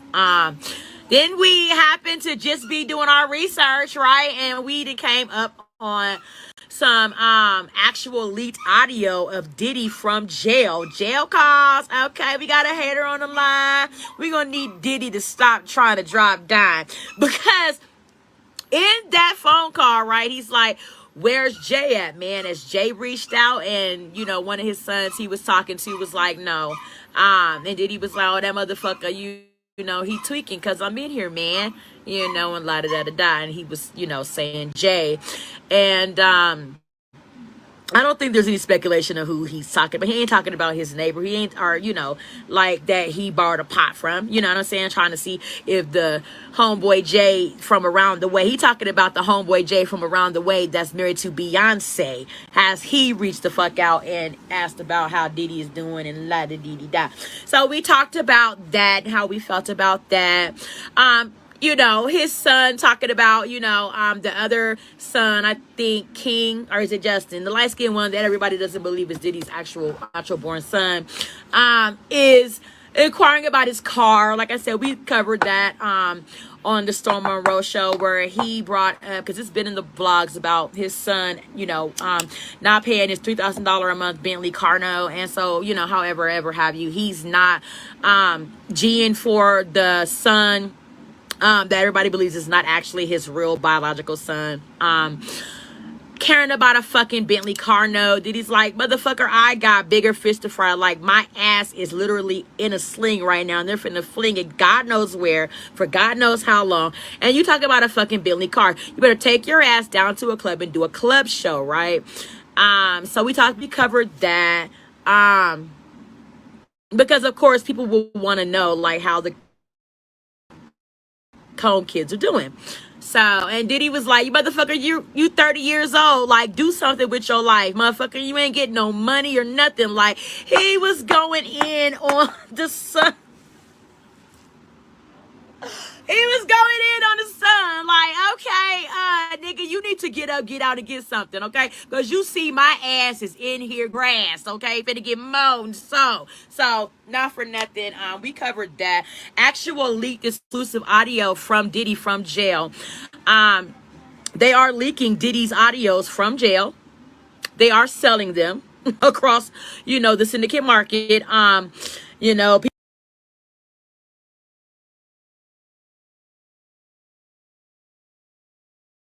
people, you know how that is. People are like, hell, why are they the only ones getting paid off of Diddy content? However, have you? Everybody doesn't vlog. Everybody doesn't, you know, have their hands in on talking about Diddy. So if I can get a hold of some Diddy audio, I'm finna sell it. That's what it did. So we got exclusive Diddy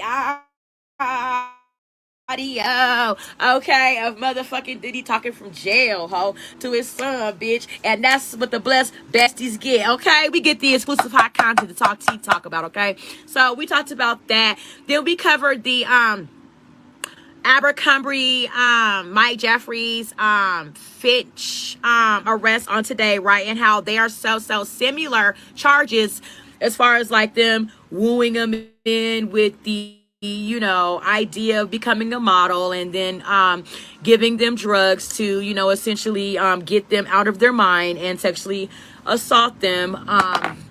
And they were arrested on this morning. Let's go ahead and go on over to CNN. Kempire said that CNN did cover the arrest of the Abercrombie CEO. Okay.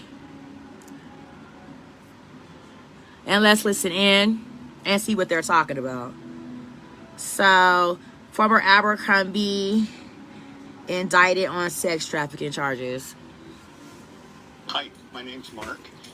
I'm a recent customer of We paying Jellyfish. bills, y'all. We We've paying had bills. Okay, let's competitors continue to insist on pay our house. motherfucking We bills were very too. frustrated. So we want, you know, like, shares, follows. Abercrombie and Fitch Thank you, and two blessed associates besties. are under arrest for allegedly running an international sex trafficking and prostitution scheme. Yo, I left my I got the coolest, hold on. I got the coolest new vape pen, right? Like, it tells me all of like the actual flavorings and everything that I take in. I left it at my best friend's house on Saturday, so I am going to mail her, because she lives like an hour and a half away. I'm gonna mail her an envelope to mail it back to me, bitches, instead of spending like $50 in gas to go down there and pick it up. So, but okay, we're listening on. I'll show y'all that when I get it back. So. Interviewed and hired men for so-called sex parties fueled by alcohol, drugs, and Viagra. And authorities say many of the victims were prospective male models looking for work in the fashion industry. CNN national correspondent Bryn Gingras is following this. Here, I'm gonna let y'all tune into that and take a peek at that. Yeah, Boris, one of those co-defendants is actually also Jeffrey's romantic partner, also arrested this morning along with Jeffrey's and a third. So, pause that shit. Wait a motherfucking minute. Back it up, blessed besties. What did she say? With Jeffrey's and a third person who is described by defendants as actually also Jeffrey's romantic partner, also arrested this morning along with Jeffrey's and a third person. So Jeffrey's is a homosexual. Okay, him and his partner were arrested. Abercrombie and Fitch are in the LGBTQ community. Okay, y'all. His wealth to basically find men who wanted to be. Back that ass up.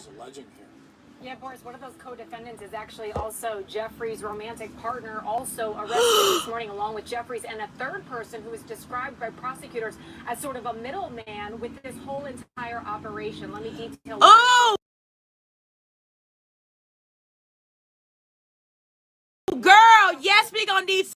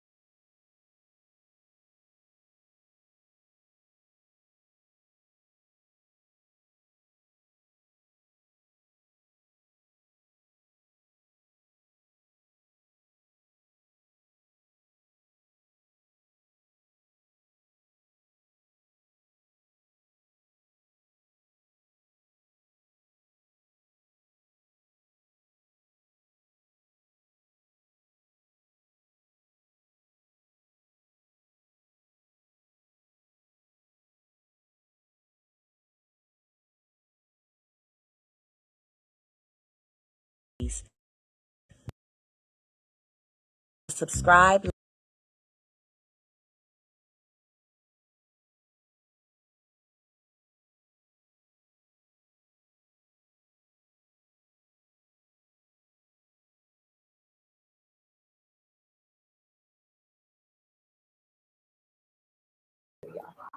Sonic. She did a little,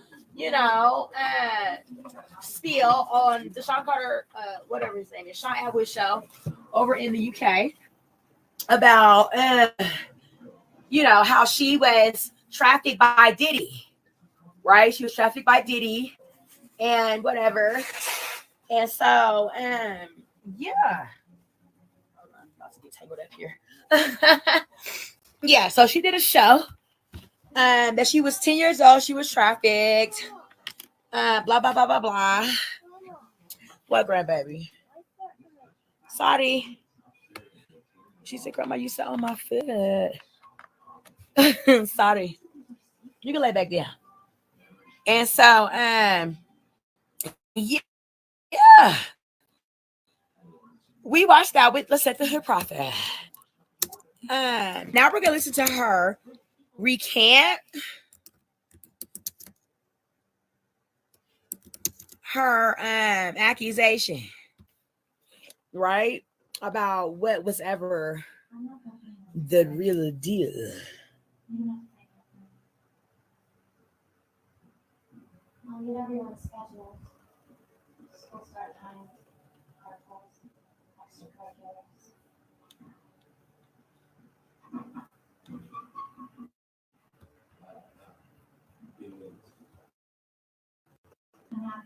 She was on the Lionel B show, right?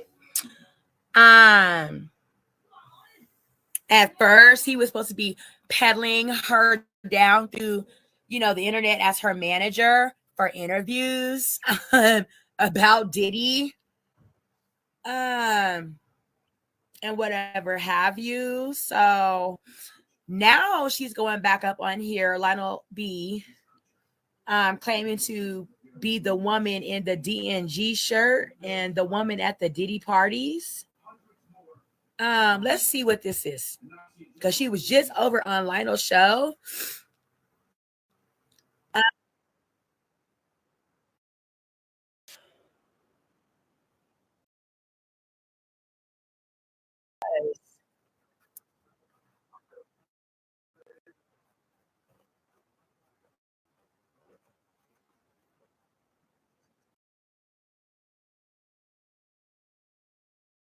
I can't.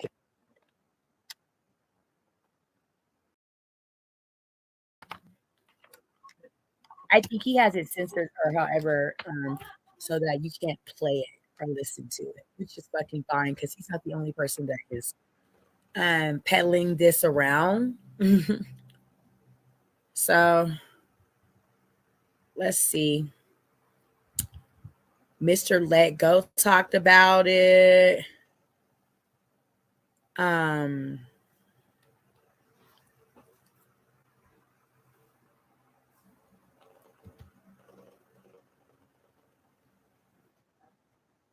I can't hear anything.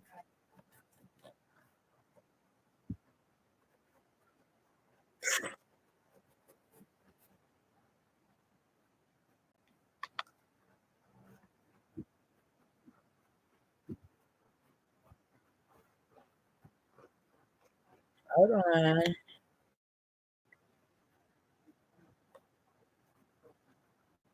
I believed Misha Fuller until I went ahead and did some digging because things that she kept on saying just didn't make sense. And then I found out there was no way that she was the Jane Doe. Now, this Jane Doe's law firm is the law firm who is a huge SA lawyer called Wigdor, who is also the lawyer that represented Cassie Ventura against Diddy. And I was honestly so upset that this woman was acting like Diddy victims that are currently fighting against Diddy in court right now and also spreading other lies like about Cassie Ventura. So I honestly did something quiet behind the scenes.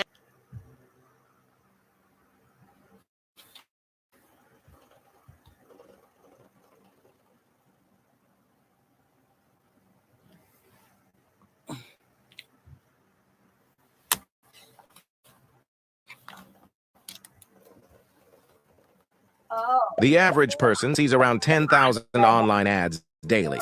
Here's how a man's life would change if he used Pi. Day 1, he would install Pi on his computer without spending a dime because it's 100% free.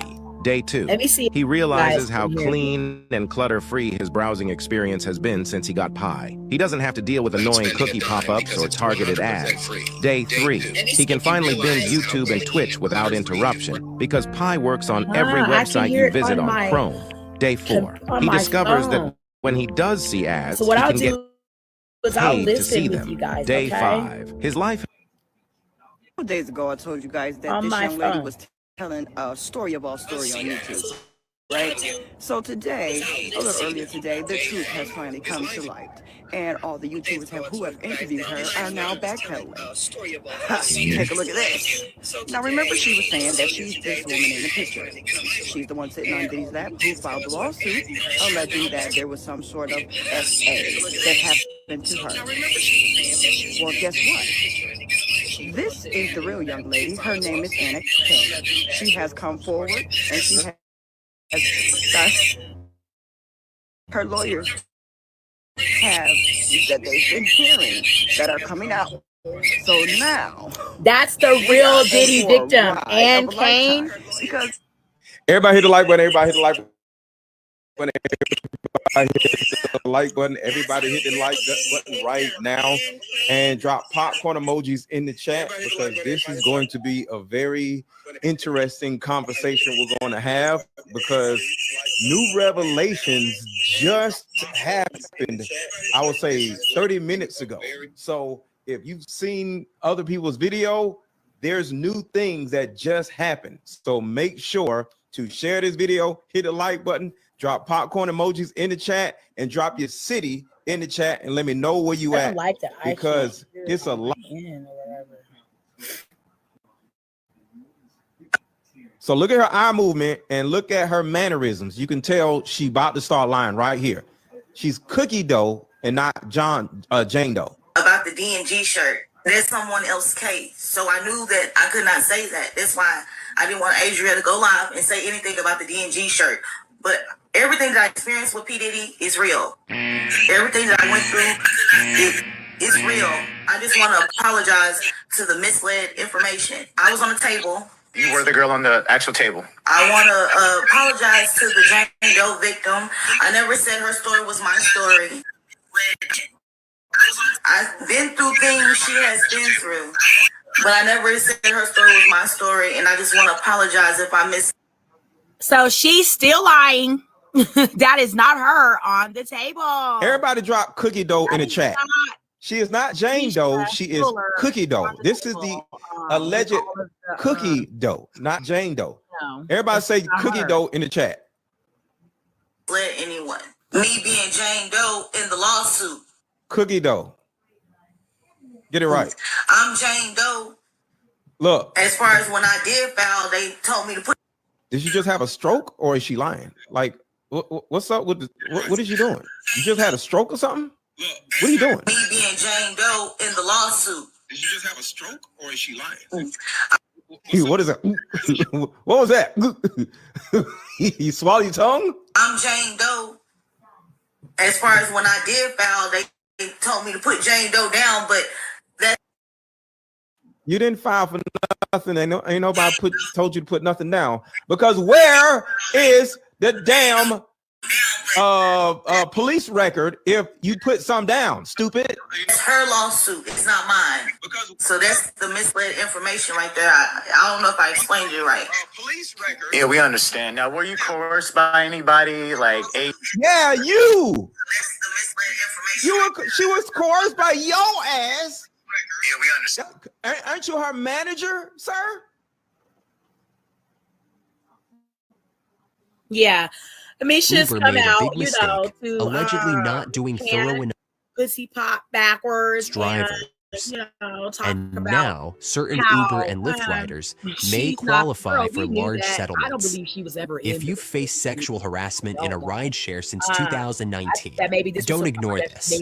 A quick questionnaire could determine if you're eligible for compensation. In fact, CNN, PBS, Fortune, and NPR are all talking about the potential payouts to victims, because it's not the first time it's happened. Boy Scouts of America, the Catholic Church, and even the U.S. gymnastics team have been ordered by the courts to pay out anywhere from $65,000 up to $1.5 million to each victim who filled out a questionnaire stating that an incident happened to them.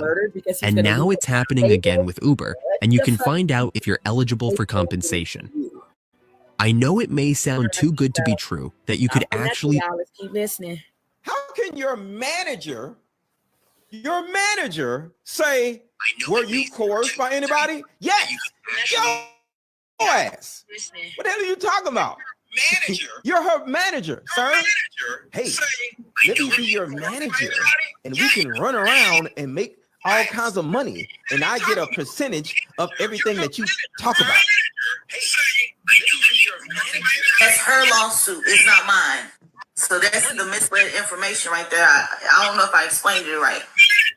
Yeah, we understand. Now, were you coerced by anybody, like Adria or anybody like that? Anybody tell you to come and create like a... Did I coerce you as your manager? No. Adria didn't even have to be honest, she didn't even have to reach back out to me. I can pull up my message. She looked her up on Facebook and just started saying, hey, you want to make some money together? When I pulled up, do you remember me? And I could show y'all. It's not a figure of my imagination, but I push all this stuff behind me like it never happened. It was more of me reaching out to her.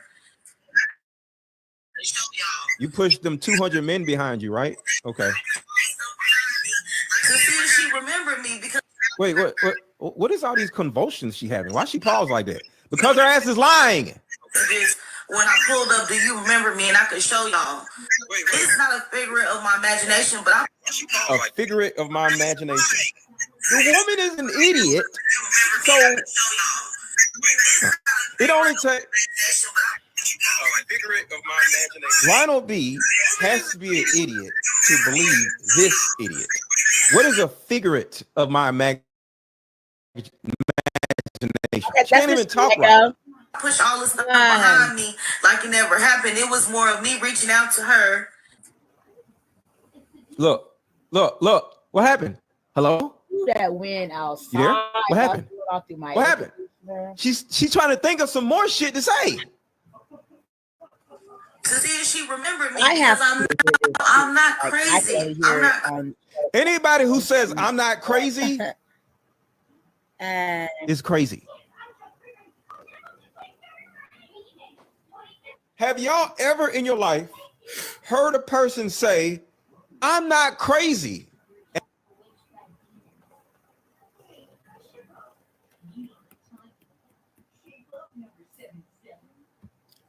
All viral access media. Ladies, how many times have you told yourself that you're going to work out, you're going to lose that weight, and you're going to lose that belly fat, but it just hasn't happened yet? If that sounds familiar, then our red light laser lipotherapy that you see here will fit perfectly into your busy schedule and help you get your dream body without going to the gym, without sacrificing your family time or your professional goals. Okay. Now I can.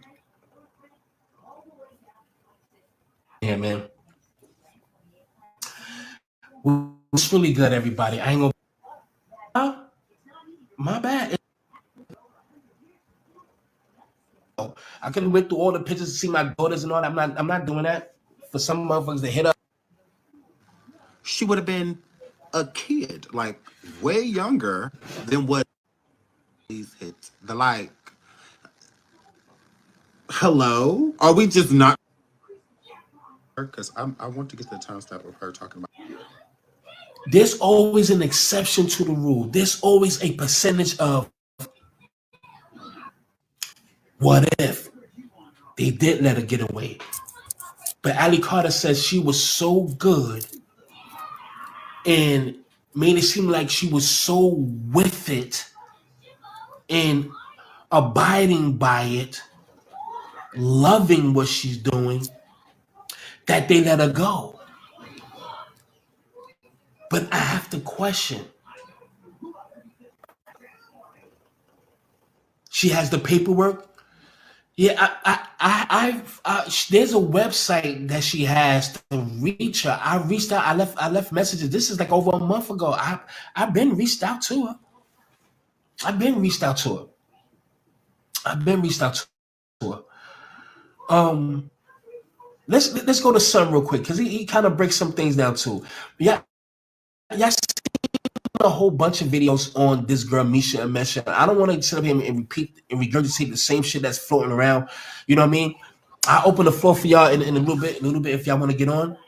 And but this dude, he used my video, so it's only right that I can use him speaking about the interview that I just did. So I bring it back. I didn't listen to all of it, but I'm gonna bring it back a little bit. Let me bring it back. Just off the humble, I just heard my voice. I'm like, oh, hey. But it's all good, man. Hopefully he shouted me out. I don't even know if he shouted me out.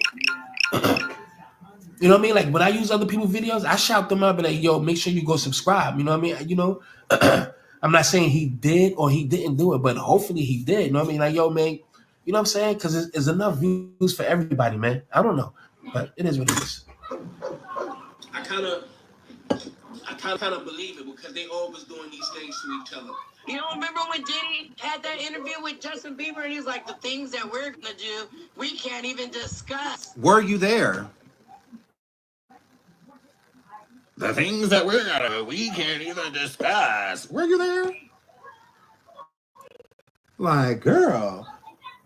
Oh, let me get to this other one. It's a 2204 because I want to get to the timestamp of her talking about Latanya. Well, if they reacted to my video, shit, I don't know, but that's good. Hopefully they shouted the nigga out and all that. And what I gotta do, which I'm gonna do later on, is cut it down, put them shits on Instagram and most definitely. I shouted out all viral media, and it's all viral access media. He's just a goddamn YouTuber over on YouTube. He also right now has Sean Everyway. He's a YouTuber over there as well. Go over there and like, follow, and subscribe. Let's continue to listen in on all of the Diddy victims that are lying, going to potentially get Diddy the fuck out of prison to come and kill them. Okay.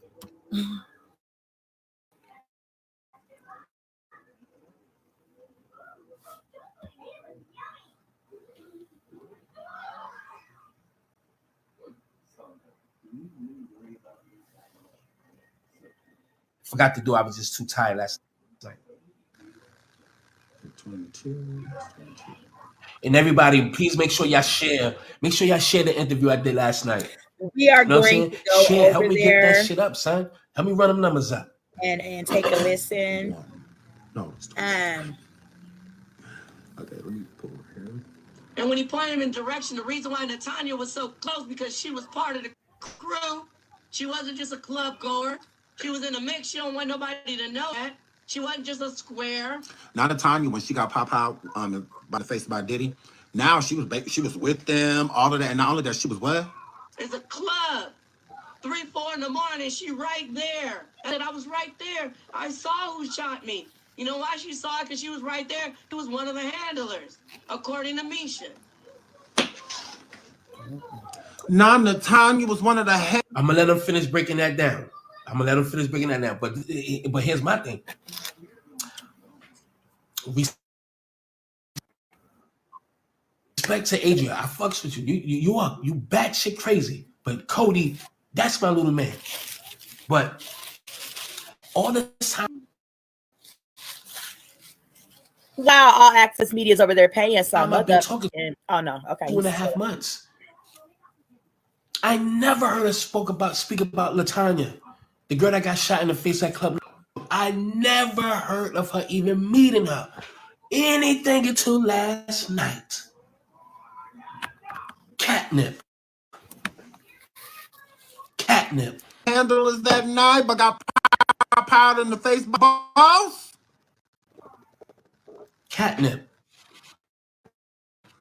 Police at the like, police at the like, police at the like. So Natalia done went from having SCX with Misha underage to now she was Misha's handler. And how can you be a handler for somebody if you get pop out in the face by the boss? By the boss. Why would the boss pow on his handlers in the face? Over 800 people in the building. Please hit the like. Please hit the like. Please hit the like. Hello? Are we just not going to talk about that? When Misha met Natalia online, like, please don't kill me, y'all. Don't kill me. Natalia has never stated that she's met Misha anywhere. Now, y'all can correct me if I'm wrong. I have never heard the dopest nerd, Natalia Rubin, say that she met Misha. Especially the night she got pop-out by Diddy. Has anyone heard Natalia Rubin say that she's met Misha, that she know Misha? Because she's saying, Adria is saying, that Misha said that Natalia was not only with Diddy and his crew. Sorry, what's the name? My bad. I don't know if y'all heard that, but I'll bring it back a little bit. Excuse me. With Diddy and his crew working for Diddy. Adria is saying that Misha said that Natalia was not only with Diddy and his crew working for Diddy's crew as one of the handlers, that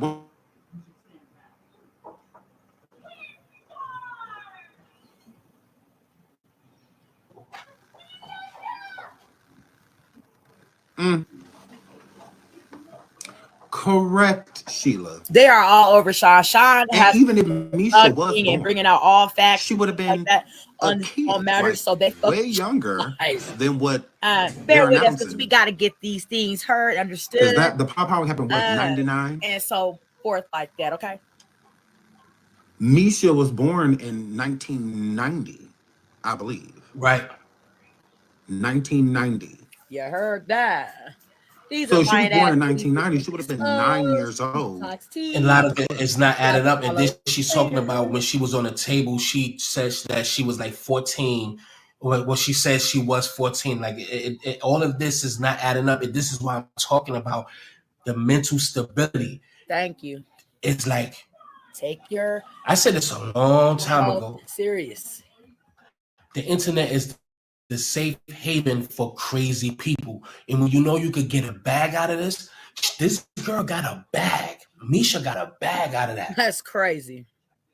Okay? She might get a body bag fucking around with Diddy. I guess she's getting it back. She caught me for $50. You know what I mean? So that's what it is. I don't know if that was a good investment or not, but she very well might get a bag, a body bag fucking with Diddy. Diddy's not playing about motherfuckers fucking with his livelihood. It is alleged that he killed Biggie, had Biggie killed because he was leaving the record label and so forth and so on. You see what I'm saying? With a bunch of motherfuckers down through there. You think Diddy won't kill Misha's ass for potentially having, you know what I'm saying, being somebody that could keep him in jail? You see what I'm saying? Like a bag, fuck a bag, bitch. You finna get toe tagged. Where are you gonna spend that? They don't need money in heaven, baby. They don't need money in heaven. You see what I'm saying? Like, get the fuck out of here, bitch. You know what I'm saying? You really no risk Diddy killing your ass. Go get a job, ho. You see what I'm saying? Go get a motherfucking job, bitch. Because it's not worth you losing your life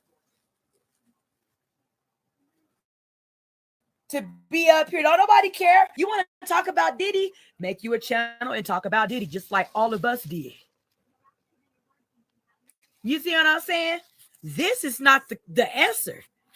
Y'all finna get killed over nothing. Because you can't keep your stupid ass somewhere where you better know at home with your motherfucking life and living and whatever the fuck ever you need to do to keep your asshole pointed towards the ground and not in it. Because that's exactly where the fuck y'all gonna be if Diddy gets a inkling about y'all sorry ass, and I'm sure he has.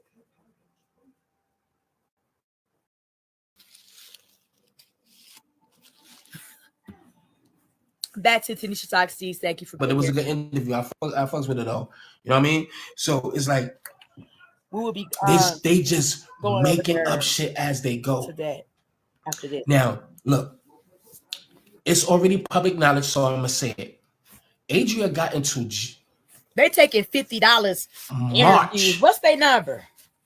She got into March.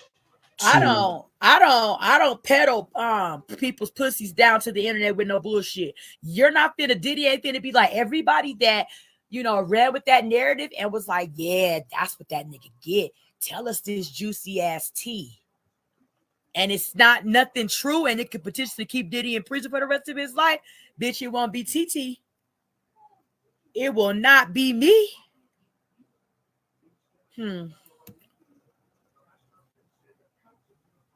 File that suit, that those criminal charges. She have to go to Long Island to do that. She has a due date, so she has to do it. Now we know that these girls been through something in their lives. They are some broken females. So Nisha has broken. I've been broken. I've been through situations in my childhood that were traumatizing. You don't see all of us down to these places lying on people, trying to insert ourselves into circumstances, situations that ain't got shit to do with us. I've been a victim. I've been a lost, broken person in my life before. Okay. That's not an uncommon thing, a rarity in this world. Fuck them hoes. They stupid.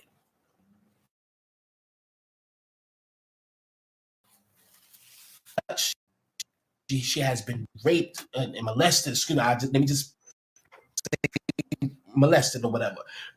Raped too or whatever. These girls are broken. Moms on drugs. How many of us have a story like this? How many of us have a story like this? You see what I'm saying? I'm not putting my personal business out on the internet or anybody else's. I will tell you what I feel I need the internet to know about me as a content creator, as an influencer, and that'll be as far as that ever goes. However, a lot of us have a story of brokenness, hurt, victims, trauma. A lot of us have that. Not everybody's peddling a pussy down to Diddy situation. Like, he fucked me, girl. He trafficked me at 10 years old, put bottles up my coochie and did all of this extra. You know what I mean? Like, nobody is, you know, here for that. That is real horror. That's real horror. Nobody is checking for that. That real people go through real things like that in real life. We don't need your lies.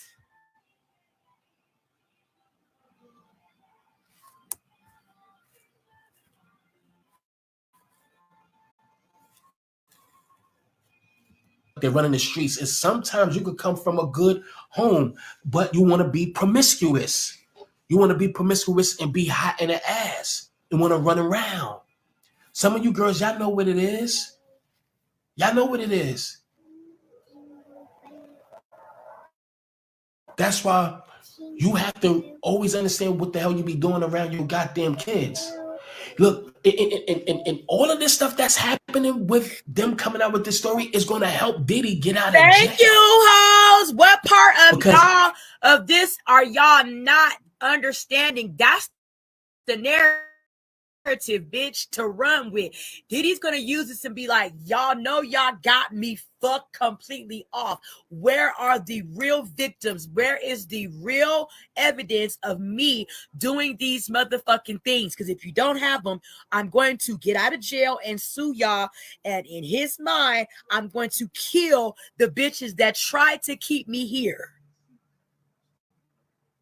Y'all bitches is in danger, Molly. Girl, you's in danger. Yeah. It's like, let them talk.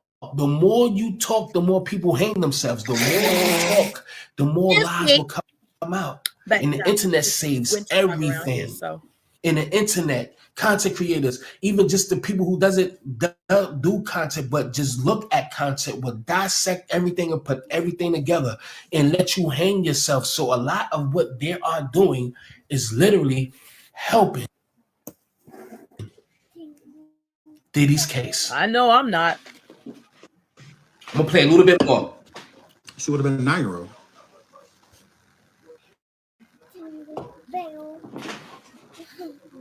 So Natanya was the handler of a 9-year-old for Diddy. Yet Diddy pow her in the face. It's some good fucking weed, tell you. While working for good him. Bud. No. Natanya clearly was not the target. Diddy was pow. Yeah, bullets don't have no name on it. Because what reason would he have to shoot Natanya's at? You pull that trigger, the bullet goes the way it goes. So if you mean it a pop out and your aim is off, you drinking, you know, all of that. Anybody will get shot. In the direction of you trying to hurt. It doesn't mean it's a little bit more, and that's going to be it. In a crowded club, that you ain't gonna hit nobody else. And for her to be in the way at that point in time, because it's not like he like put it to her temple and pulled the trigger. No, I mean she was a distance away from him. I said, give me a couple of days. I got the money up. I still got the number.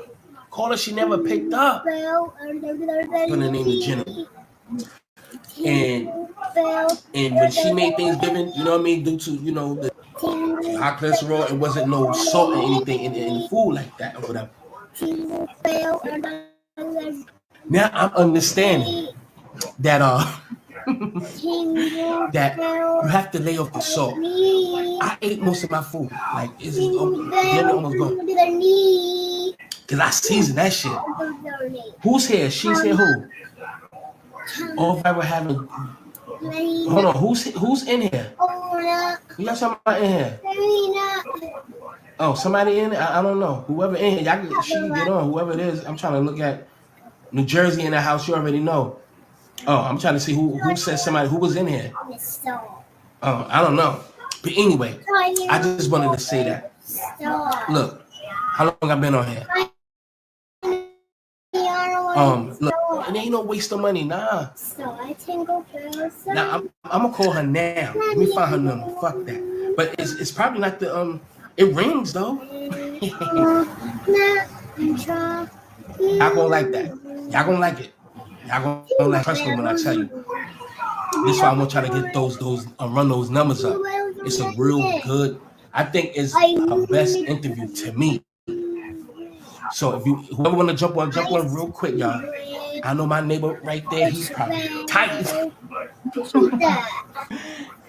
That nigga, I don't know. I don't know. Hopefully he don't bang on the.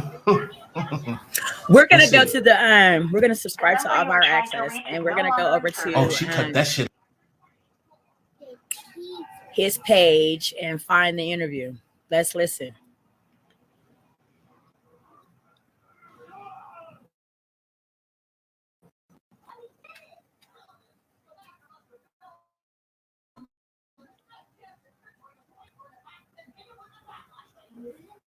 First, he's got this up here. Every single time I go, if you're 55 or over, did you know? Every single time I go into a video, I subscribe. If I'm new, I like, I share it. Sometimes I share it. you know, and I shout them out. So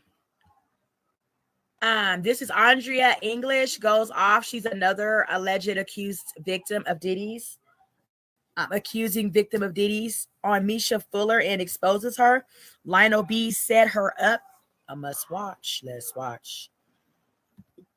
Tanisha Talks Tees, thank you for following, liking, and sharing my content. I thank you all. I love you all. Let's listen. Everybody bring your ass in here. On that beat, how? All right. All right. No, Lady Ray, kiss my ass. I was waiting on her. I was already ready. Everybody that's here, do me a favor. If y'all, All please good make sure things y'all take time, y'all. share, and hit the like button. Share. Share. Everybody share. Sharing is caring. All right, so we're gonna start over just a little bit, and then we're gonna go from there. Now, again, listen, we already know who you are. We know the situation that's going on. My face, my ID. All of that. Everybody, please make sure that you share. All right, let's get it. Again, how did you meet Misha? LaMisha Fuller, because I met LaMisha Fuller the very first time at Diddy's white party in 2004. I believed at the time that she was hired entertainment like myself. I was the go-go dancer. She was the girl on the table. Every party after that one, I found out that he always had a girl on the table. But that particular party, he had her. And she was laying on the table with a body like a grown woman. And so everyone, not just me, everyone was eating off of her nude body. Certain guests were sticking their fingers in her orifices and stuff and still eating it. I admit I did slurp some strawberries off of her breasts. You know, I was hired to entertain it. I was there to make the party hot, to, you know, get it going and whatnot. And so I was in the mode of the party. I also was on alcohol and drugs that was contained in the alcohol as well. So everybody wants to criticize me about actions I did 20 years ago. Like I can get in a time machine and go back to the future and redo it. So everyone is saying later on that party when we ran into each other in the bathroom, she says that she tells me that she's 14 years old. I don't recall the conversation. Only thing I recall is seeing her on that table when we ate off her, and then we were in the same room when we were both gang raped at the same time. After the bathroom conversation. So in the bathroom, she, according to her, I don't recall, but she says that she told me that she was 14 years old, and she says that I said, well, tell him you're 17. Because who am I telling her to tell that to? If Diddy and everybody already knows they kidnapped her and she's there underage, who would I be telling her to tell that they're 17 to if you're already there at the party? Who? Denzel? Denzel didn't give a fuck. He was there minding his own business with his wife.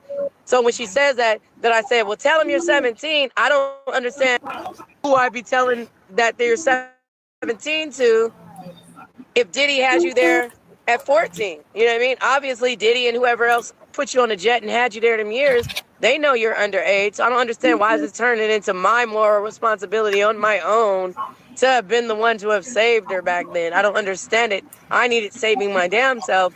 And that's why I came forward and filed my own lawsuit. And Misha contacted me and I decided to talk to her. I could have ignored her, act like I didn't remember her, like Jaguar Wright and acting like if she's telling the truth, because according to Misha,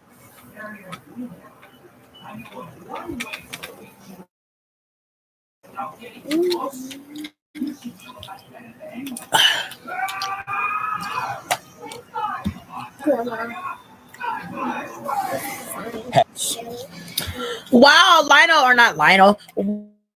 Wow, all viral access. Media is paying bills. This is what's most important, and it's not. I want to let y'all know. I don't believe Andrea. I believe she may have spent time with Diddy. Yes, I don't believe she saw Misha Fuller there or anything like that. So Let's get back to the interview he had with her.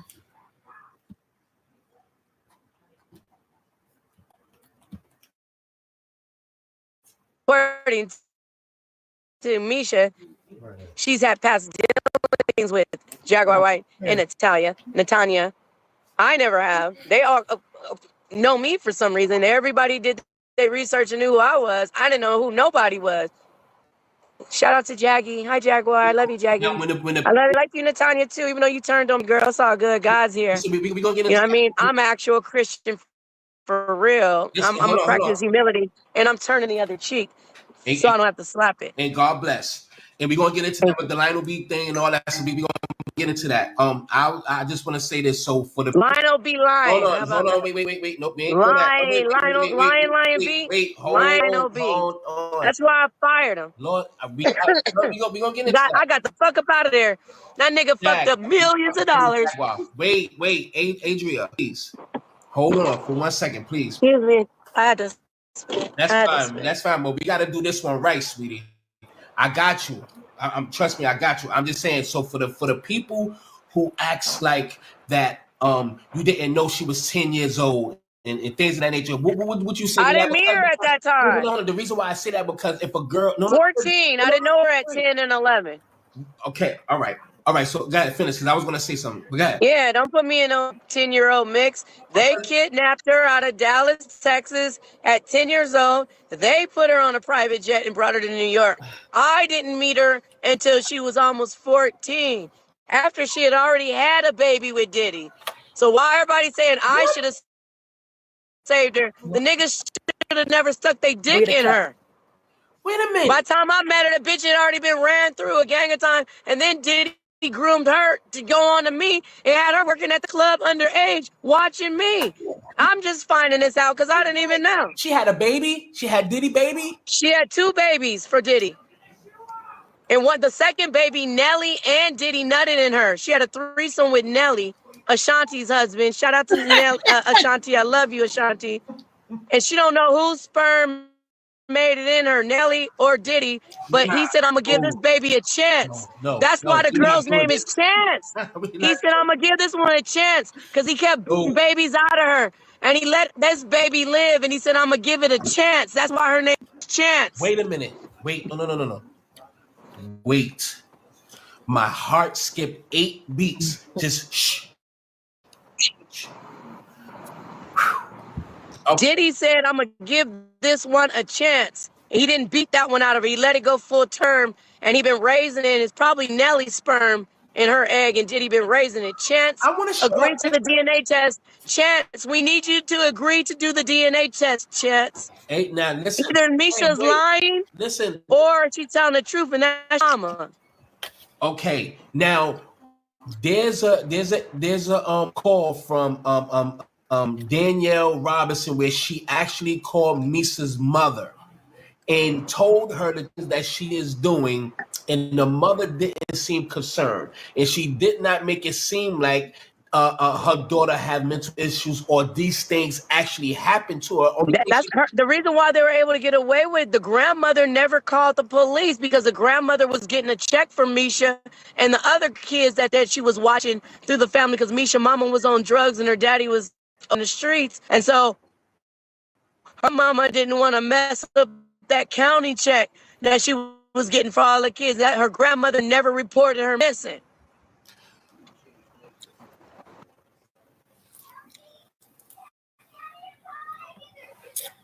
Okay, why they over there? Want to know how I got this $50,000 check for an accident I was involved in over 5 months ago? Look, if you've been injured in a car accident that wasn't your fault, you have to watch this video. There's a little known loophole that attorneys and insurance companies don't want you to know about. A loophole that allows you to get the maximum compensation.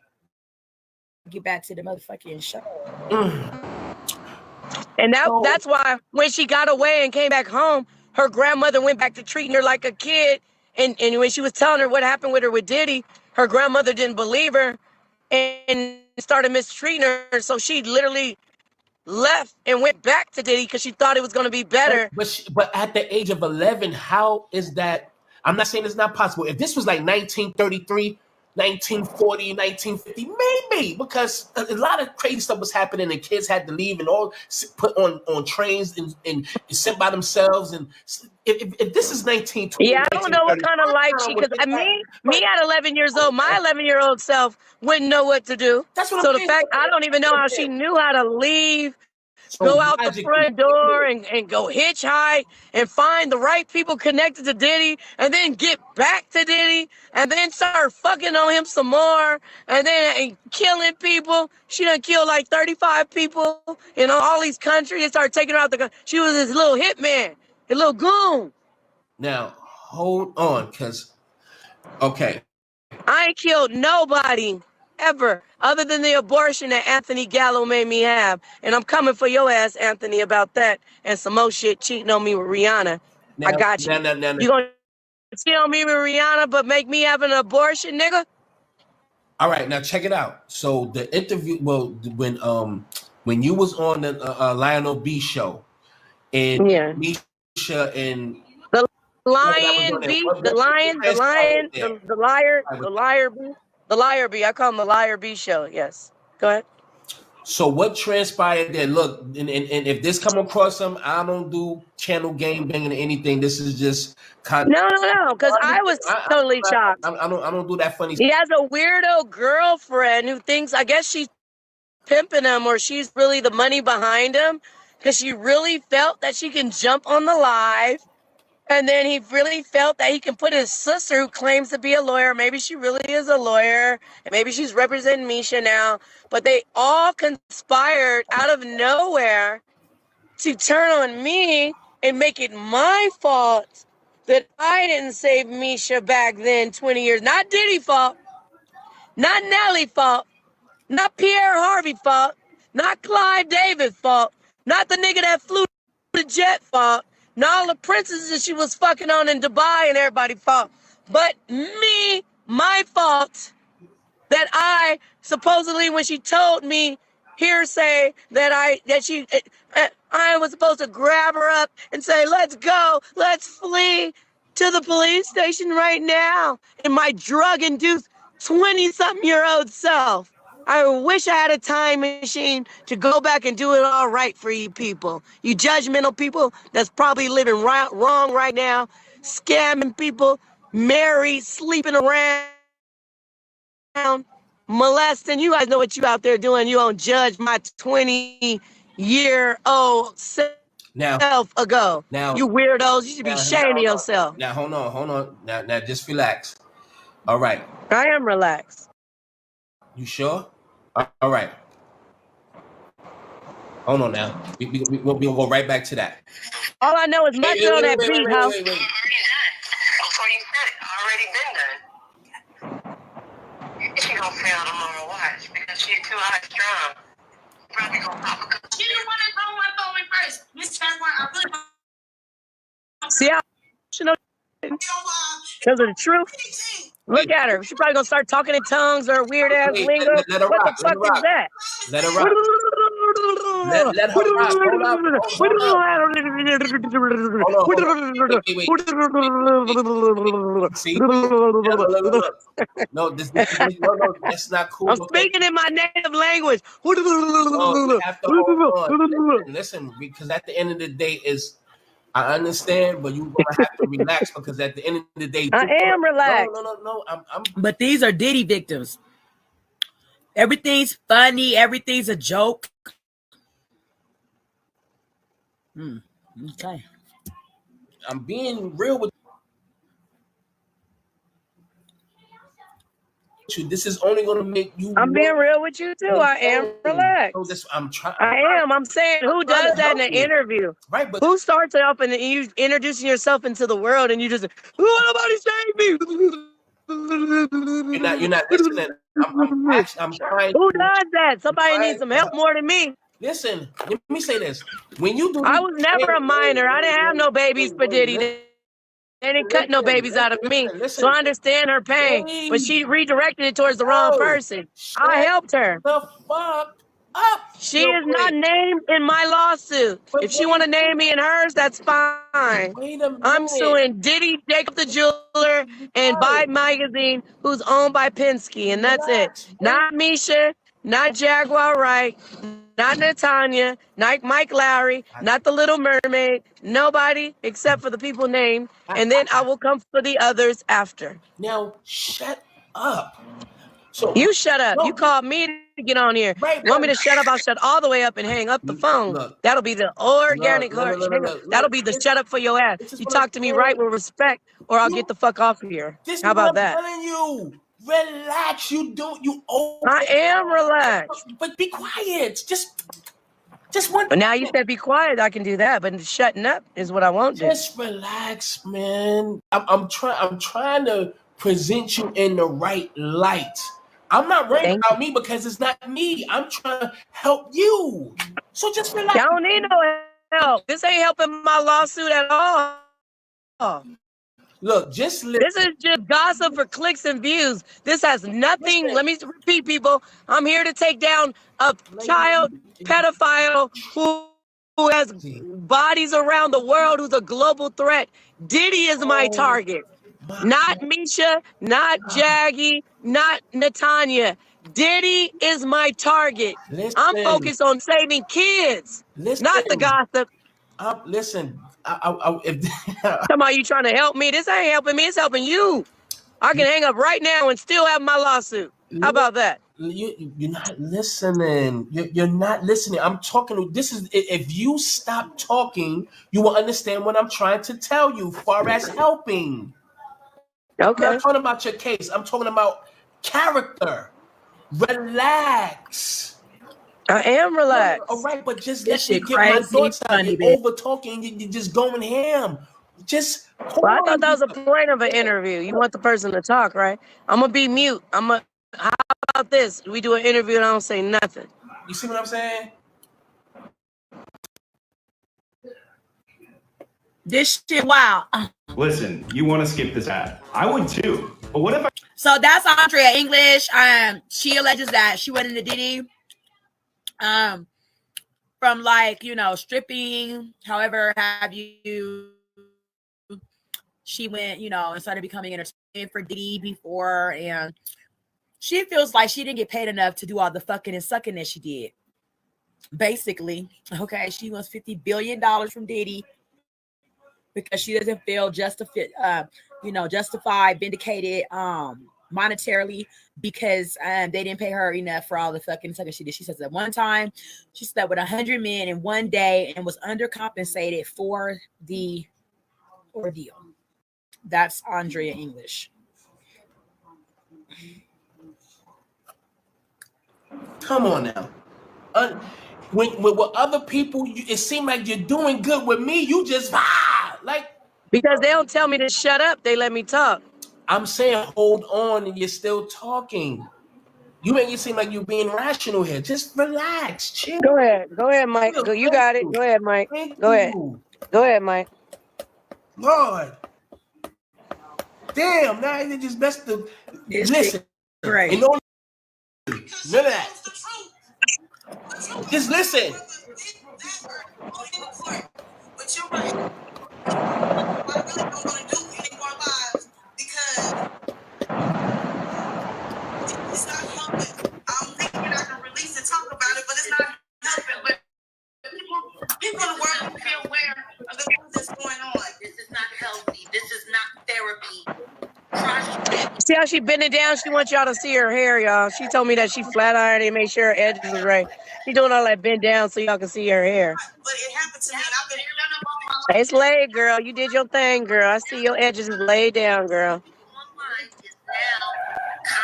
You doing all that so y'all can see her hair slick. I can do the same thing. Look. He fired Lionel, and now you're being represented by him.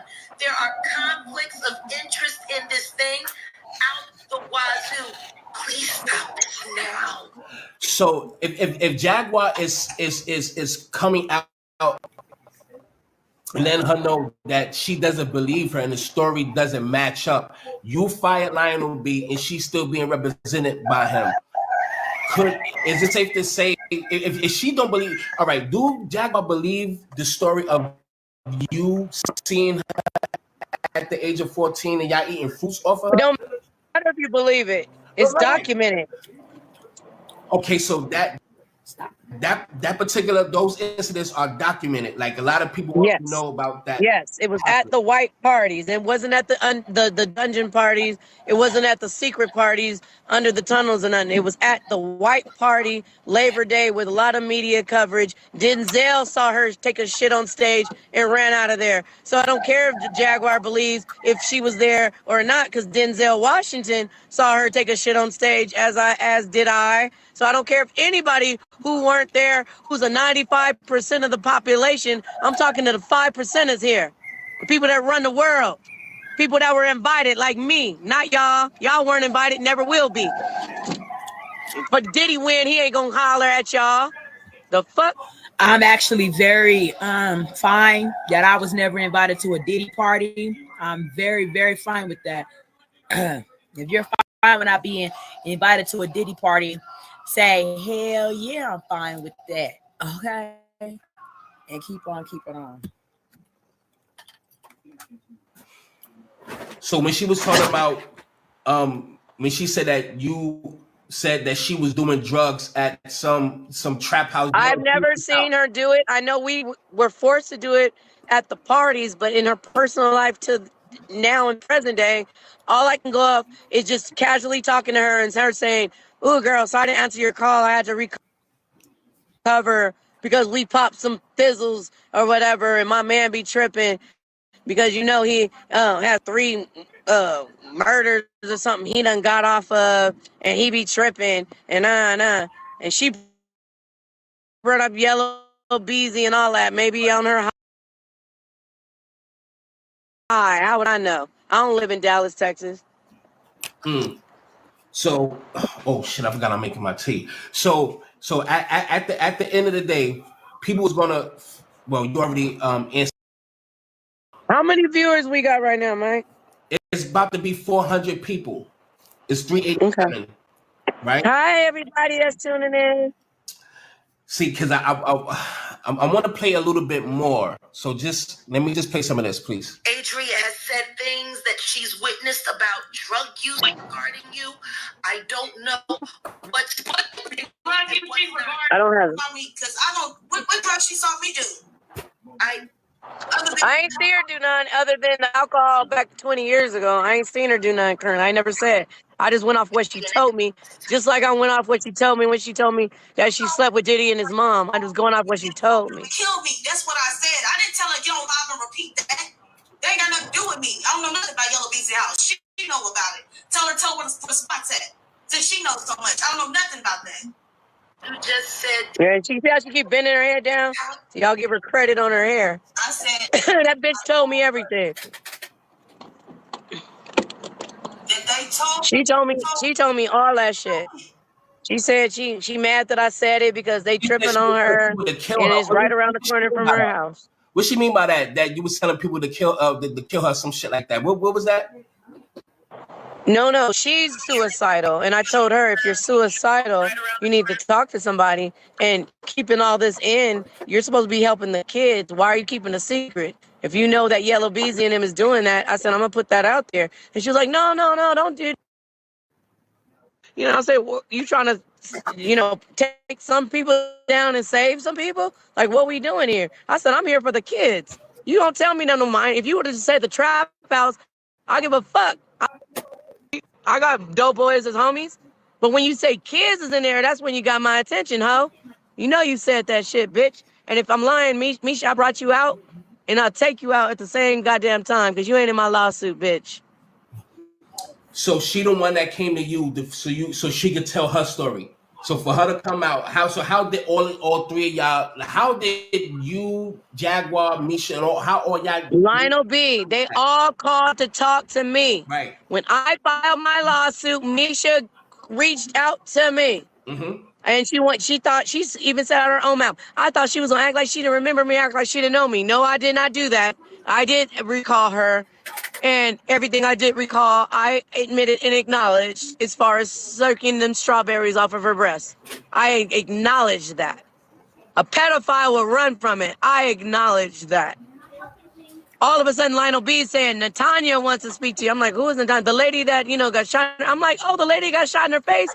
I want to talk to her because my boy, Cal Dawson, who's Black Rob's manager, gave me the whole story of what happened before the whole incident as to why he told me that the dude Scar had came up to Black Rob, was like, yeah, your boy Diddy, or your boy Puff, he was Puff back then, your boy Puff is doing this and doing that. And Black Rob was like, why you in my face?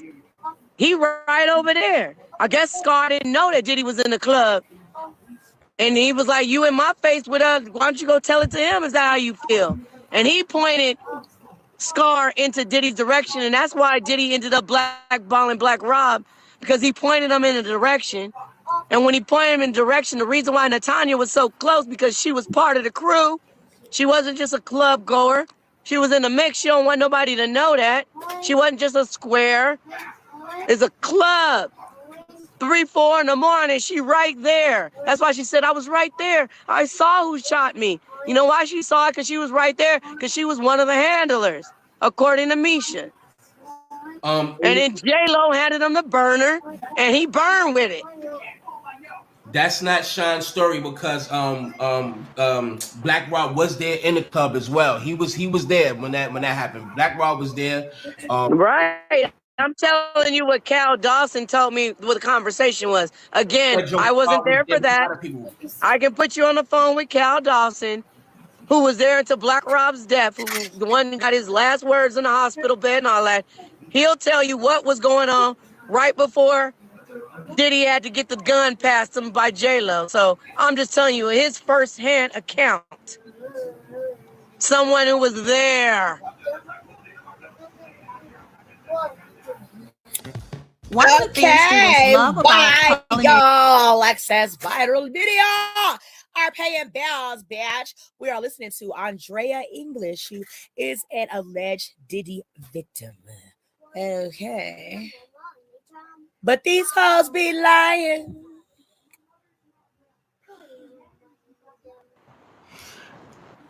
All right, because I'm Lionel said Natalia wanted $5,000 for an interview and Jack wants $2,500. Some people but they don't want to give me $1. And then when I ask this to share my Cash App, you guys all act like I'm some thirsty bitch that I need to survive. When I give you guys my time is the only commodity we can't give back, people. So when I spend 20 minutes or an hour or 10 minutes, whatever it is, on live with you guys, that's an hour I'm not getting paid for. Some of you guys work jobs, right? You understand money, right? So if you're working for $17 an hour, you give somebody an hour of your time. Don't you want that 17? That's where I'm at. Why are you mad? Oh, shit.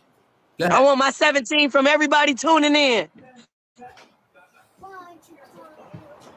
I got my goons right here with me. Right? Anybody want to run up? You know? And their security son. Right. Right. That part. I apologize, everybody. I forgot I had my water boiling and I started to smell it, so my bad. So anyway, so at the end of the day, so he was managing all of y'all. And he wasn't mad. Listen, let me tell you how it happened. Lionel B contacted me just like you did. Yes, absolutely. Wanting an interview. Absolutely. I was also a fan of Lionel B, like I was a fan of your show. Mm-hmm. And remember when you contacted me and wanted an interview, I said, Mike, I'm a fan. I watch All Access Viral Media already. Yeah. I can't believe you want to interview me.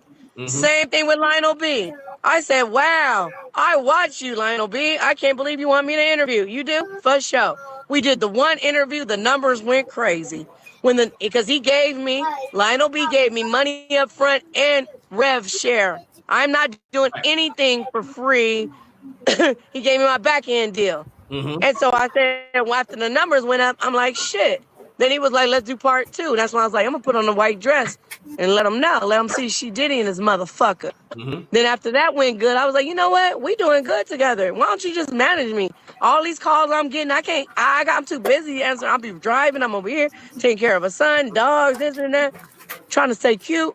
Why don't you manage me and all the calls that coming out direct to you? You work out a deal and then let me know. I asked him. He said, I'm with it. He gave me a contract. We was locked in. I said, make it automatically renewable every year unless either party decides to cancel. Ella. I was happy with Lionel B. He had plans for January and all that. It wasn't until he put me on the live and had his girlfriend, weird ass, ugly ass, fat or skinny bitch. She either fat or she's skinny.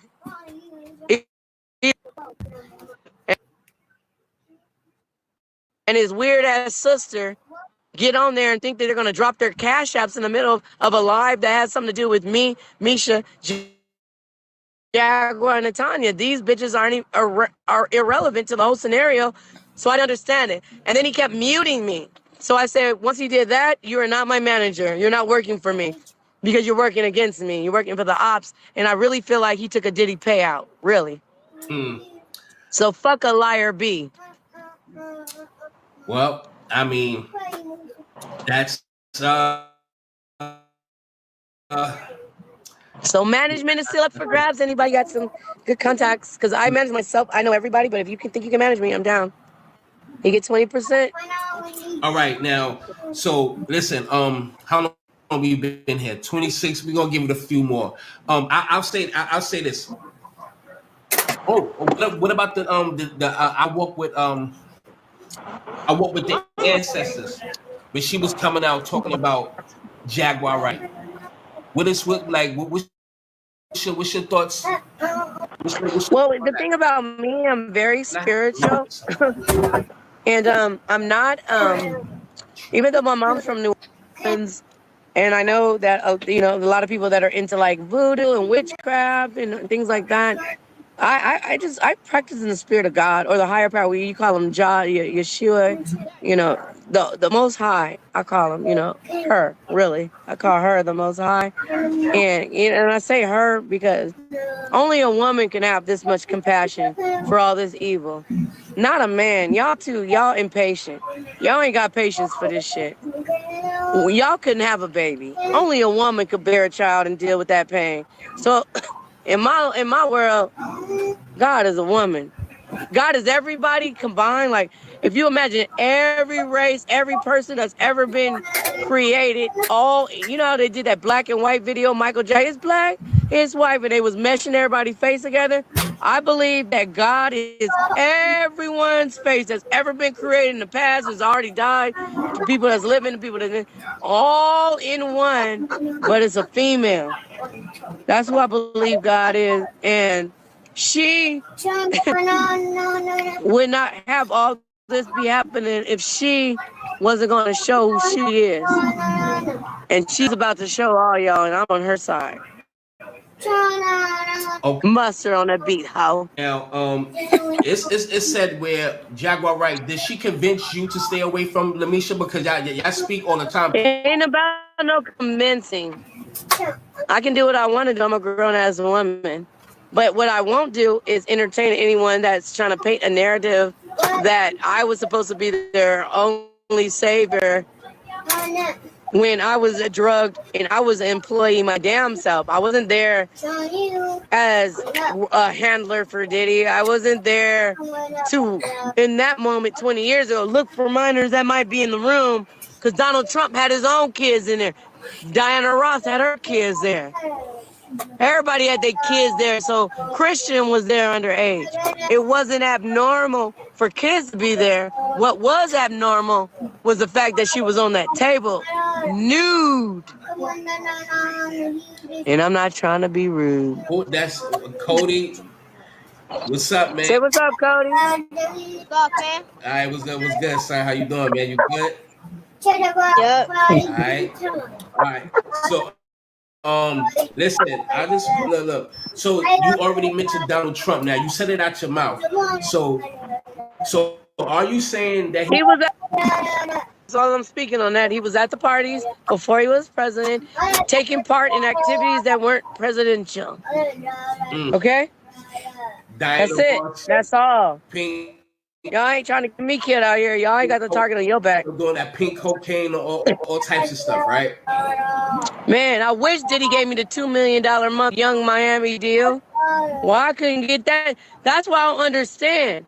If it's about fucking and sucking or getting your ass taken to get on, I did all that. Why y'all didn't let me be on? Justin did it. Y'all let Justin get on. I'm I don't understand why I done. didn't. You just didn't let I me am to get on. done.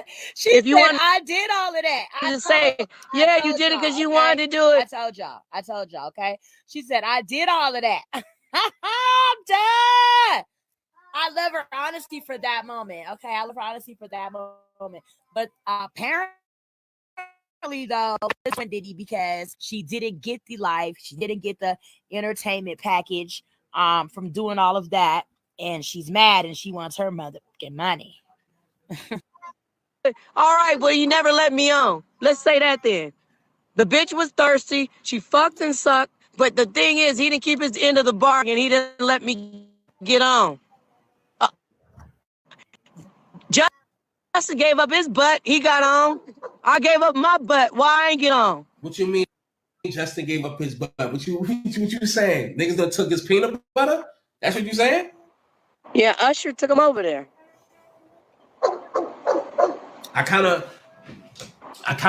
believe it because they always doing these things to each other. You don't remember when Diddy had that interview with Justin Bieber and he's like, the things that we're gonna do, we can't even discuss. Who says that about a minor?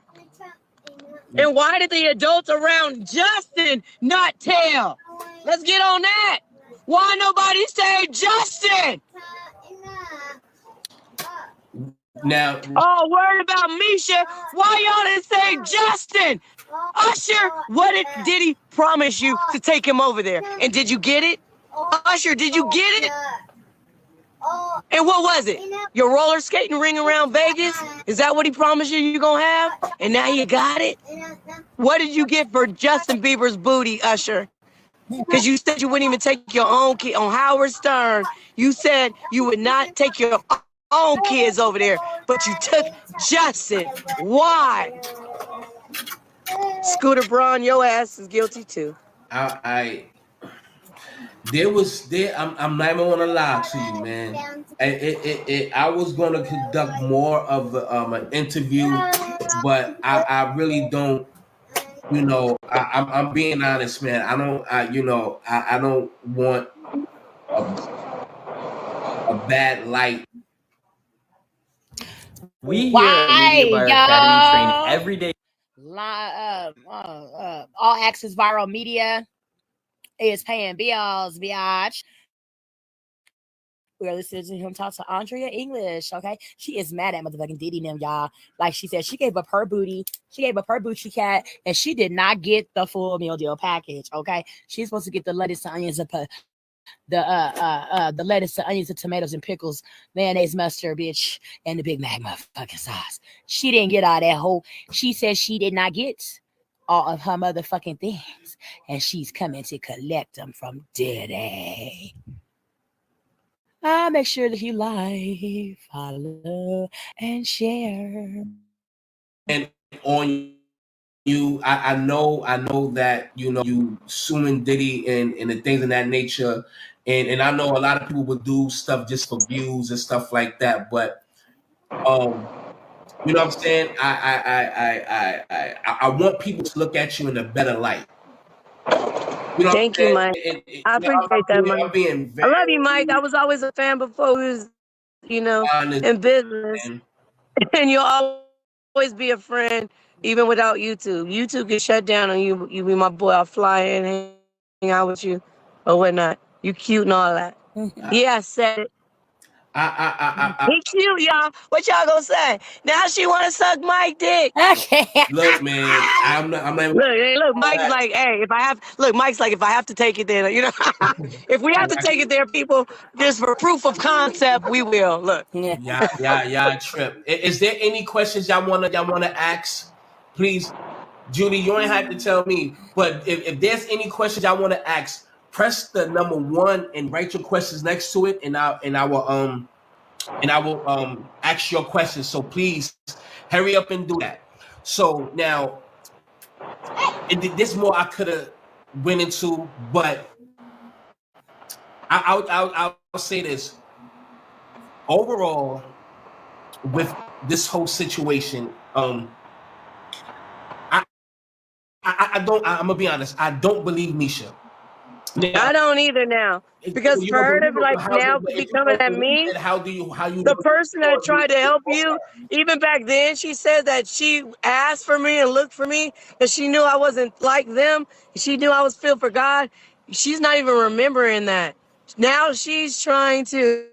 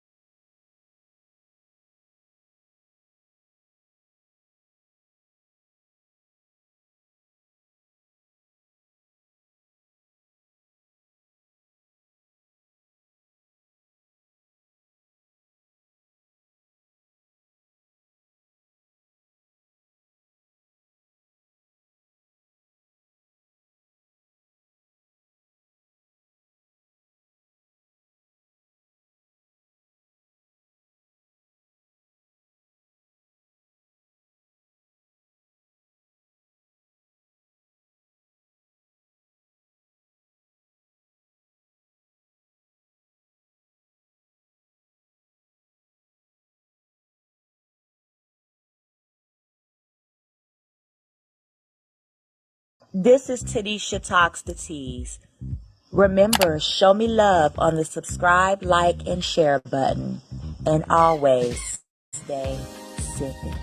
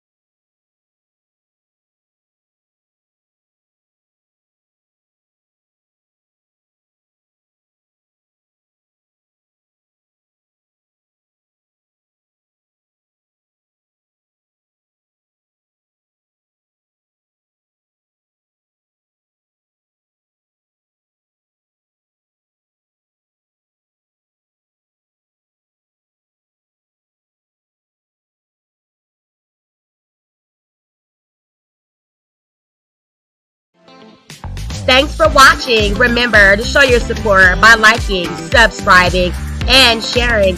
It's a blessing. Keep your teacups filled and ready for my next upload. Until then, stay inspired and remember, always stay dipping.